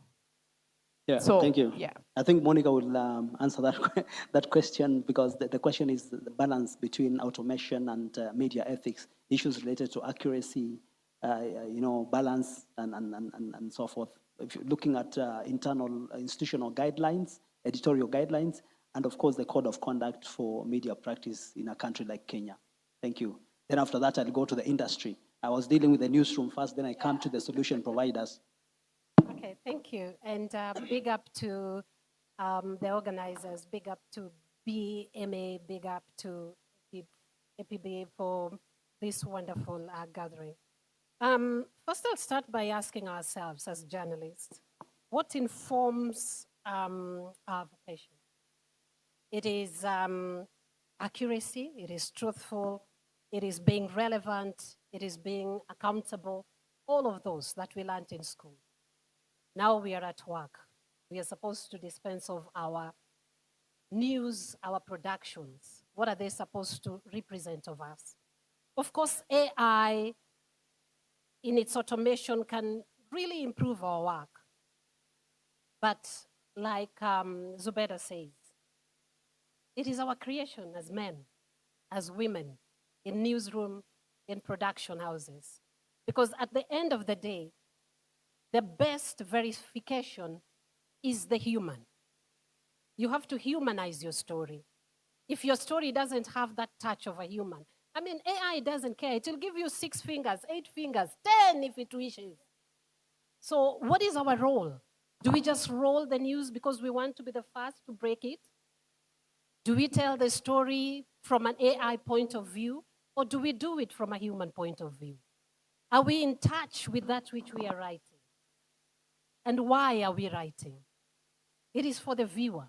And so if we take the viewer into account, and we are sensitive to our story, and we've got the editors, the sub-editors, the anchor, my good friends Irene and Tomboya. Of course, before they do the news, they have to go through it. It's not AI in the studio. Who does not care? There are no feelings. So if we are going to be able to resonate and to give reason and to be able to receive the feedback, then what kind of news are we churning? All right? It has to be human-led at the end of the day. Because if we want to have the main factors that inform journalism, then there has to be a human element to it. Thank you. Thank you so much. That's perfectly put, and that has been a very overarching theme since morning about the human element and the role of the human element in automation. I'll go to Brahim. Brahim, please talk to us about Lasso. Lawo. Lawo and the solutions that they offer. But also, as you do that, I would like us to tell us what does Lawo imagine as the modern newsroom. We've had, for example, from Mwenda Joka, our senior, what solutions can you offer Cape Media, for example, KBC here, for example? I'm sure KBC is still looking for opportunities and solutions to the big data that they have and, automating some of the processes. So over to you, Mr. Brahim. Thank you. I think at Lavo, we're still very cautious about this whole AI. We have product that already incorporated machine learning, and that's since 10 years ago, mainly for news, to facilitate the live of the audio operators. We have really an intelligence embedded within the console. That's kind of a form of an AI. We do a lot of live sports production. We've had incorporated a software that is called Kick. Basically, whenever the ball is moving, for example, the closest microphone will be activated. So we're trying to really use it to facilitate the day-to-day job. We haven't per se put a product that is only based on AI. Just we're watching. Probably there will be something in the future to adapt to it, but we'd rather wait a little bit and get the customer's feedback. Now, there's more of a personal opinion from my side, detached from the Lavo, my responsibility. At Lavo, what we've been seeing is really a bit of a change in terms of the way we do productions, that the number of cameras is reducing. Some customers now don't need the numbers of operators as before, because, for example, some cameras have intelligence that it can detect objects, whether it's in sports or news. And In terms of editing, etc., again, my personal opinion, we've seen tools in the past that kind of, again, machine learning that can help post-production, for example, when there is a distortion in the voice, it can pick on this voice, and this is prior to we've heard about AI. So that's at least my own opinion. We're watching closely, and if we develop something around AI, it needs to be really something that is driven by customers, not for the sake of jumping in on the AI wave. Yeah. For now, I think we have one or two products that is kind of using the machine learning. We have intelligent multiviewer that picks on the bandwidth and allow customers to really readapt, kind of like a buffer. And that's as far as machine learning or AI is involved from our side. Thank you. I think that's perfectly done. Steve, because of time, we're going to move a little bit faster. Steve, just one simple question for you. What are some of the connected tech solutions you've been able to provide to newsrooms, particularly in Africa, and are they contextually sufficient as you talk about the company that you represent? Okay, thank you. My name is Steve Areba from Broadcast Solutions International. We are a Kenyan-based systems integrator, so we generally get different products from different manufacturers and put them together to make our solution work. Yes, there are some stations. Actually, KBC has Octopus. And Octopus as a software allows you, number one, you can convert your workflow even in a news environment to IP. And once you have that in an IP, then it makes it be in an environment where you can have collaborative workflow, whereby there is content coming in, and different people could be able to work on the same video, the same clip, the same whatever that's coming in, and then also be able then to determine what is going to be published for the web, what is going to be sent to different sources. So there are several solutions that one could actually have to ensure that you move largely from the legacy to an IP-based an IP-based solution. And once it's in an IP-based solution, then it's possibly for you to actually have it within a cloud environment. And then that encourages sharing. That also encourages reducing of cost, because then you find that multiple people can use the same content to give out different streams. We know, like right now, maybe the challenge has been on element on price, and that has been a barrier. Also, we also don't have sufficient broadband connectivity. So I'll give an example. We had this device that allows us to connect multiple streams, compress them to almost a fifth of its size. But for it to work, it needs a 1 gig network. Now, for you to ask for a 1 gig network from Safaricom, they will laugh at you, because that capacity just doesn't seem to exist.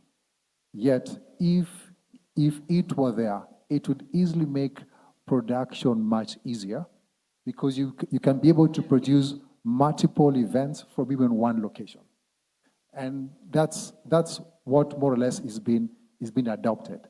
So I'd say we have got several barriers to overcome, but with the advent of AI, we don't really have much of a solution, because many of the equipment which we are now getting have got some inbuilt AI capacities in them.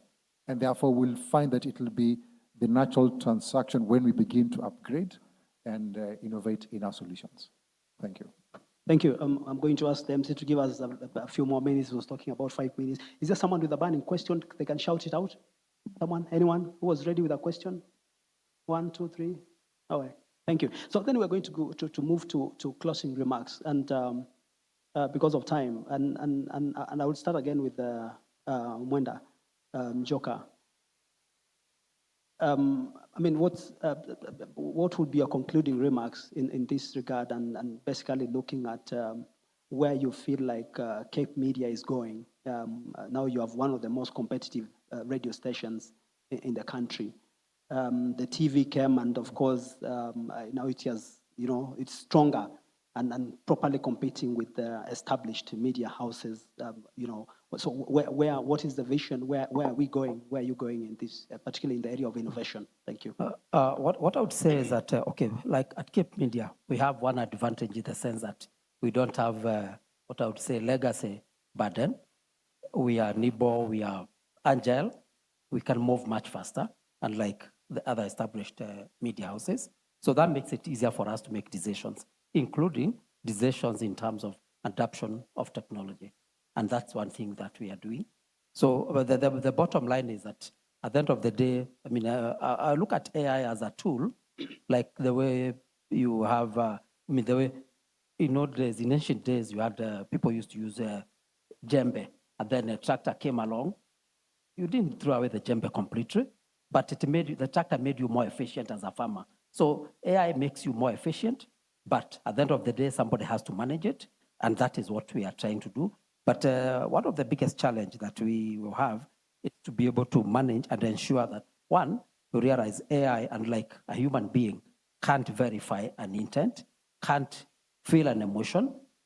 There are a couple of things that you still need a human intervention to be able to interpret. Because the stories, if you give it to do a script for you, it may not be able to empathize. It may not be able to put the human feelings in it. To just pick facts. And sometimes also those facts may not be facts. It's just what has been put in there. So what I say, maybe one of the biggest failings among media houses, including our own, or where I head, is internal policies in terms of how do we utilize, how do we ensure that AI is utilized effectively and without becoming overriding the human decision. So we need to have guide rails, we need to have to embrace regulations, and I'm glad that MCK has been in the forefront, I think, or Mo is not here right now, has been in the forefront of creating, you guys, actually it's you guys, you've been in the forefront of having regulations to govern that space. So the next step you should have is to inculcate those regulations within media houses so that we own them, we customize them, and ensure that we operate, because AI is there to stay. Thank you. Thank you. Zubaida. Asante sana. Is the future of automation of newsrooms today, has it been done? I'm still doing closing remarks. We are 5. The other guys who are 3, they have been 3. So you have to give us more time. And we are winding up. Sorry. You have really tried to work within the time frame. Yes. We do appreciate that. So let's conclude with that. Then we go to the 3 others, please. Sorry, I even missed your question. Yeah, just your concluding remarks and whether the future of the newsroom is already today, or we are still going there, heading that way. The future of automated newsroom. When I think about the future of an automated newsroom, I don't see a newsroom full of robots. I see a newsroom where we're using AI on our day-to-day to make our work more efficient, to improve on speed and improve the work that we do and the output as well. But ethical journalism is something that we still have to embrace, And we have the code of conduct. We just need to keep skilling ourselves and skilling our journalists and putting policies in place and guidelines on how they use AI in our newsrooms. But we can't run away from it. And heard about AI. Today we are talking about AI, tomorrow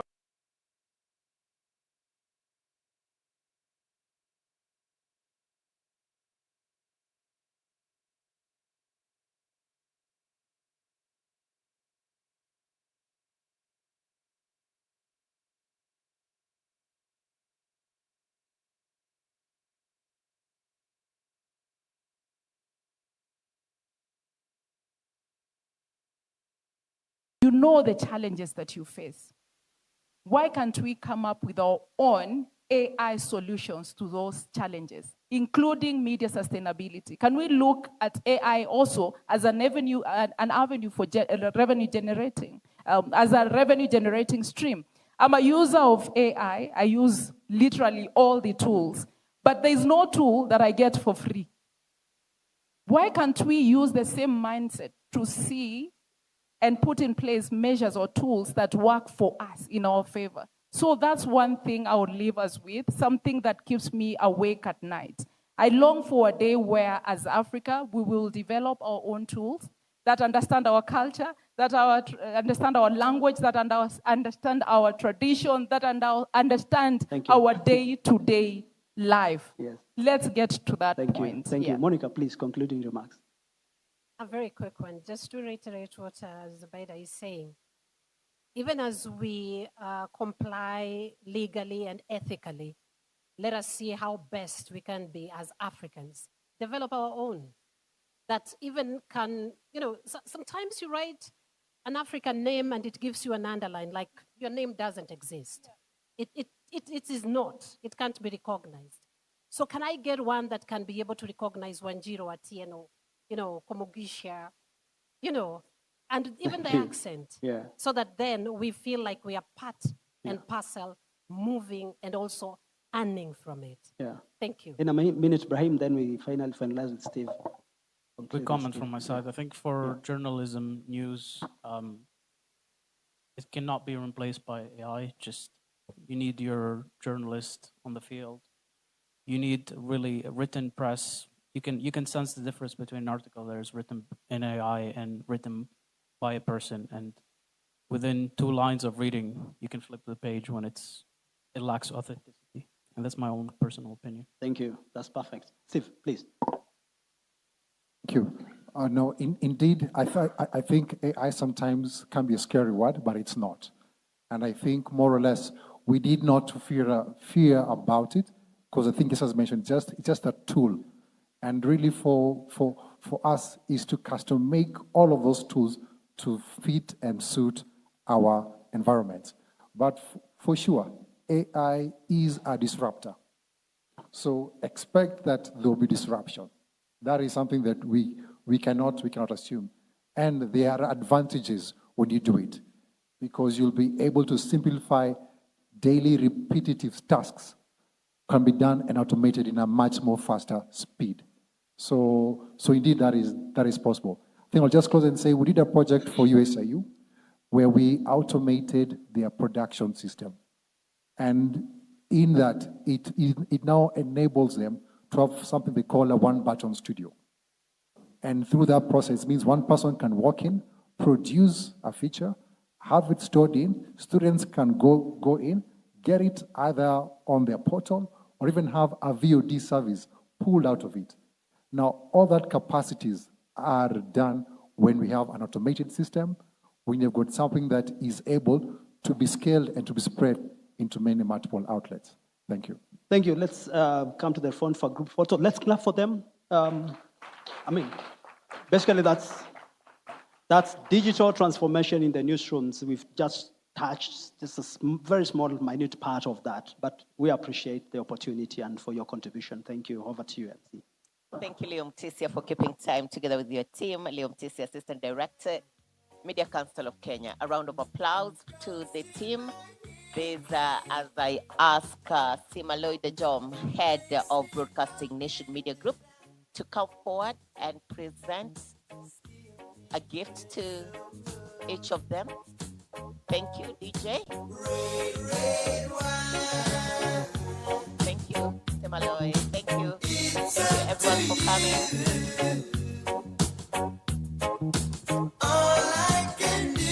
Thank you, Seva Reba, Managing Director, Broadcast Solutions International. Thank you, Mwenda Joka, MBS, CEO, Cape Media. Thank you. Mike for the cameras. Thank you. And as we do this, continue talking to us on our social media platforms at ABC Kenya. Take a selfie, post and share as we mark the 5th Broadcasters Convention. Thank you. A round of applause for Monica Dumas walking down. Thank you.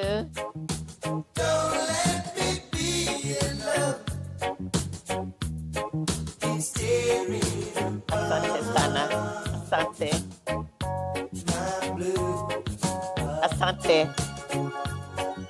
Thank you all, distinguished guests, ladies and gentlemen. I now take this opportunity to call on Karen Badalov, Regional Director for Video, It's Last. And we're going to talk about shaping Africa's broadcast future, the rise of hybrid distribution models. A round of applause for Karen Badalov. Thank you. Welcome. Yeah. Thank you so much. Stay close to me. Don't let me be in love. It's tearing apart.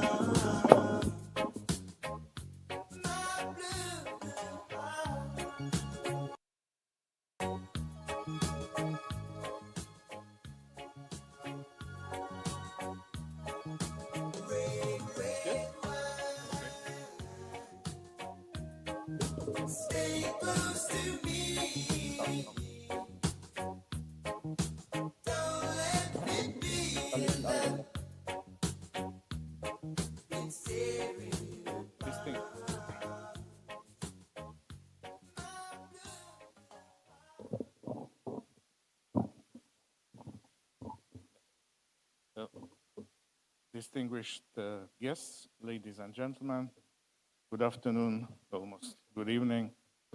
I'm very glad to be here in Nairobi. It's my third attendance of the convention out of 5. Special thank you to the organizers, to the Association of Professional Broadcasters, Broadcast Media Africa, Media Council of Kenya, and our partner, Kenyan Broadcasting Corporation.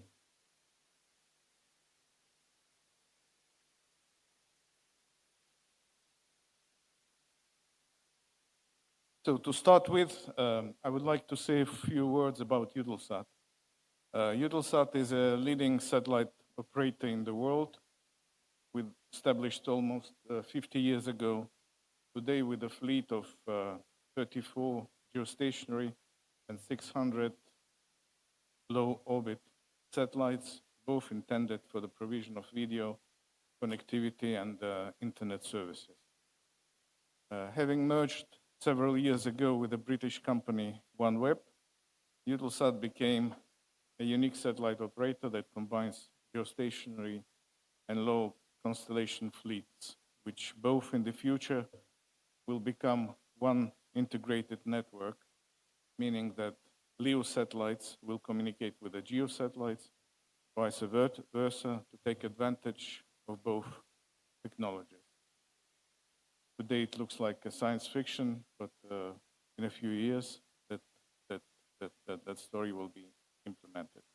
But today I will not talk about the connectivity, but present only Eutelsat video broadcasting solutions.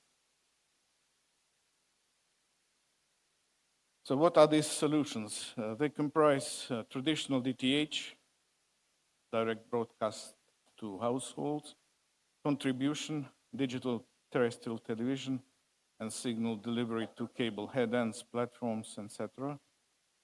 Multi-screen distribution, fast channels. Fast stands not for the speed, but for the free advertising streaming TV. SAT TV, it's TV channels and program guide. And LEO video, contribution and distribution of the video content via the LEO satellites. Within the allocated time, I will go through and explain the main features of these 6 solutions.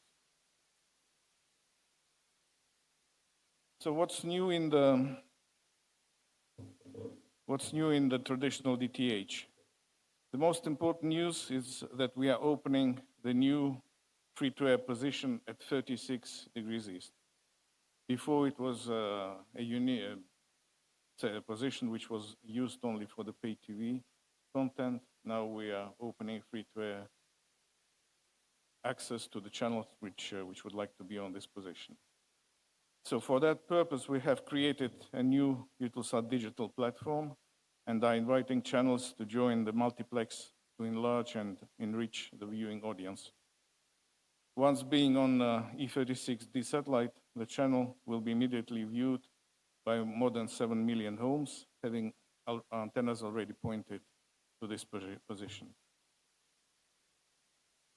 Why this is important? On this picture, you can see the status of digital switchover in sub-Saharan Africa. It shows that in some countries, this process has not yet completed, and in certain, not even started.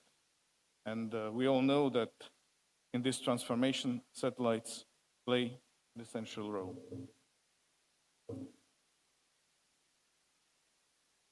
To give you a brief overview of the DTH market in Africa. Africa's DTH market is structured around the largest players, Canal Plus and MultiChoice, operating at 3 positions, 7, 16, and 36 East. Rest of the market is made of other strong regional operators such as ZAP, Azam, StarTimes, Zuku. What are the main growth factors in the DTH? In 2 words, it's a continued launch of new channels. Mainly we are talking about ethnic channels, religious ones, and technical upgrade from SD to HD.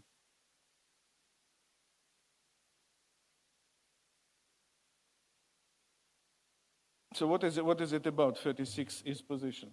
When I was leaving the hotel today, I looked at the panel which said that the hotel is located almost on the equator and at the longitude of 36 degrees east. So basically, the 36 degree satellite is just located just over our heads, straight above. It's maybe a coincidence, maybe not, for you to judge. So what's it about? 36 degrees, it's 7 million DTH and pay TV homes, 560 channels, amongst them 100 HD channels. The transmission is provided in 16 languages. So again, we invite channels which are not yet on this satellite to join 36 East. If you are already on one of the other satellites, 7 degrees or 16 degrees, you can double your viewing audience by coming to 36. Being on 2 satellites, even on 3 satellites, depends on the budget, presents multiple advantages, and Eutelsat here provides quite beneficial conditions for channels willing to extend their presence and being watched by several satellite positions. Now, let's talk about what I mentioned before, the SAT TV.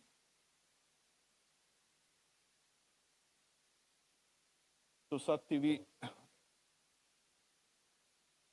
so Eutelsat and, sorry. The SAT TV guide is present today on several satellites, mainly on Hotbird with our flagship located at 13 degrees east. Via this position, we are broadcasting more than 100. It's viewed by more than 120 million households in the world.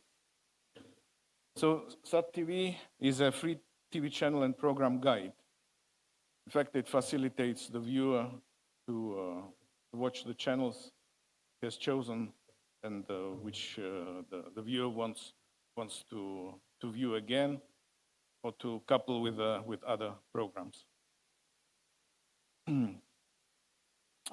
Powered by Eutelsat, it gives viewers access to the wide range of television channels broadcasted free-to-air, as I said, via its main orbital positions. User can scroll through a choice of channel listings and browse the detailed program guide with all the content for the next 7 days.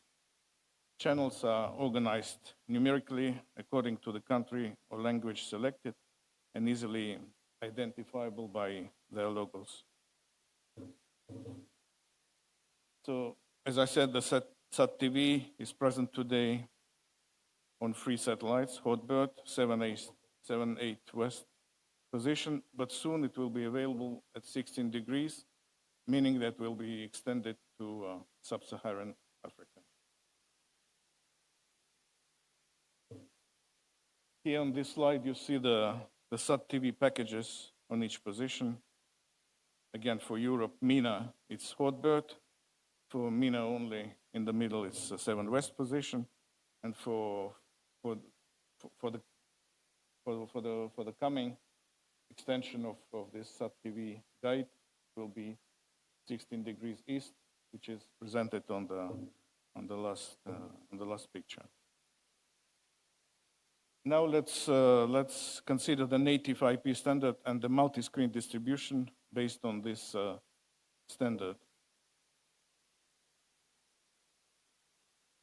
Eutelsat and DVB native IP. DVB native IP is a standard, and coupled with the Eutelsat satellite solutions, it extends video reach to second screens through satellite broadcasting and ensures delivery of linear and on-demand video content and data to user devices, from legacy TV to smart TV, smartphones, and tablets.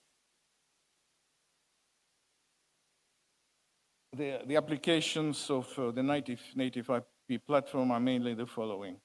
It's a multi-screen and multi-room, hotels, hospitals, public places, education, schools, 5G transmitters, CDNs, H feedings, and lastly, the maritime and mobility applications. So let's see how it works, the possible user cases of native IP applications. For instance, at home, it is a distribution either HDMI to the secondary screen or via Wi-Fi to smart devices at home.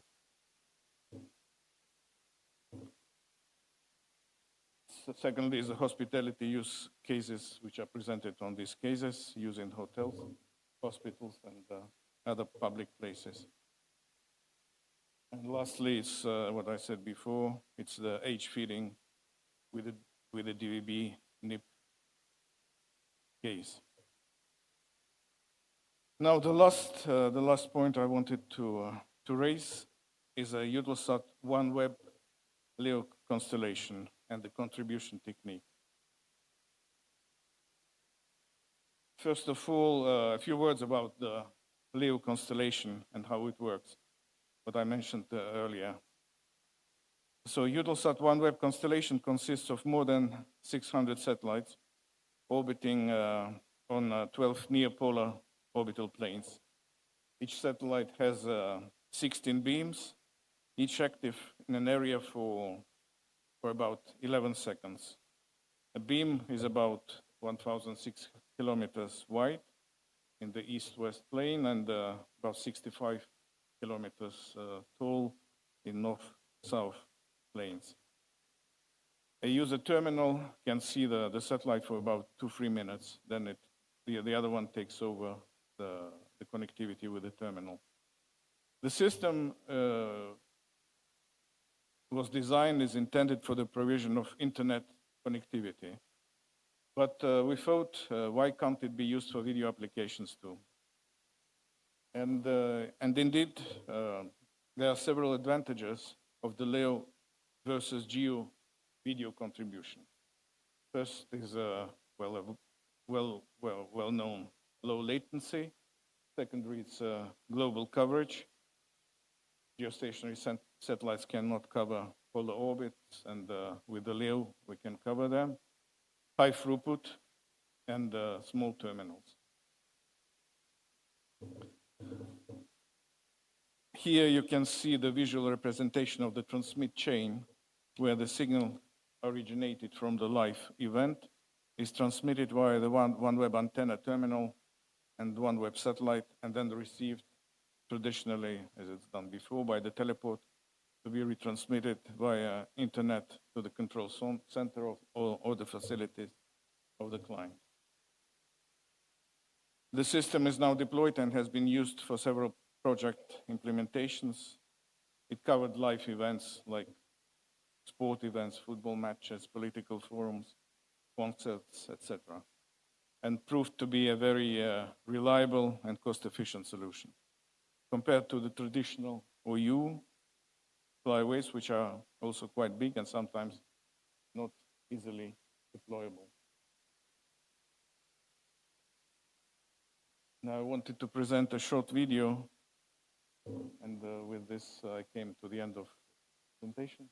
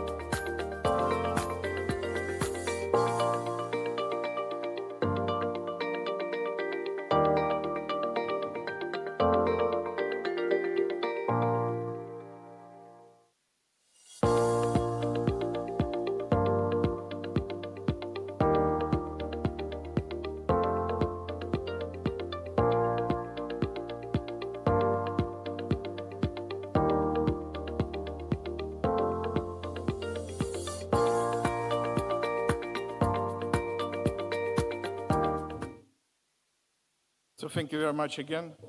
So here's my email address. If you have questions, please don't hesitate to write me, or I'll be here today and tomorrow.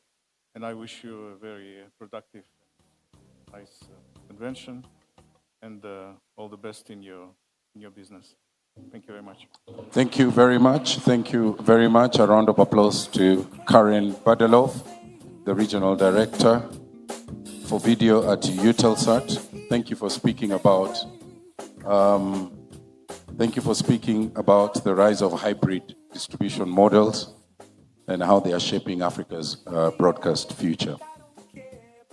Distinguished guests, ladies and gentlemen, it's now my honor and privilege to bring the next panelist, and the conversation is around keeping content on air and shining a spotlight on some of the flexible strategies that exist for modern broadcasting. So I want to invite Pauline Shegu, who's a member of the Association of Professional Broadcasters, to come and join us here. She will be moderating this next session. So a round of applause for Pauline as she makes her way to the podium. Asante sana. May I ask Millicent Awar, who's an Assistant Editor-in-Chief at Kenya Broadcasting Corporation, also to join us on the podium. A round of applause. Asante sana. Asante sana sana. Thank you. Let's clap for them. Let's clap for them. We're also celebrating your patience. You've really worked with us until now. But we are coming to the tail end, so let me also invite Philip Etale, who's a communications specialist, a familiar face in the broadcast industry. Thank you, Etale. Just join the other panelists.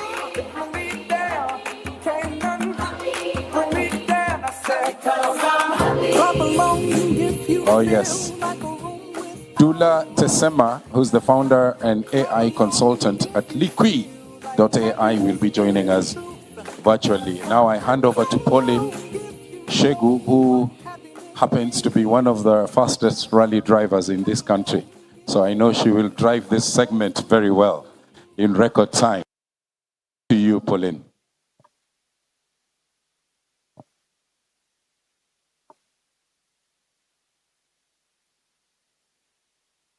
Thank you. Thank you so much, our able MC, Mr. Tom Mboya, together with your colleague, Irene Muchuma. Let's appreciate our MCs. You know, when an MC explains about you, and at the same time giving you time, and because he has said I'm a rally driver, I'm going to take this session very speed. But I believe you are going to understand this is gonna be an enjoyable session. I can see the smiles. So you clap for yourselves for staying here since morning. Thank you so much for those wonderful introductions. You've heard my name is Pauline Shegu. I'll be the moderator for this session. And our session today is about keeping content on air. A very powerful session, yeah? How do we maintain this content on air with the current new media that is taking over? So before, I also appreciate one of our panelists who is not with us here physically, but he'll join us virtually, and we'll give him a moment also to introduce himself wherever he is. But because I have my two panelists here, I call them my seniors. These are members whom I worked with during my days in KBC, and I respect them. They are my seniors, so I'm not going to be harsh on them, to be hard on them, but we're going to discuss a topic that is gonna be very beautiful to everyone. So I'll allow each one of them to just introduce themselves, 1 minute introduction, to tell us what they do, why they are here, and why this discussion, this topic is very important to to the participants and to the audience watching us wherever they are. So I'll start with the far end, Mr. Etale, to just introduce himself, tell us about and where you are now, currently. Thank you, Pauline. Yeah, my name is Philip Etale. I'm a journalist by training. I'm also a communication person, PR person. And I've worked with Pauline was my classmate when we were training to become what we are today. We worked together at the KBC. Adjusted to technology. What about the downtimes?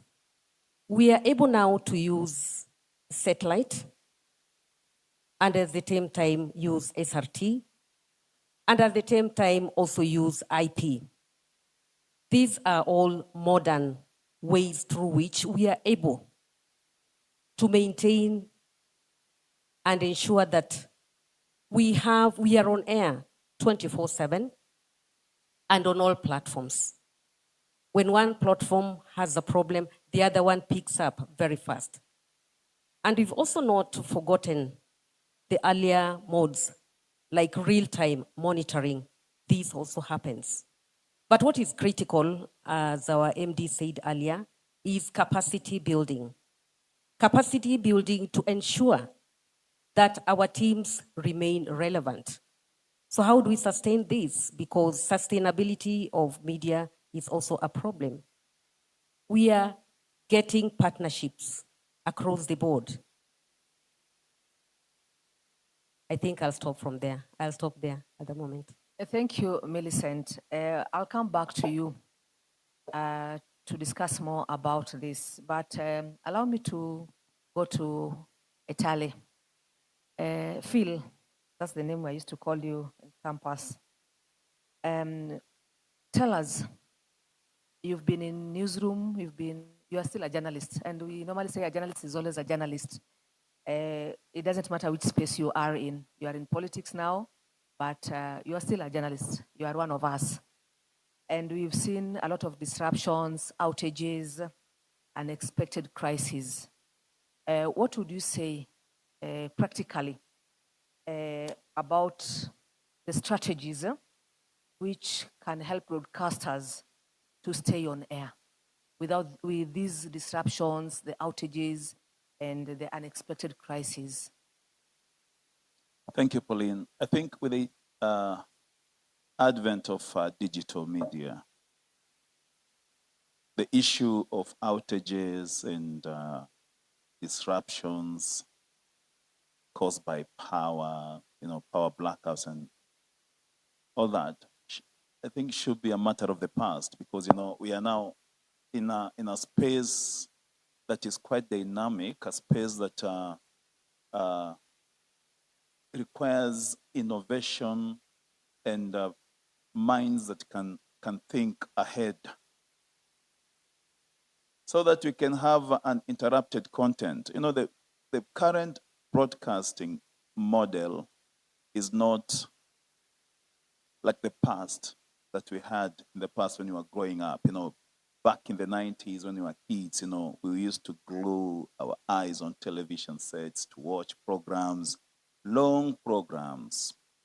There was the Wild Rose that ran for many years. There was The Bold and the Beautiful on KBC for many years.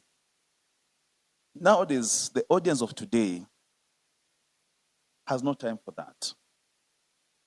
The modern audience wants content that suits their interests. Can you imagine a young person of today sitting in the living room waiting to watch news when they can be out there with their phones doing their stuff?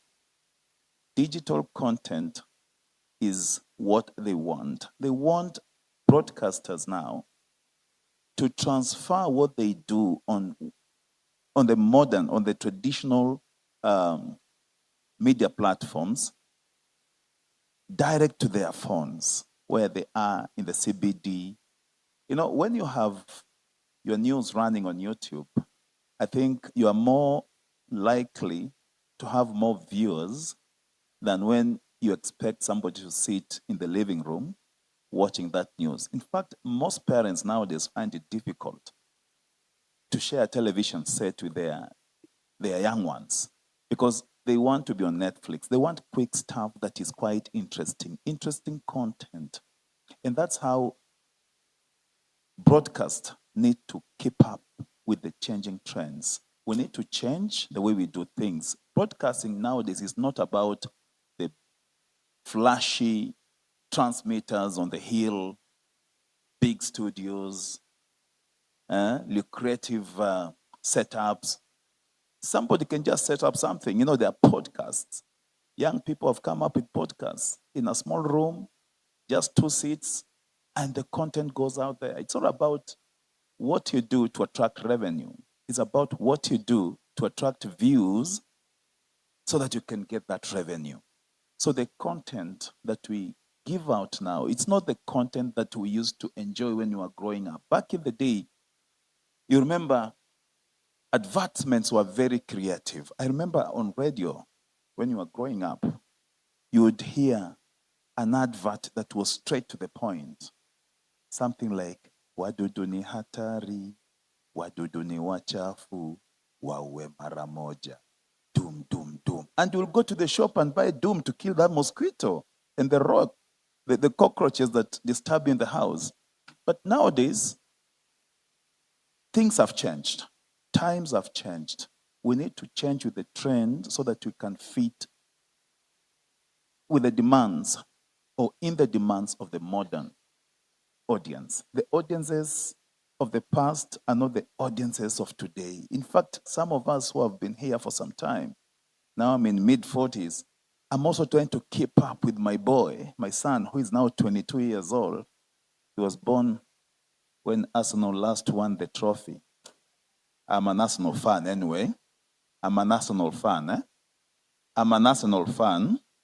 So, what he wants to watch on TV, because every time I go to the house, I find him watching ESPN, basketball, the American soccer, football, all those things. Me, I'm not interested in those. I want to watch news. So I'll not have time to watch news. I'll go to my phone, go on YouTube, and the channel that gives me news on YouTube is what I'll watch.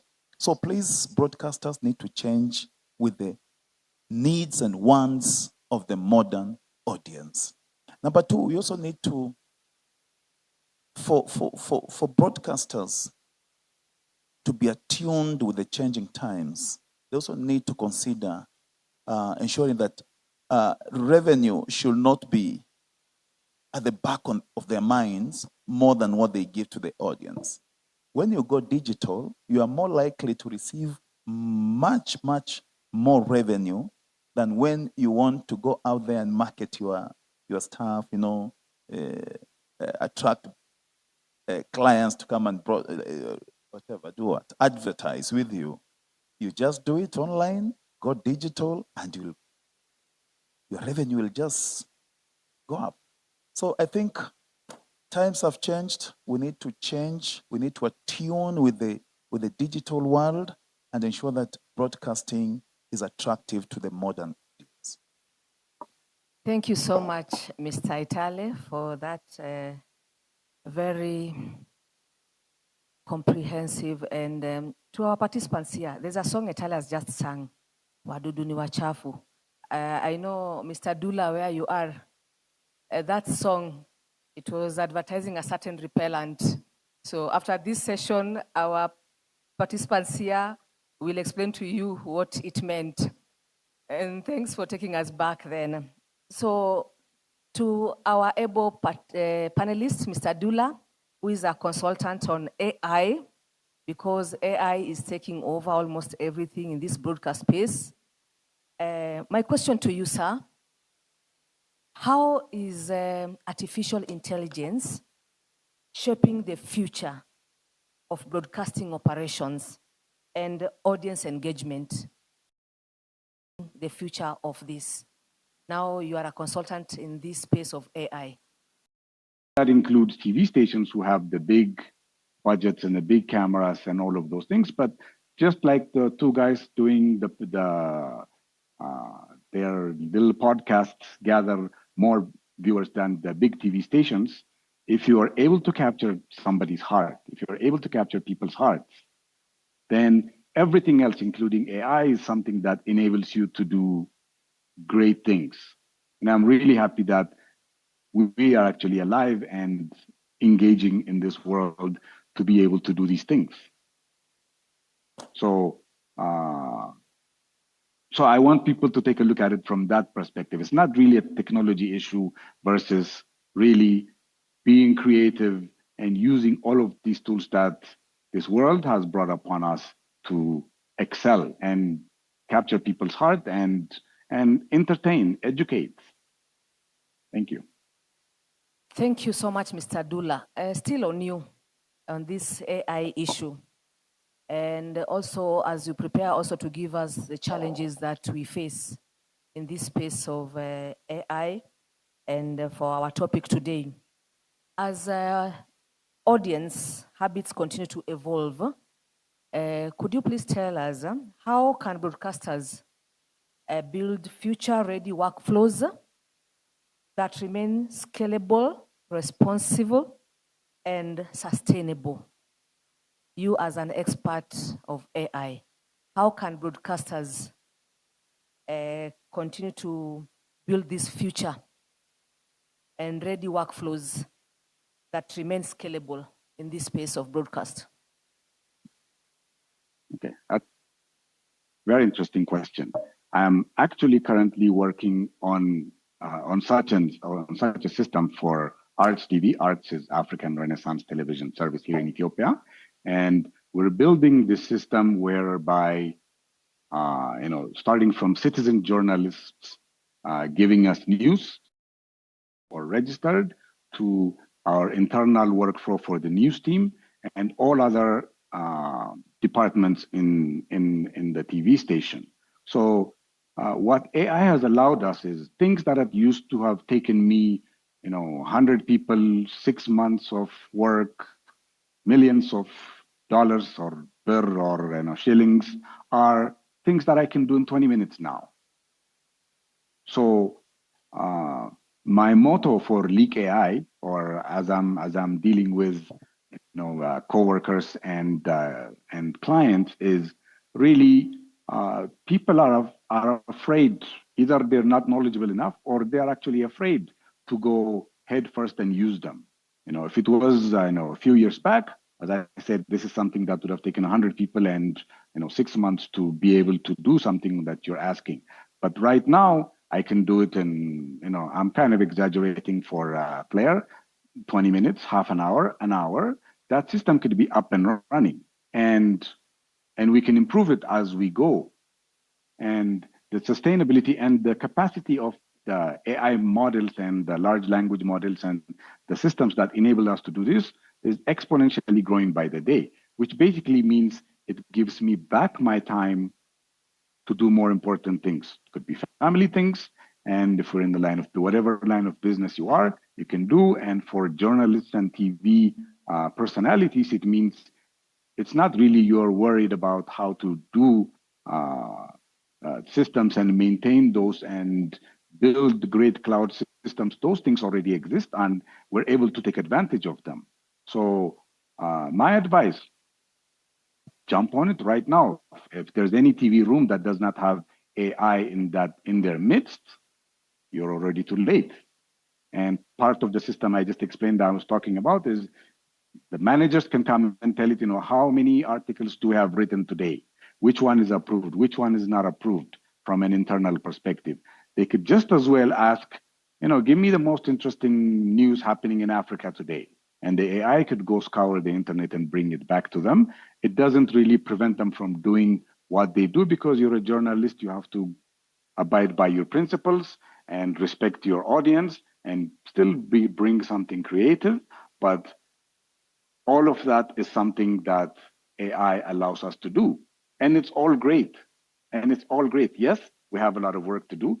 Just like somebody coming and telling you something that doesn't make sense, the AI might do that, but we're all knowledgeable people. We have to respect how we've been educated and all of those principles, be it in engineering, politics, finance, journalism, all of those. As long as we respect our profession, it gives you, 90% of your time back. Who would say no to that? Thank you so much. Thank you so much, Mr. Pauline, Dula. to add on what Sure.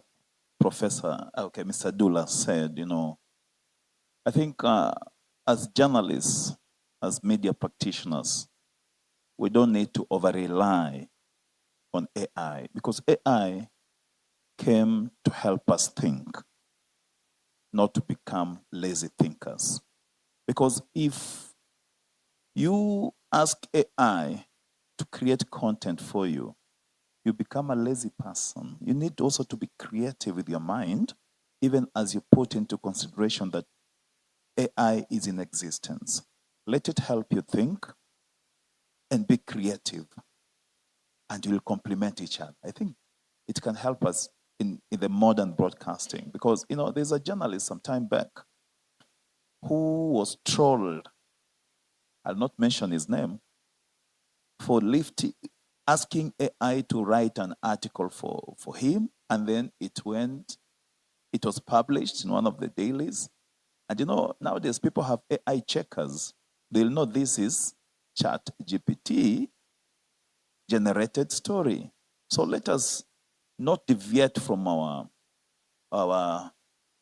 profession just because AI can help us write something or think for us. Let us be thinkers and do what is expected of us as media practitioners. Still on you, Etali.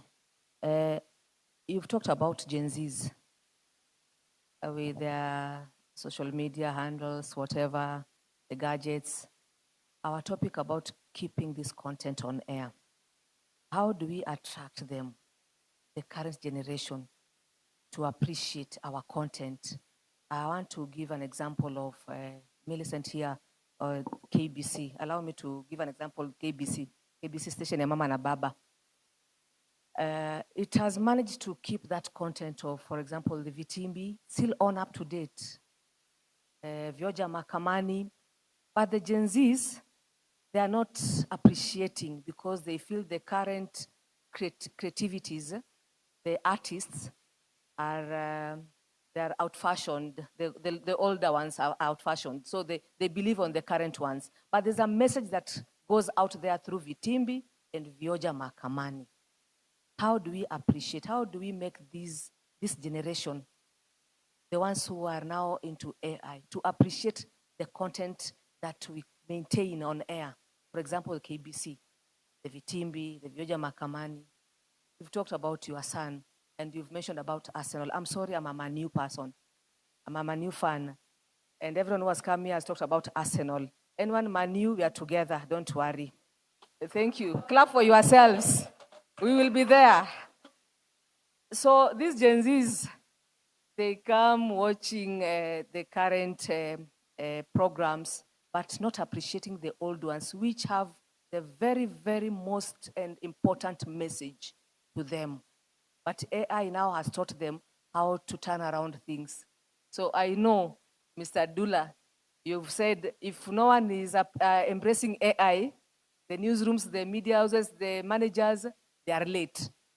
That's a take home. They should go and think about it, but not to misuse it or to overuse it. Italy. You know, Pauline, one of my professors once said, if you don't embrace technology, it's going to embrace you. Technology is with us. We have to make good use of technology.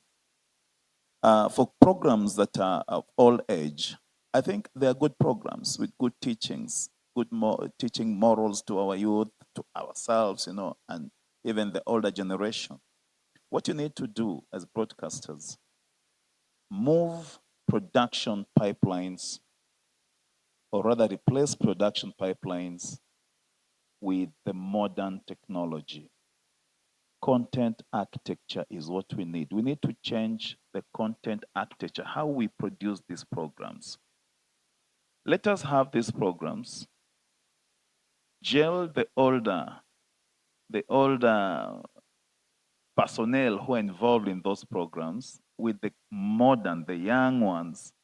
Like if it's Vioja Mahakamani, let's have Wakina Ondie Kinyuka Quota and have the young artists. We have young artists who can also act on those programs. Let's gel them so that there's that transition and continuity of the program that can be moved to the next level.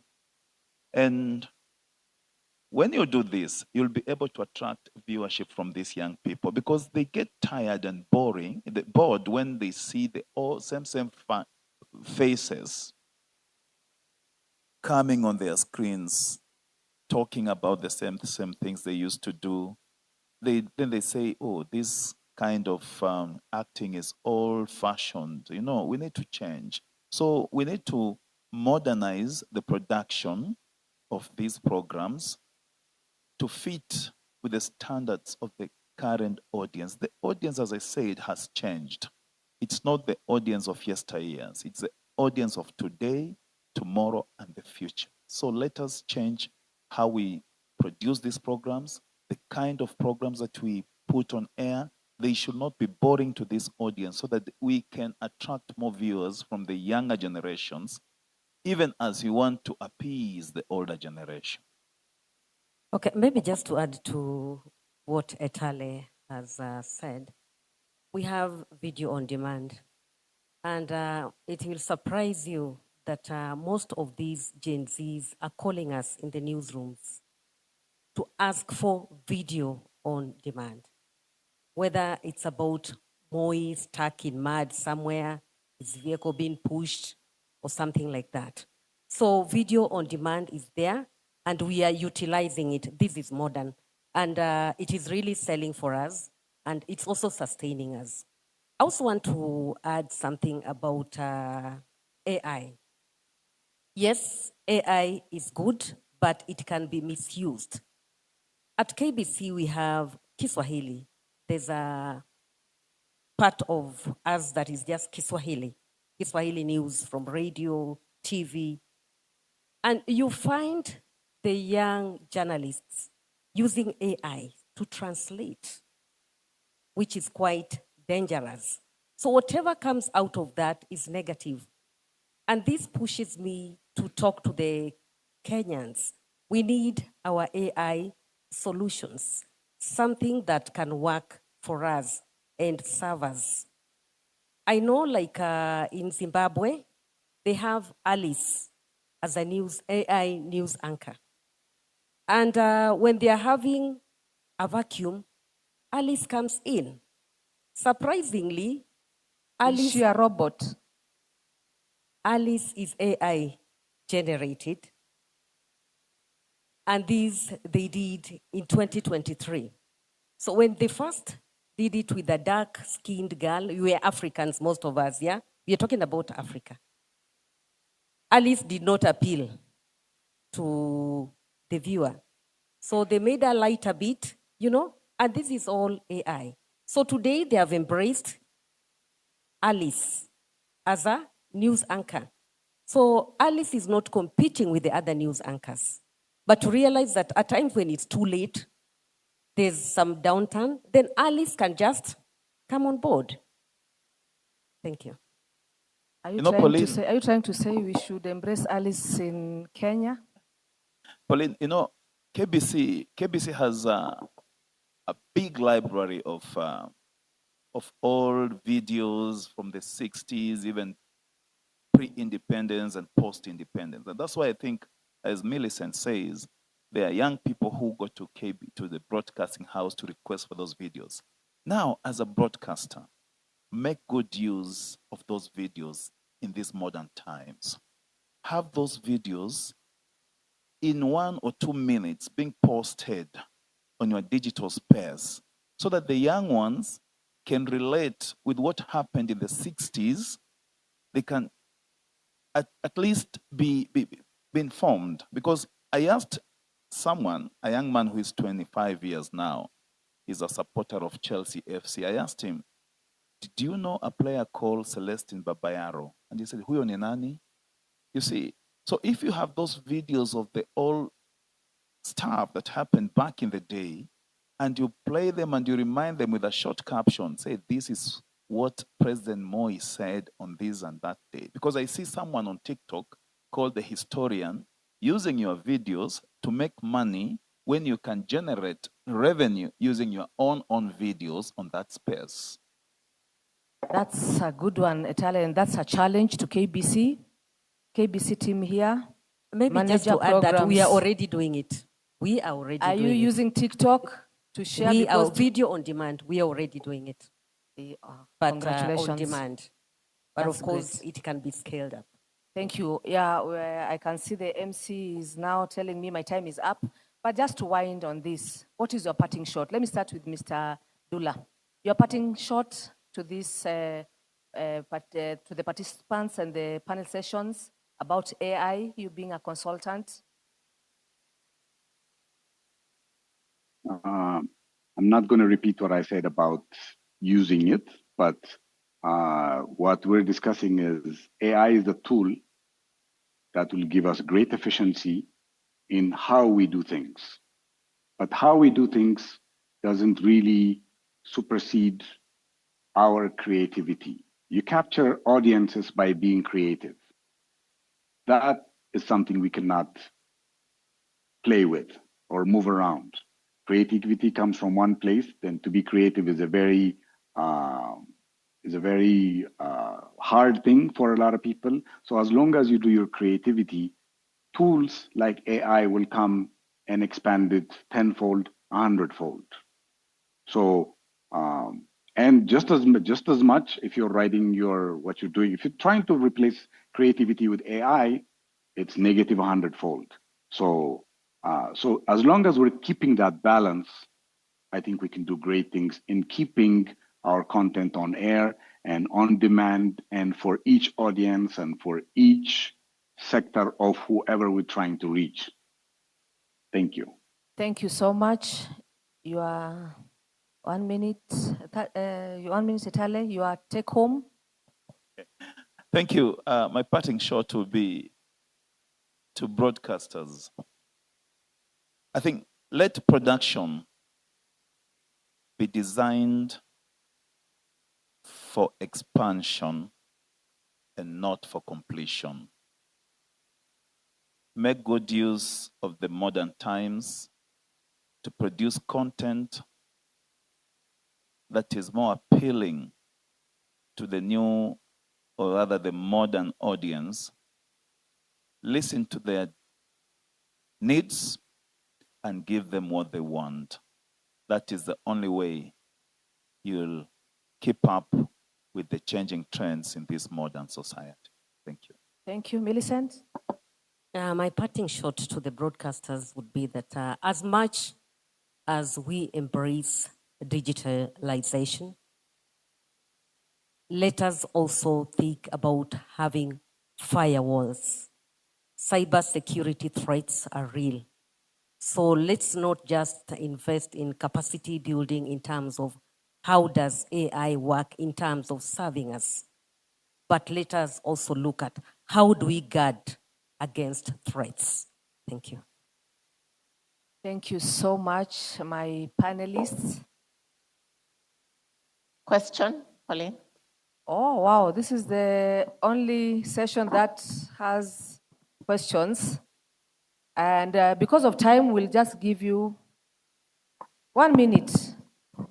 And we'll only take one question to allow for the next session to take to the stage, kindly. Let's take both questions at once so we can answer them if we have to. Mine is just a quick question and first a comment.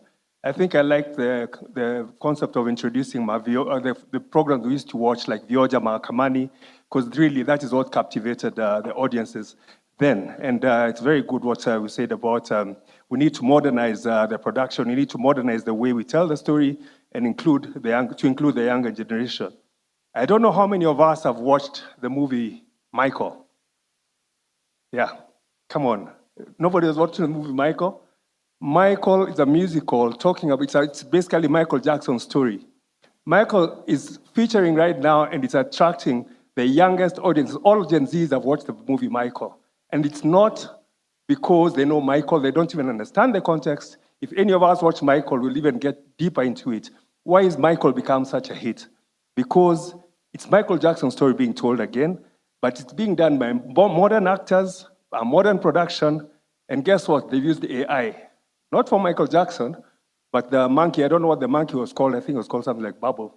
That's an AI monkey, but nobody's complaining, and the AI is being used appropriately. So what am I saying? We watched The Fresh Prince of Bel-Air, but that was all foreign content. Maybe we can bring that content back home, do it using modern production techniques, using our faces that we know, local faces, but modern production techniques. And I think that would be a great solution, just to add on to what you said today. Thank you so much, sir. Our next question. Yes, Rose. Good evening. I'm happy to see very familiar faces. I think this is a reunion. Some people we've not seen in ages, like my mentor, Dr. Chris Kirwa. I'm very happy, and this is a comment, not just a question. To our chair, APB, thank you very much for doing this. It feels more at home than the other associations where we belong. My challenge is that when you look at the room, we see our veterans. So can we please go out there and recruit these young people that we are talking about to be members of APB so that they come and tell us what Papa Etale is saying, that's what I call him, what he's saying, that give them what they want. So can they be also in the room so that they are part of creating this content? Lastly, I'm a broadcaster, but I also come from the peace building field, and there's a lot of hate going on online. Pauline, you mentioned something, I think it is Millicent. She mentioned something about people translating Kiswahili using AI, and then it gives you a negative because we don't have content moderators in this country that can get in there and generate, moderate content in a language that we understand. Local content moderators. I'm happy CA was here. I saw them in the morning. They are the regulators. We can partner and do these things. Thank you, and very happy that this is happening. Thank you so much, Rosa. I can see the sundowner lady. I think she'll be the last one because we have another session, please. Thank you, Pauline. Sorry, it's difficult for me to stand up because of the corner I'm seated at, due to the nature of the work I'm doing. Now, my name is Catherine Ndonye. The people seated at the stage are my colleagues in the industry. I tend to agree with my brother who talked about Michael, the biopic. And I host the oldest radio station in this country. It was started by the British before independence in Kenya. But I would like those on stage I would like to challenge them with a message I received yesterday. And it's here, it's proof, it's on my phone. The lady who sent me this message, I went to primary school with. She's somewhere in her 50-something years or 50. And she said to me, "Good evening, Kate. Somebody here, my daughter in brackets, is over the moon. Can you imagine? She told me she enjoys your music selection. Nakako 20 years. Good job. I have recruited a new member." Now, Etale and the moderator, I come in peace, but I feel like young people are not disinterested in old content. I think it's how appealing you make it and how suitable you make it for them. Thank you. Thank you, Ndonye. Thank you so much. Catherine, music is so therapeutic, and everyone will relate with music of yesteryears. Music by Phil Collins, music by Michael Bolton. Such kind of music. Anybody can listen to that. You're doing a good job. Thank you. Let's clap for our participants who have taken part to participate in this session by asking questions, commending, and kindly let us appreciate Mr. Kula. Yes, our consultant on AI. Thank you so much for taking your time to be part of this session. We appreciate you. We don't take this for granted. We've really learned a lot from you on the space of AI. We look forward to meet you here in Nairobi one day, and we'll be visiting you soon wherever you are. Thank you so much for your time. Thank you so much, our participants. Thank you so much, my panelists, Mr. Itale and Madam Millicent Awor, for your time. And thanks so much for everyone. Let's appreciate our panelists. Thank you, and back to you, MC. Thank you, Pauline, for the insightful session. And before you go, we have gift hampers for you. I'd like to request Nonkun Kize, BMA, DJ. Nonkun Kize, General Manager, Broadcast Media Africa, to present the gifts to our panelists.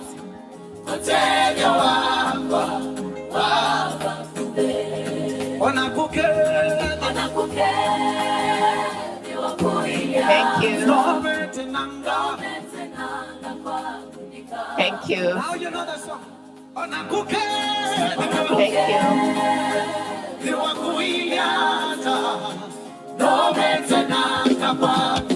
Thank you so much.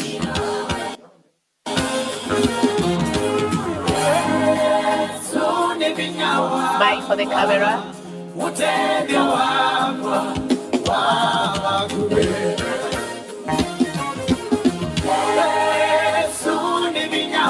Thank you so much. And on these notes, distinguished guests, ladies and gentlemen, I take the opportunity to bring back to the podium Dr. Christopher Kisa, a lecturer in one of the universities in Kenya, to take us through the session of how DTH satellite platforms empower broadcasters, content owners, and advertisers to stay ahead. Round of applause to Dr. Christopher Hisse. This is the last session. Cheer up, team, cheer up.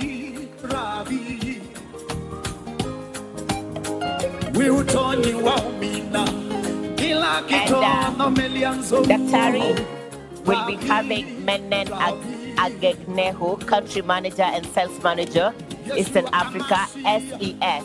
A round of applause for Menen. I also take this opportunity to bring on podium Kennedy Kanchwanya, Chairman, Bloggers Association of Kenya. Welcome to the podium, Kanchwana.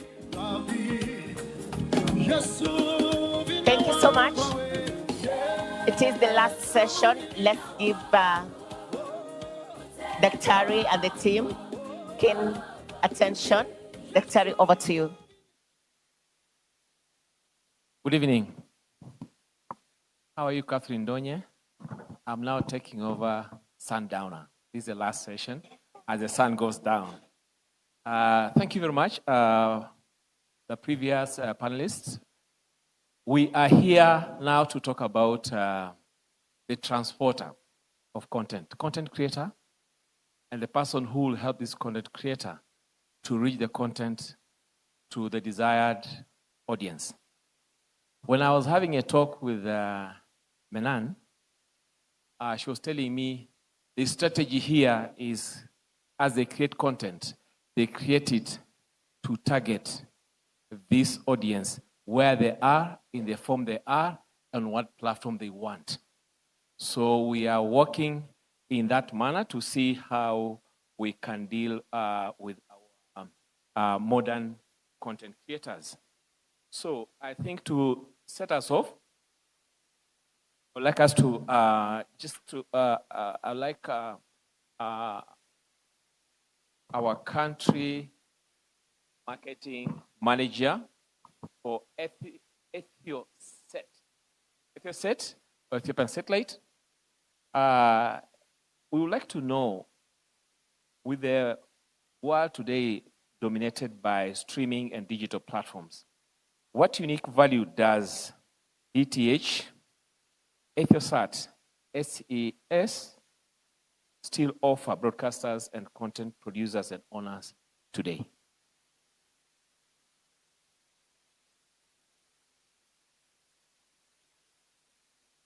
Thank you. First, let me introduce myself. My name is Menena Genyo. I'm the country manager for Ethiopia and sales manager for Eastern Africa at ACS Satellite. I started my journey in electrical engineering. I extended my experience to the study as business administration. I did my master's in that. And I also extended to a leadership program in Luxembourg. So I have worked across technology, telecom, and satellite. So from my experience, I worked for Ericsson, which is a telecom vendor. And also currently I'm working for ACS Satellite, which is a leading satellite operator in the world. Thank you. So regarding transporting content to people who are looking, who are craving for local content. I mean, in the world of streaming, it's easier to say that streaming is, replacing the satellite industry. Yes, streaming is growing, but it's not replacing, because DTH provides a large coverage, especially in the area of remote areas, in rural areas. There is no dependency for satellite as long as that footprint is in that area. But streaming depends on different parameters. Streaming depends on data, device, affordability, as well as the infrastructure itself. So for content creators, we have the reach that you want. Content only wins when it reaches people. So when we have a platform you have, the confidence to go to your people. So in Africa, especially, TV is like a family ritual. It's not like only a family screen. It's a family screen. It's not only a device. People, they gather around to watch news, to watch cultural shows, to watch drama, to watch even Arsenal game, for sports that we saw last time, the Arsenal game in Premier League. So when we talk about TV homes, we're not only talking about the device itself, we're talking about communities, we are talking about families. So if I give you an example of Etiosat, Etiosat is the first free-to-air dedicated satellite platform, which is covering Ethiopia and Eastern Africa.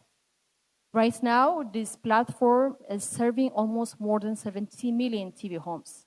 In Ethiopia, we have almost 130 plus channels on this platform. This platform almost brings the fragmented channels on different satellites to one satellite platform. This is what we are talking about when we talk about reaching TV homes. We're talking about having the first dedicated platform. We need to bring the channels into one platform that strengthens the broadcasters, the advertisers, and also giving the chance for viewers to access contents. When you have that reach, you can extend, the other digital experience through mobile, through other OTT devices. That will give you the interactivity and the engagement with your audience. So that's it. I mean, the future is not only a DTH, but it's DTH plus OTT. But first, you have to get the million reach that you need. Thank you. When you hear a chairman of Kenyan bloggers, Kenyans, we have had serious issues with bloggers, but there are people who give us breaking news. They don't care how it's breaking. They just break it, literally break it. Kennedy, can you tell us the challenges you are facing today as you produce and transmit content to your target audience, the digital AI era? What are the challenges you're facing? Yeah, thank you. When I look at this topic initially, I thought it should have been hybrid, kind of. So what she has said, the DTH and OTT. But back to your question, we reach a point where also we looking back and say DTH didn't have the issues that we are now starting to face.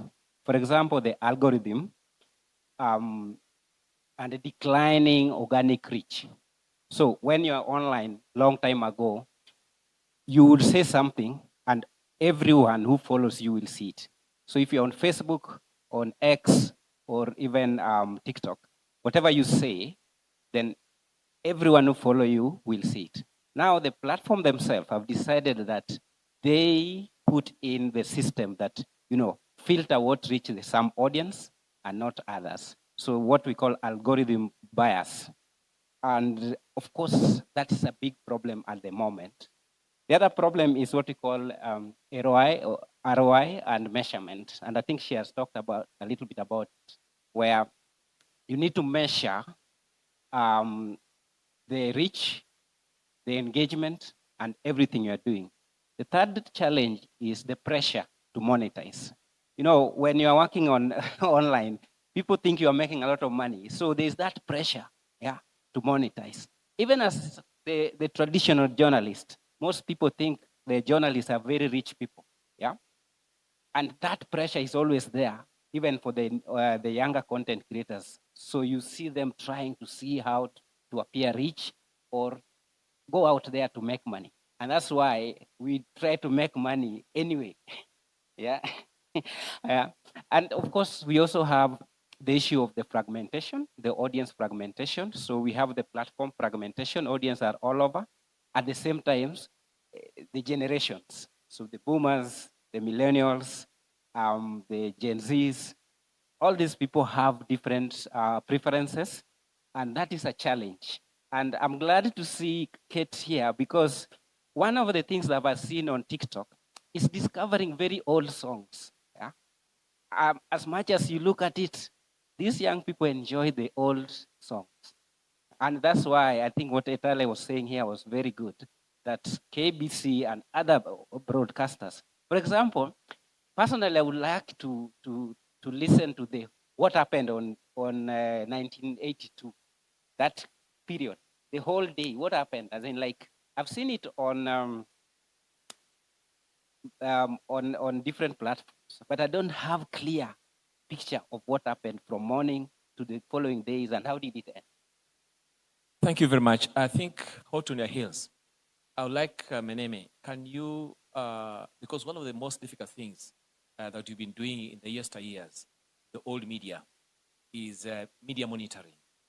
We couldn't go in newspapers, cut and see, try to see who are we reaching, who said what about us. We have to come to media tonality and all those kind of things. How are you leveraging AI to help content creators to monitor their content, who is watching, listening? How are you leveraging AI to help these content creators to make their work easy as opposed to the yesteryears? Can I take it like a satellite operator, because I'm a satellite operator. So for us, for content creators, DTH becoming, a data platform and a rich platform. When I said that, as I mentioned earlier, the Etiosat platform that we are proudly, announcing everywhere. This is a platform that broadcasters need. This is a platform that content creators need. They are reaching millions homes. So this is the scale that they have, but scale only, alone cannot be, the future proof for advertisers, because advertisers, they need to see a proof. So the audience measurement, ACS audience measurement comes in because this is a really important step for content creators to measure what their viewers are watching, where they are watching, and how long they have been engaged to this specific content, so that these content creators, they can able to sell their advertising. At the same time, they can also get sponsorship. Plus, they can also brand their contents. With that, they can even go to our next opportunity, which is the hybrid model. This hybrid model gives the content creators, the first one is the DTH that already they have the reach, and then they can extend their experience through the digital platforms. So here you have the audience measurement to measure your viewers, how they engaged, how long they engaged, where they are watching, when they are watching, and also it shows the demography of your viewers. That's what you need, right? You need the scale, you need the measurement, and also you need the hybrid model to engage with your viewers. So we have, a general mixed smart distribution. What is your reach? How do you get to, because I've seen your manager, East Africa. What is reach of SES, Etiosat? For Etiosat, as I mentioned, this is the first dedicated free-to-air platform that covers the almost 70 million TV homes in Ethiopia. That means, in 2017, before we had this kind of platform, the TV homes were around 3.7 million. And then in 2023, we found out that the TV homes reached to 18 million TV homes. And then out of this 18 million, ACS is serving almost 70 million TV homes in Ethiopia, which is very, very powerful. It shows the power of DTH. It's, the backbone of, the mass reach. So we cannot say that DTH is an old technology because it's serving, millions of homes. So for us, reach is not a problem as long as, the satellite is on the orbit covering, the large footprint. It's not a problem. You can reach everywhere. The sky is the limit. Thank you. I think there was one of our panelists here who doubted whether we have content moderators. We have. That's why if you post something that is not appealing or it has certain graphic, is brought down. It actually is brought down in your on your or they even bring down your page, that means there's somebody monitoring. So when it comes to you, Kennedy, how are you self-regulating as bloggers in terms of content, deepfake, and all this kind of this manipulation using AI? How are you monitoring yourself? Yeah, so it's important to know that each platform has some sort of content moderation. It just changed. So there are those platforms that has what we call community monitoring. So X, for example, go for community. Then Facebook also, I think, followed that. But initially, they had the physical content moderators. But as big, obviously, our main point is always to ensure that we do training and also to have this code of conduct, which of course, in conjunction, we do this work with Media Council as well. And that code of conduct usually has specific on issues that you can tackle and things that you are not meant to do. And most of our members agree with it. So they agree and then they abide by it. But internet is big. And internet in Kenya, for example, is huge. So there are many content creators. Some are outside that umbrella. But the issue of having that higher standard where we do the training and we, have these forums like this and talk about the use of misinformation and fact checking always help a lot when I look at it. But the self-regulation model is the way to go for most of these spaces because it's helped by ensuring that people follow the law, but voluntarily, not forced. Because when you're forced, that's another conversation. But voluntarily, and people agreeing to this code of conduct and ethics, which we do in conjunction with other regulators like what the Media Council of Kenya is doing, then it really has helped us going forward in that aspect. How big is the Bloggers Association in Kenya?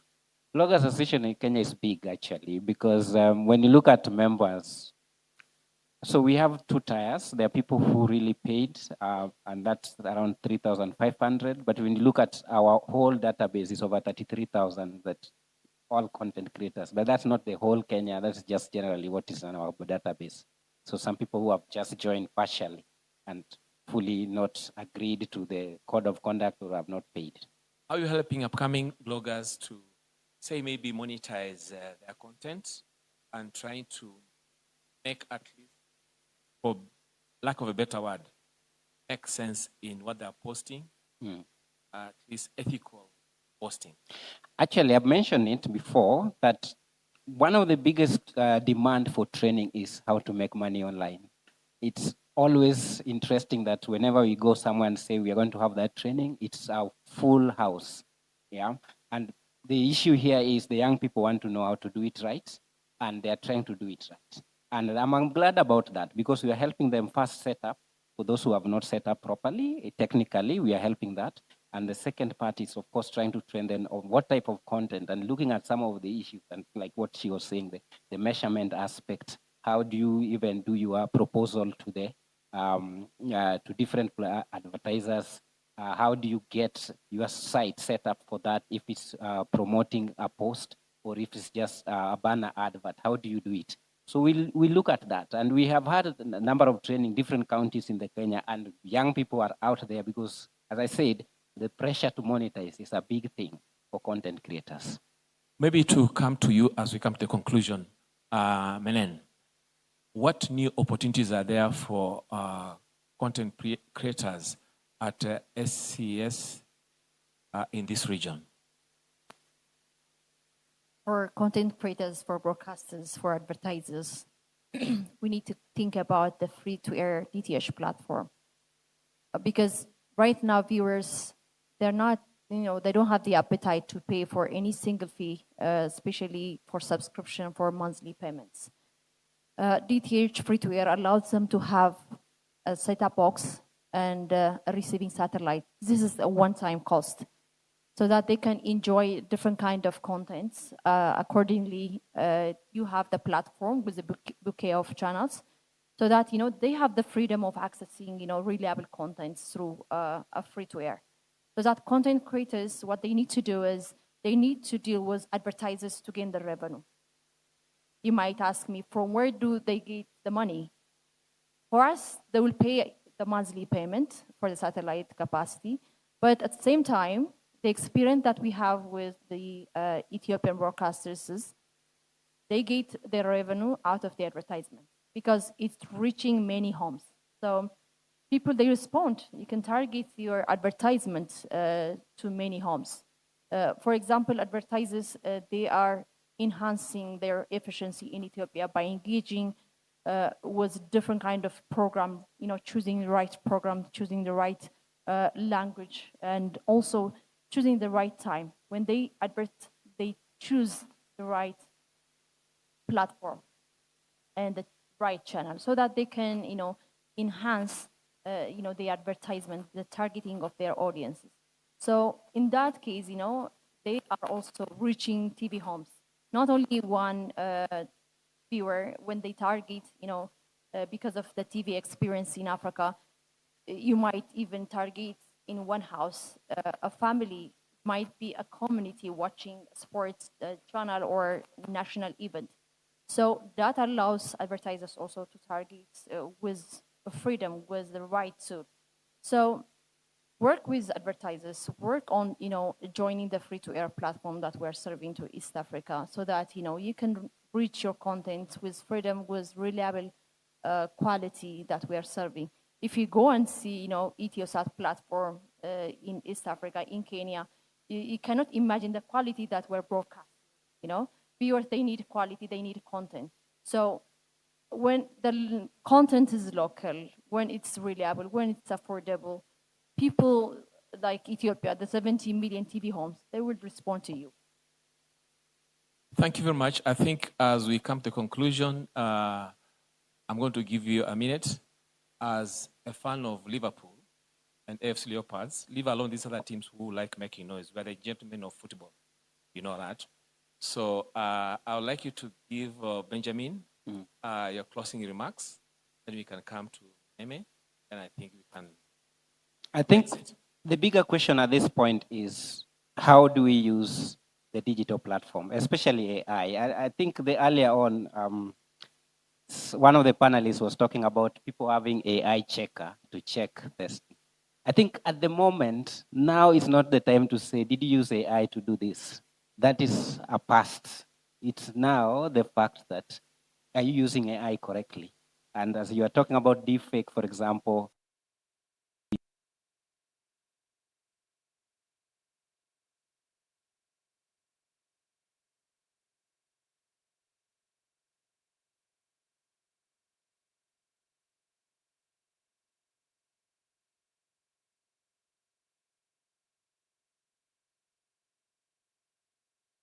in the right way and for the right purposes.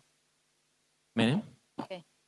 I mean, in the world of streaming, in the world of TikTok, YouTube, it's easier always to say that DTH is an old technology. But the reality for East Africa is different because the future is not like a DTH versus OTT, but the future is DTH plus OTT. Even to give you an example, we recently signed up an extension contract with one of our clients in German, ARD.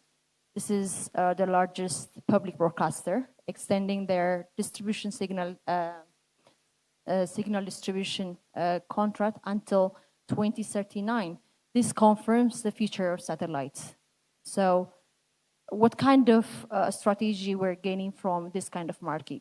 The story is not only in Africa like Ethiopia. It's not. The story is really happening also in a digital market like German. So let us adopt DTH free-to-air to our market and see the benefits that the Ethiopian broadcasters are enjoying right now. Thank you. Thank you very much. As a closing session in the 5th Broadcast Convention and the first in Kenya, we will urge you, the participants, please do not use AI to do your work. Use AI to enhance your creativity as producers of content. On that note, we come to the end of our presentation. Gladly, I was here with the chairman of the Kenya Bloggers Association, Kennedy Achwanya, and Menem Agenuhu, the country manager and sales manager, East Africa, SES Ethiosat. Thank you very much for that opportunity. And can we clap for my panelists, please? Thank you. Thank you. Thank you very much, Dr. Christopher Kisa, for moderating that session. We will also ask that you remain on the podium. We have a little gift to hand over to your panel.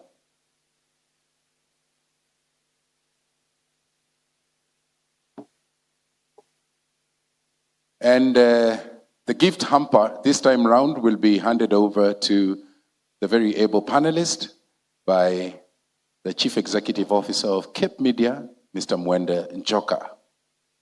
Thank you, sir. Let's appreciate as we come towards the close of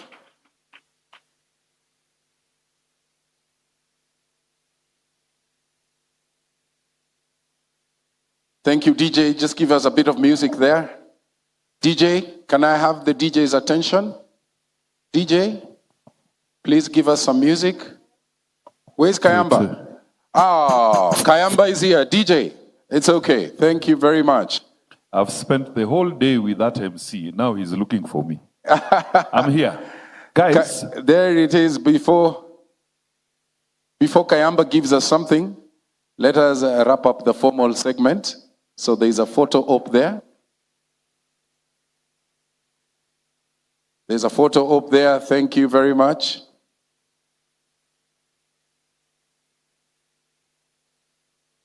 The photojournalists have done a good job today.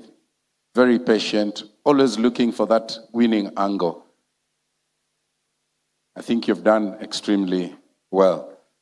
Let's give them a round of applause, please. Thank you. Thank you. Thank you. Ladies and gentlemen, distinguished guests, ladies and gentlemen, it is a wrap on day one of the 5th Broadcasters Convention of East Africa 2026. We kicked off earlier today with welcome remarks from partners, the media, MCK. We had remarks from KBC, co-conveners, BMA, APB, event partners, ministerial address. I'll ask the DJ to reduce the volume a little bit. And of course, as we all know, with sessions of this nature, day one is always a learning day.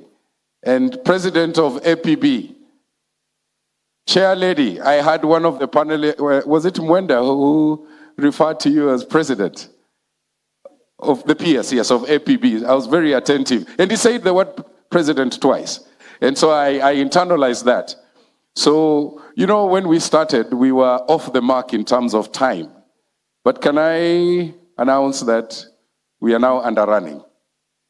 We were supposed to finish at 6:30, but we are now 6:08 exactly. So that's one of the roles of a master of ceremony is actually to manage time. So Muchuma and I think we have done well in that regard. So what else do we have, Muchuma, in terms of tomorrow? What should we be expecting?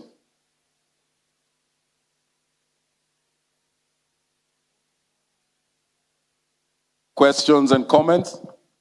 Questions and comments and suggestions during the panel discussions. That is one of the reasons why we should be here early enough tomorrow to keep on time. And by the way, we encourage all of you, whether you are still inside the hall or outside, to explore the tourism products in the country.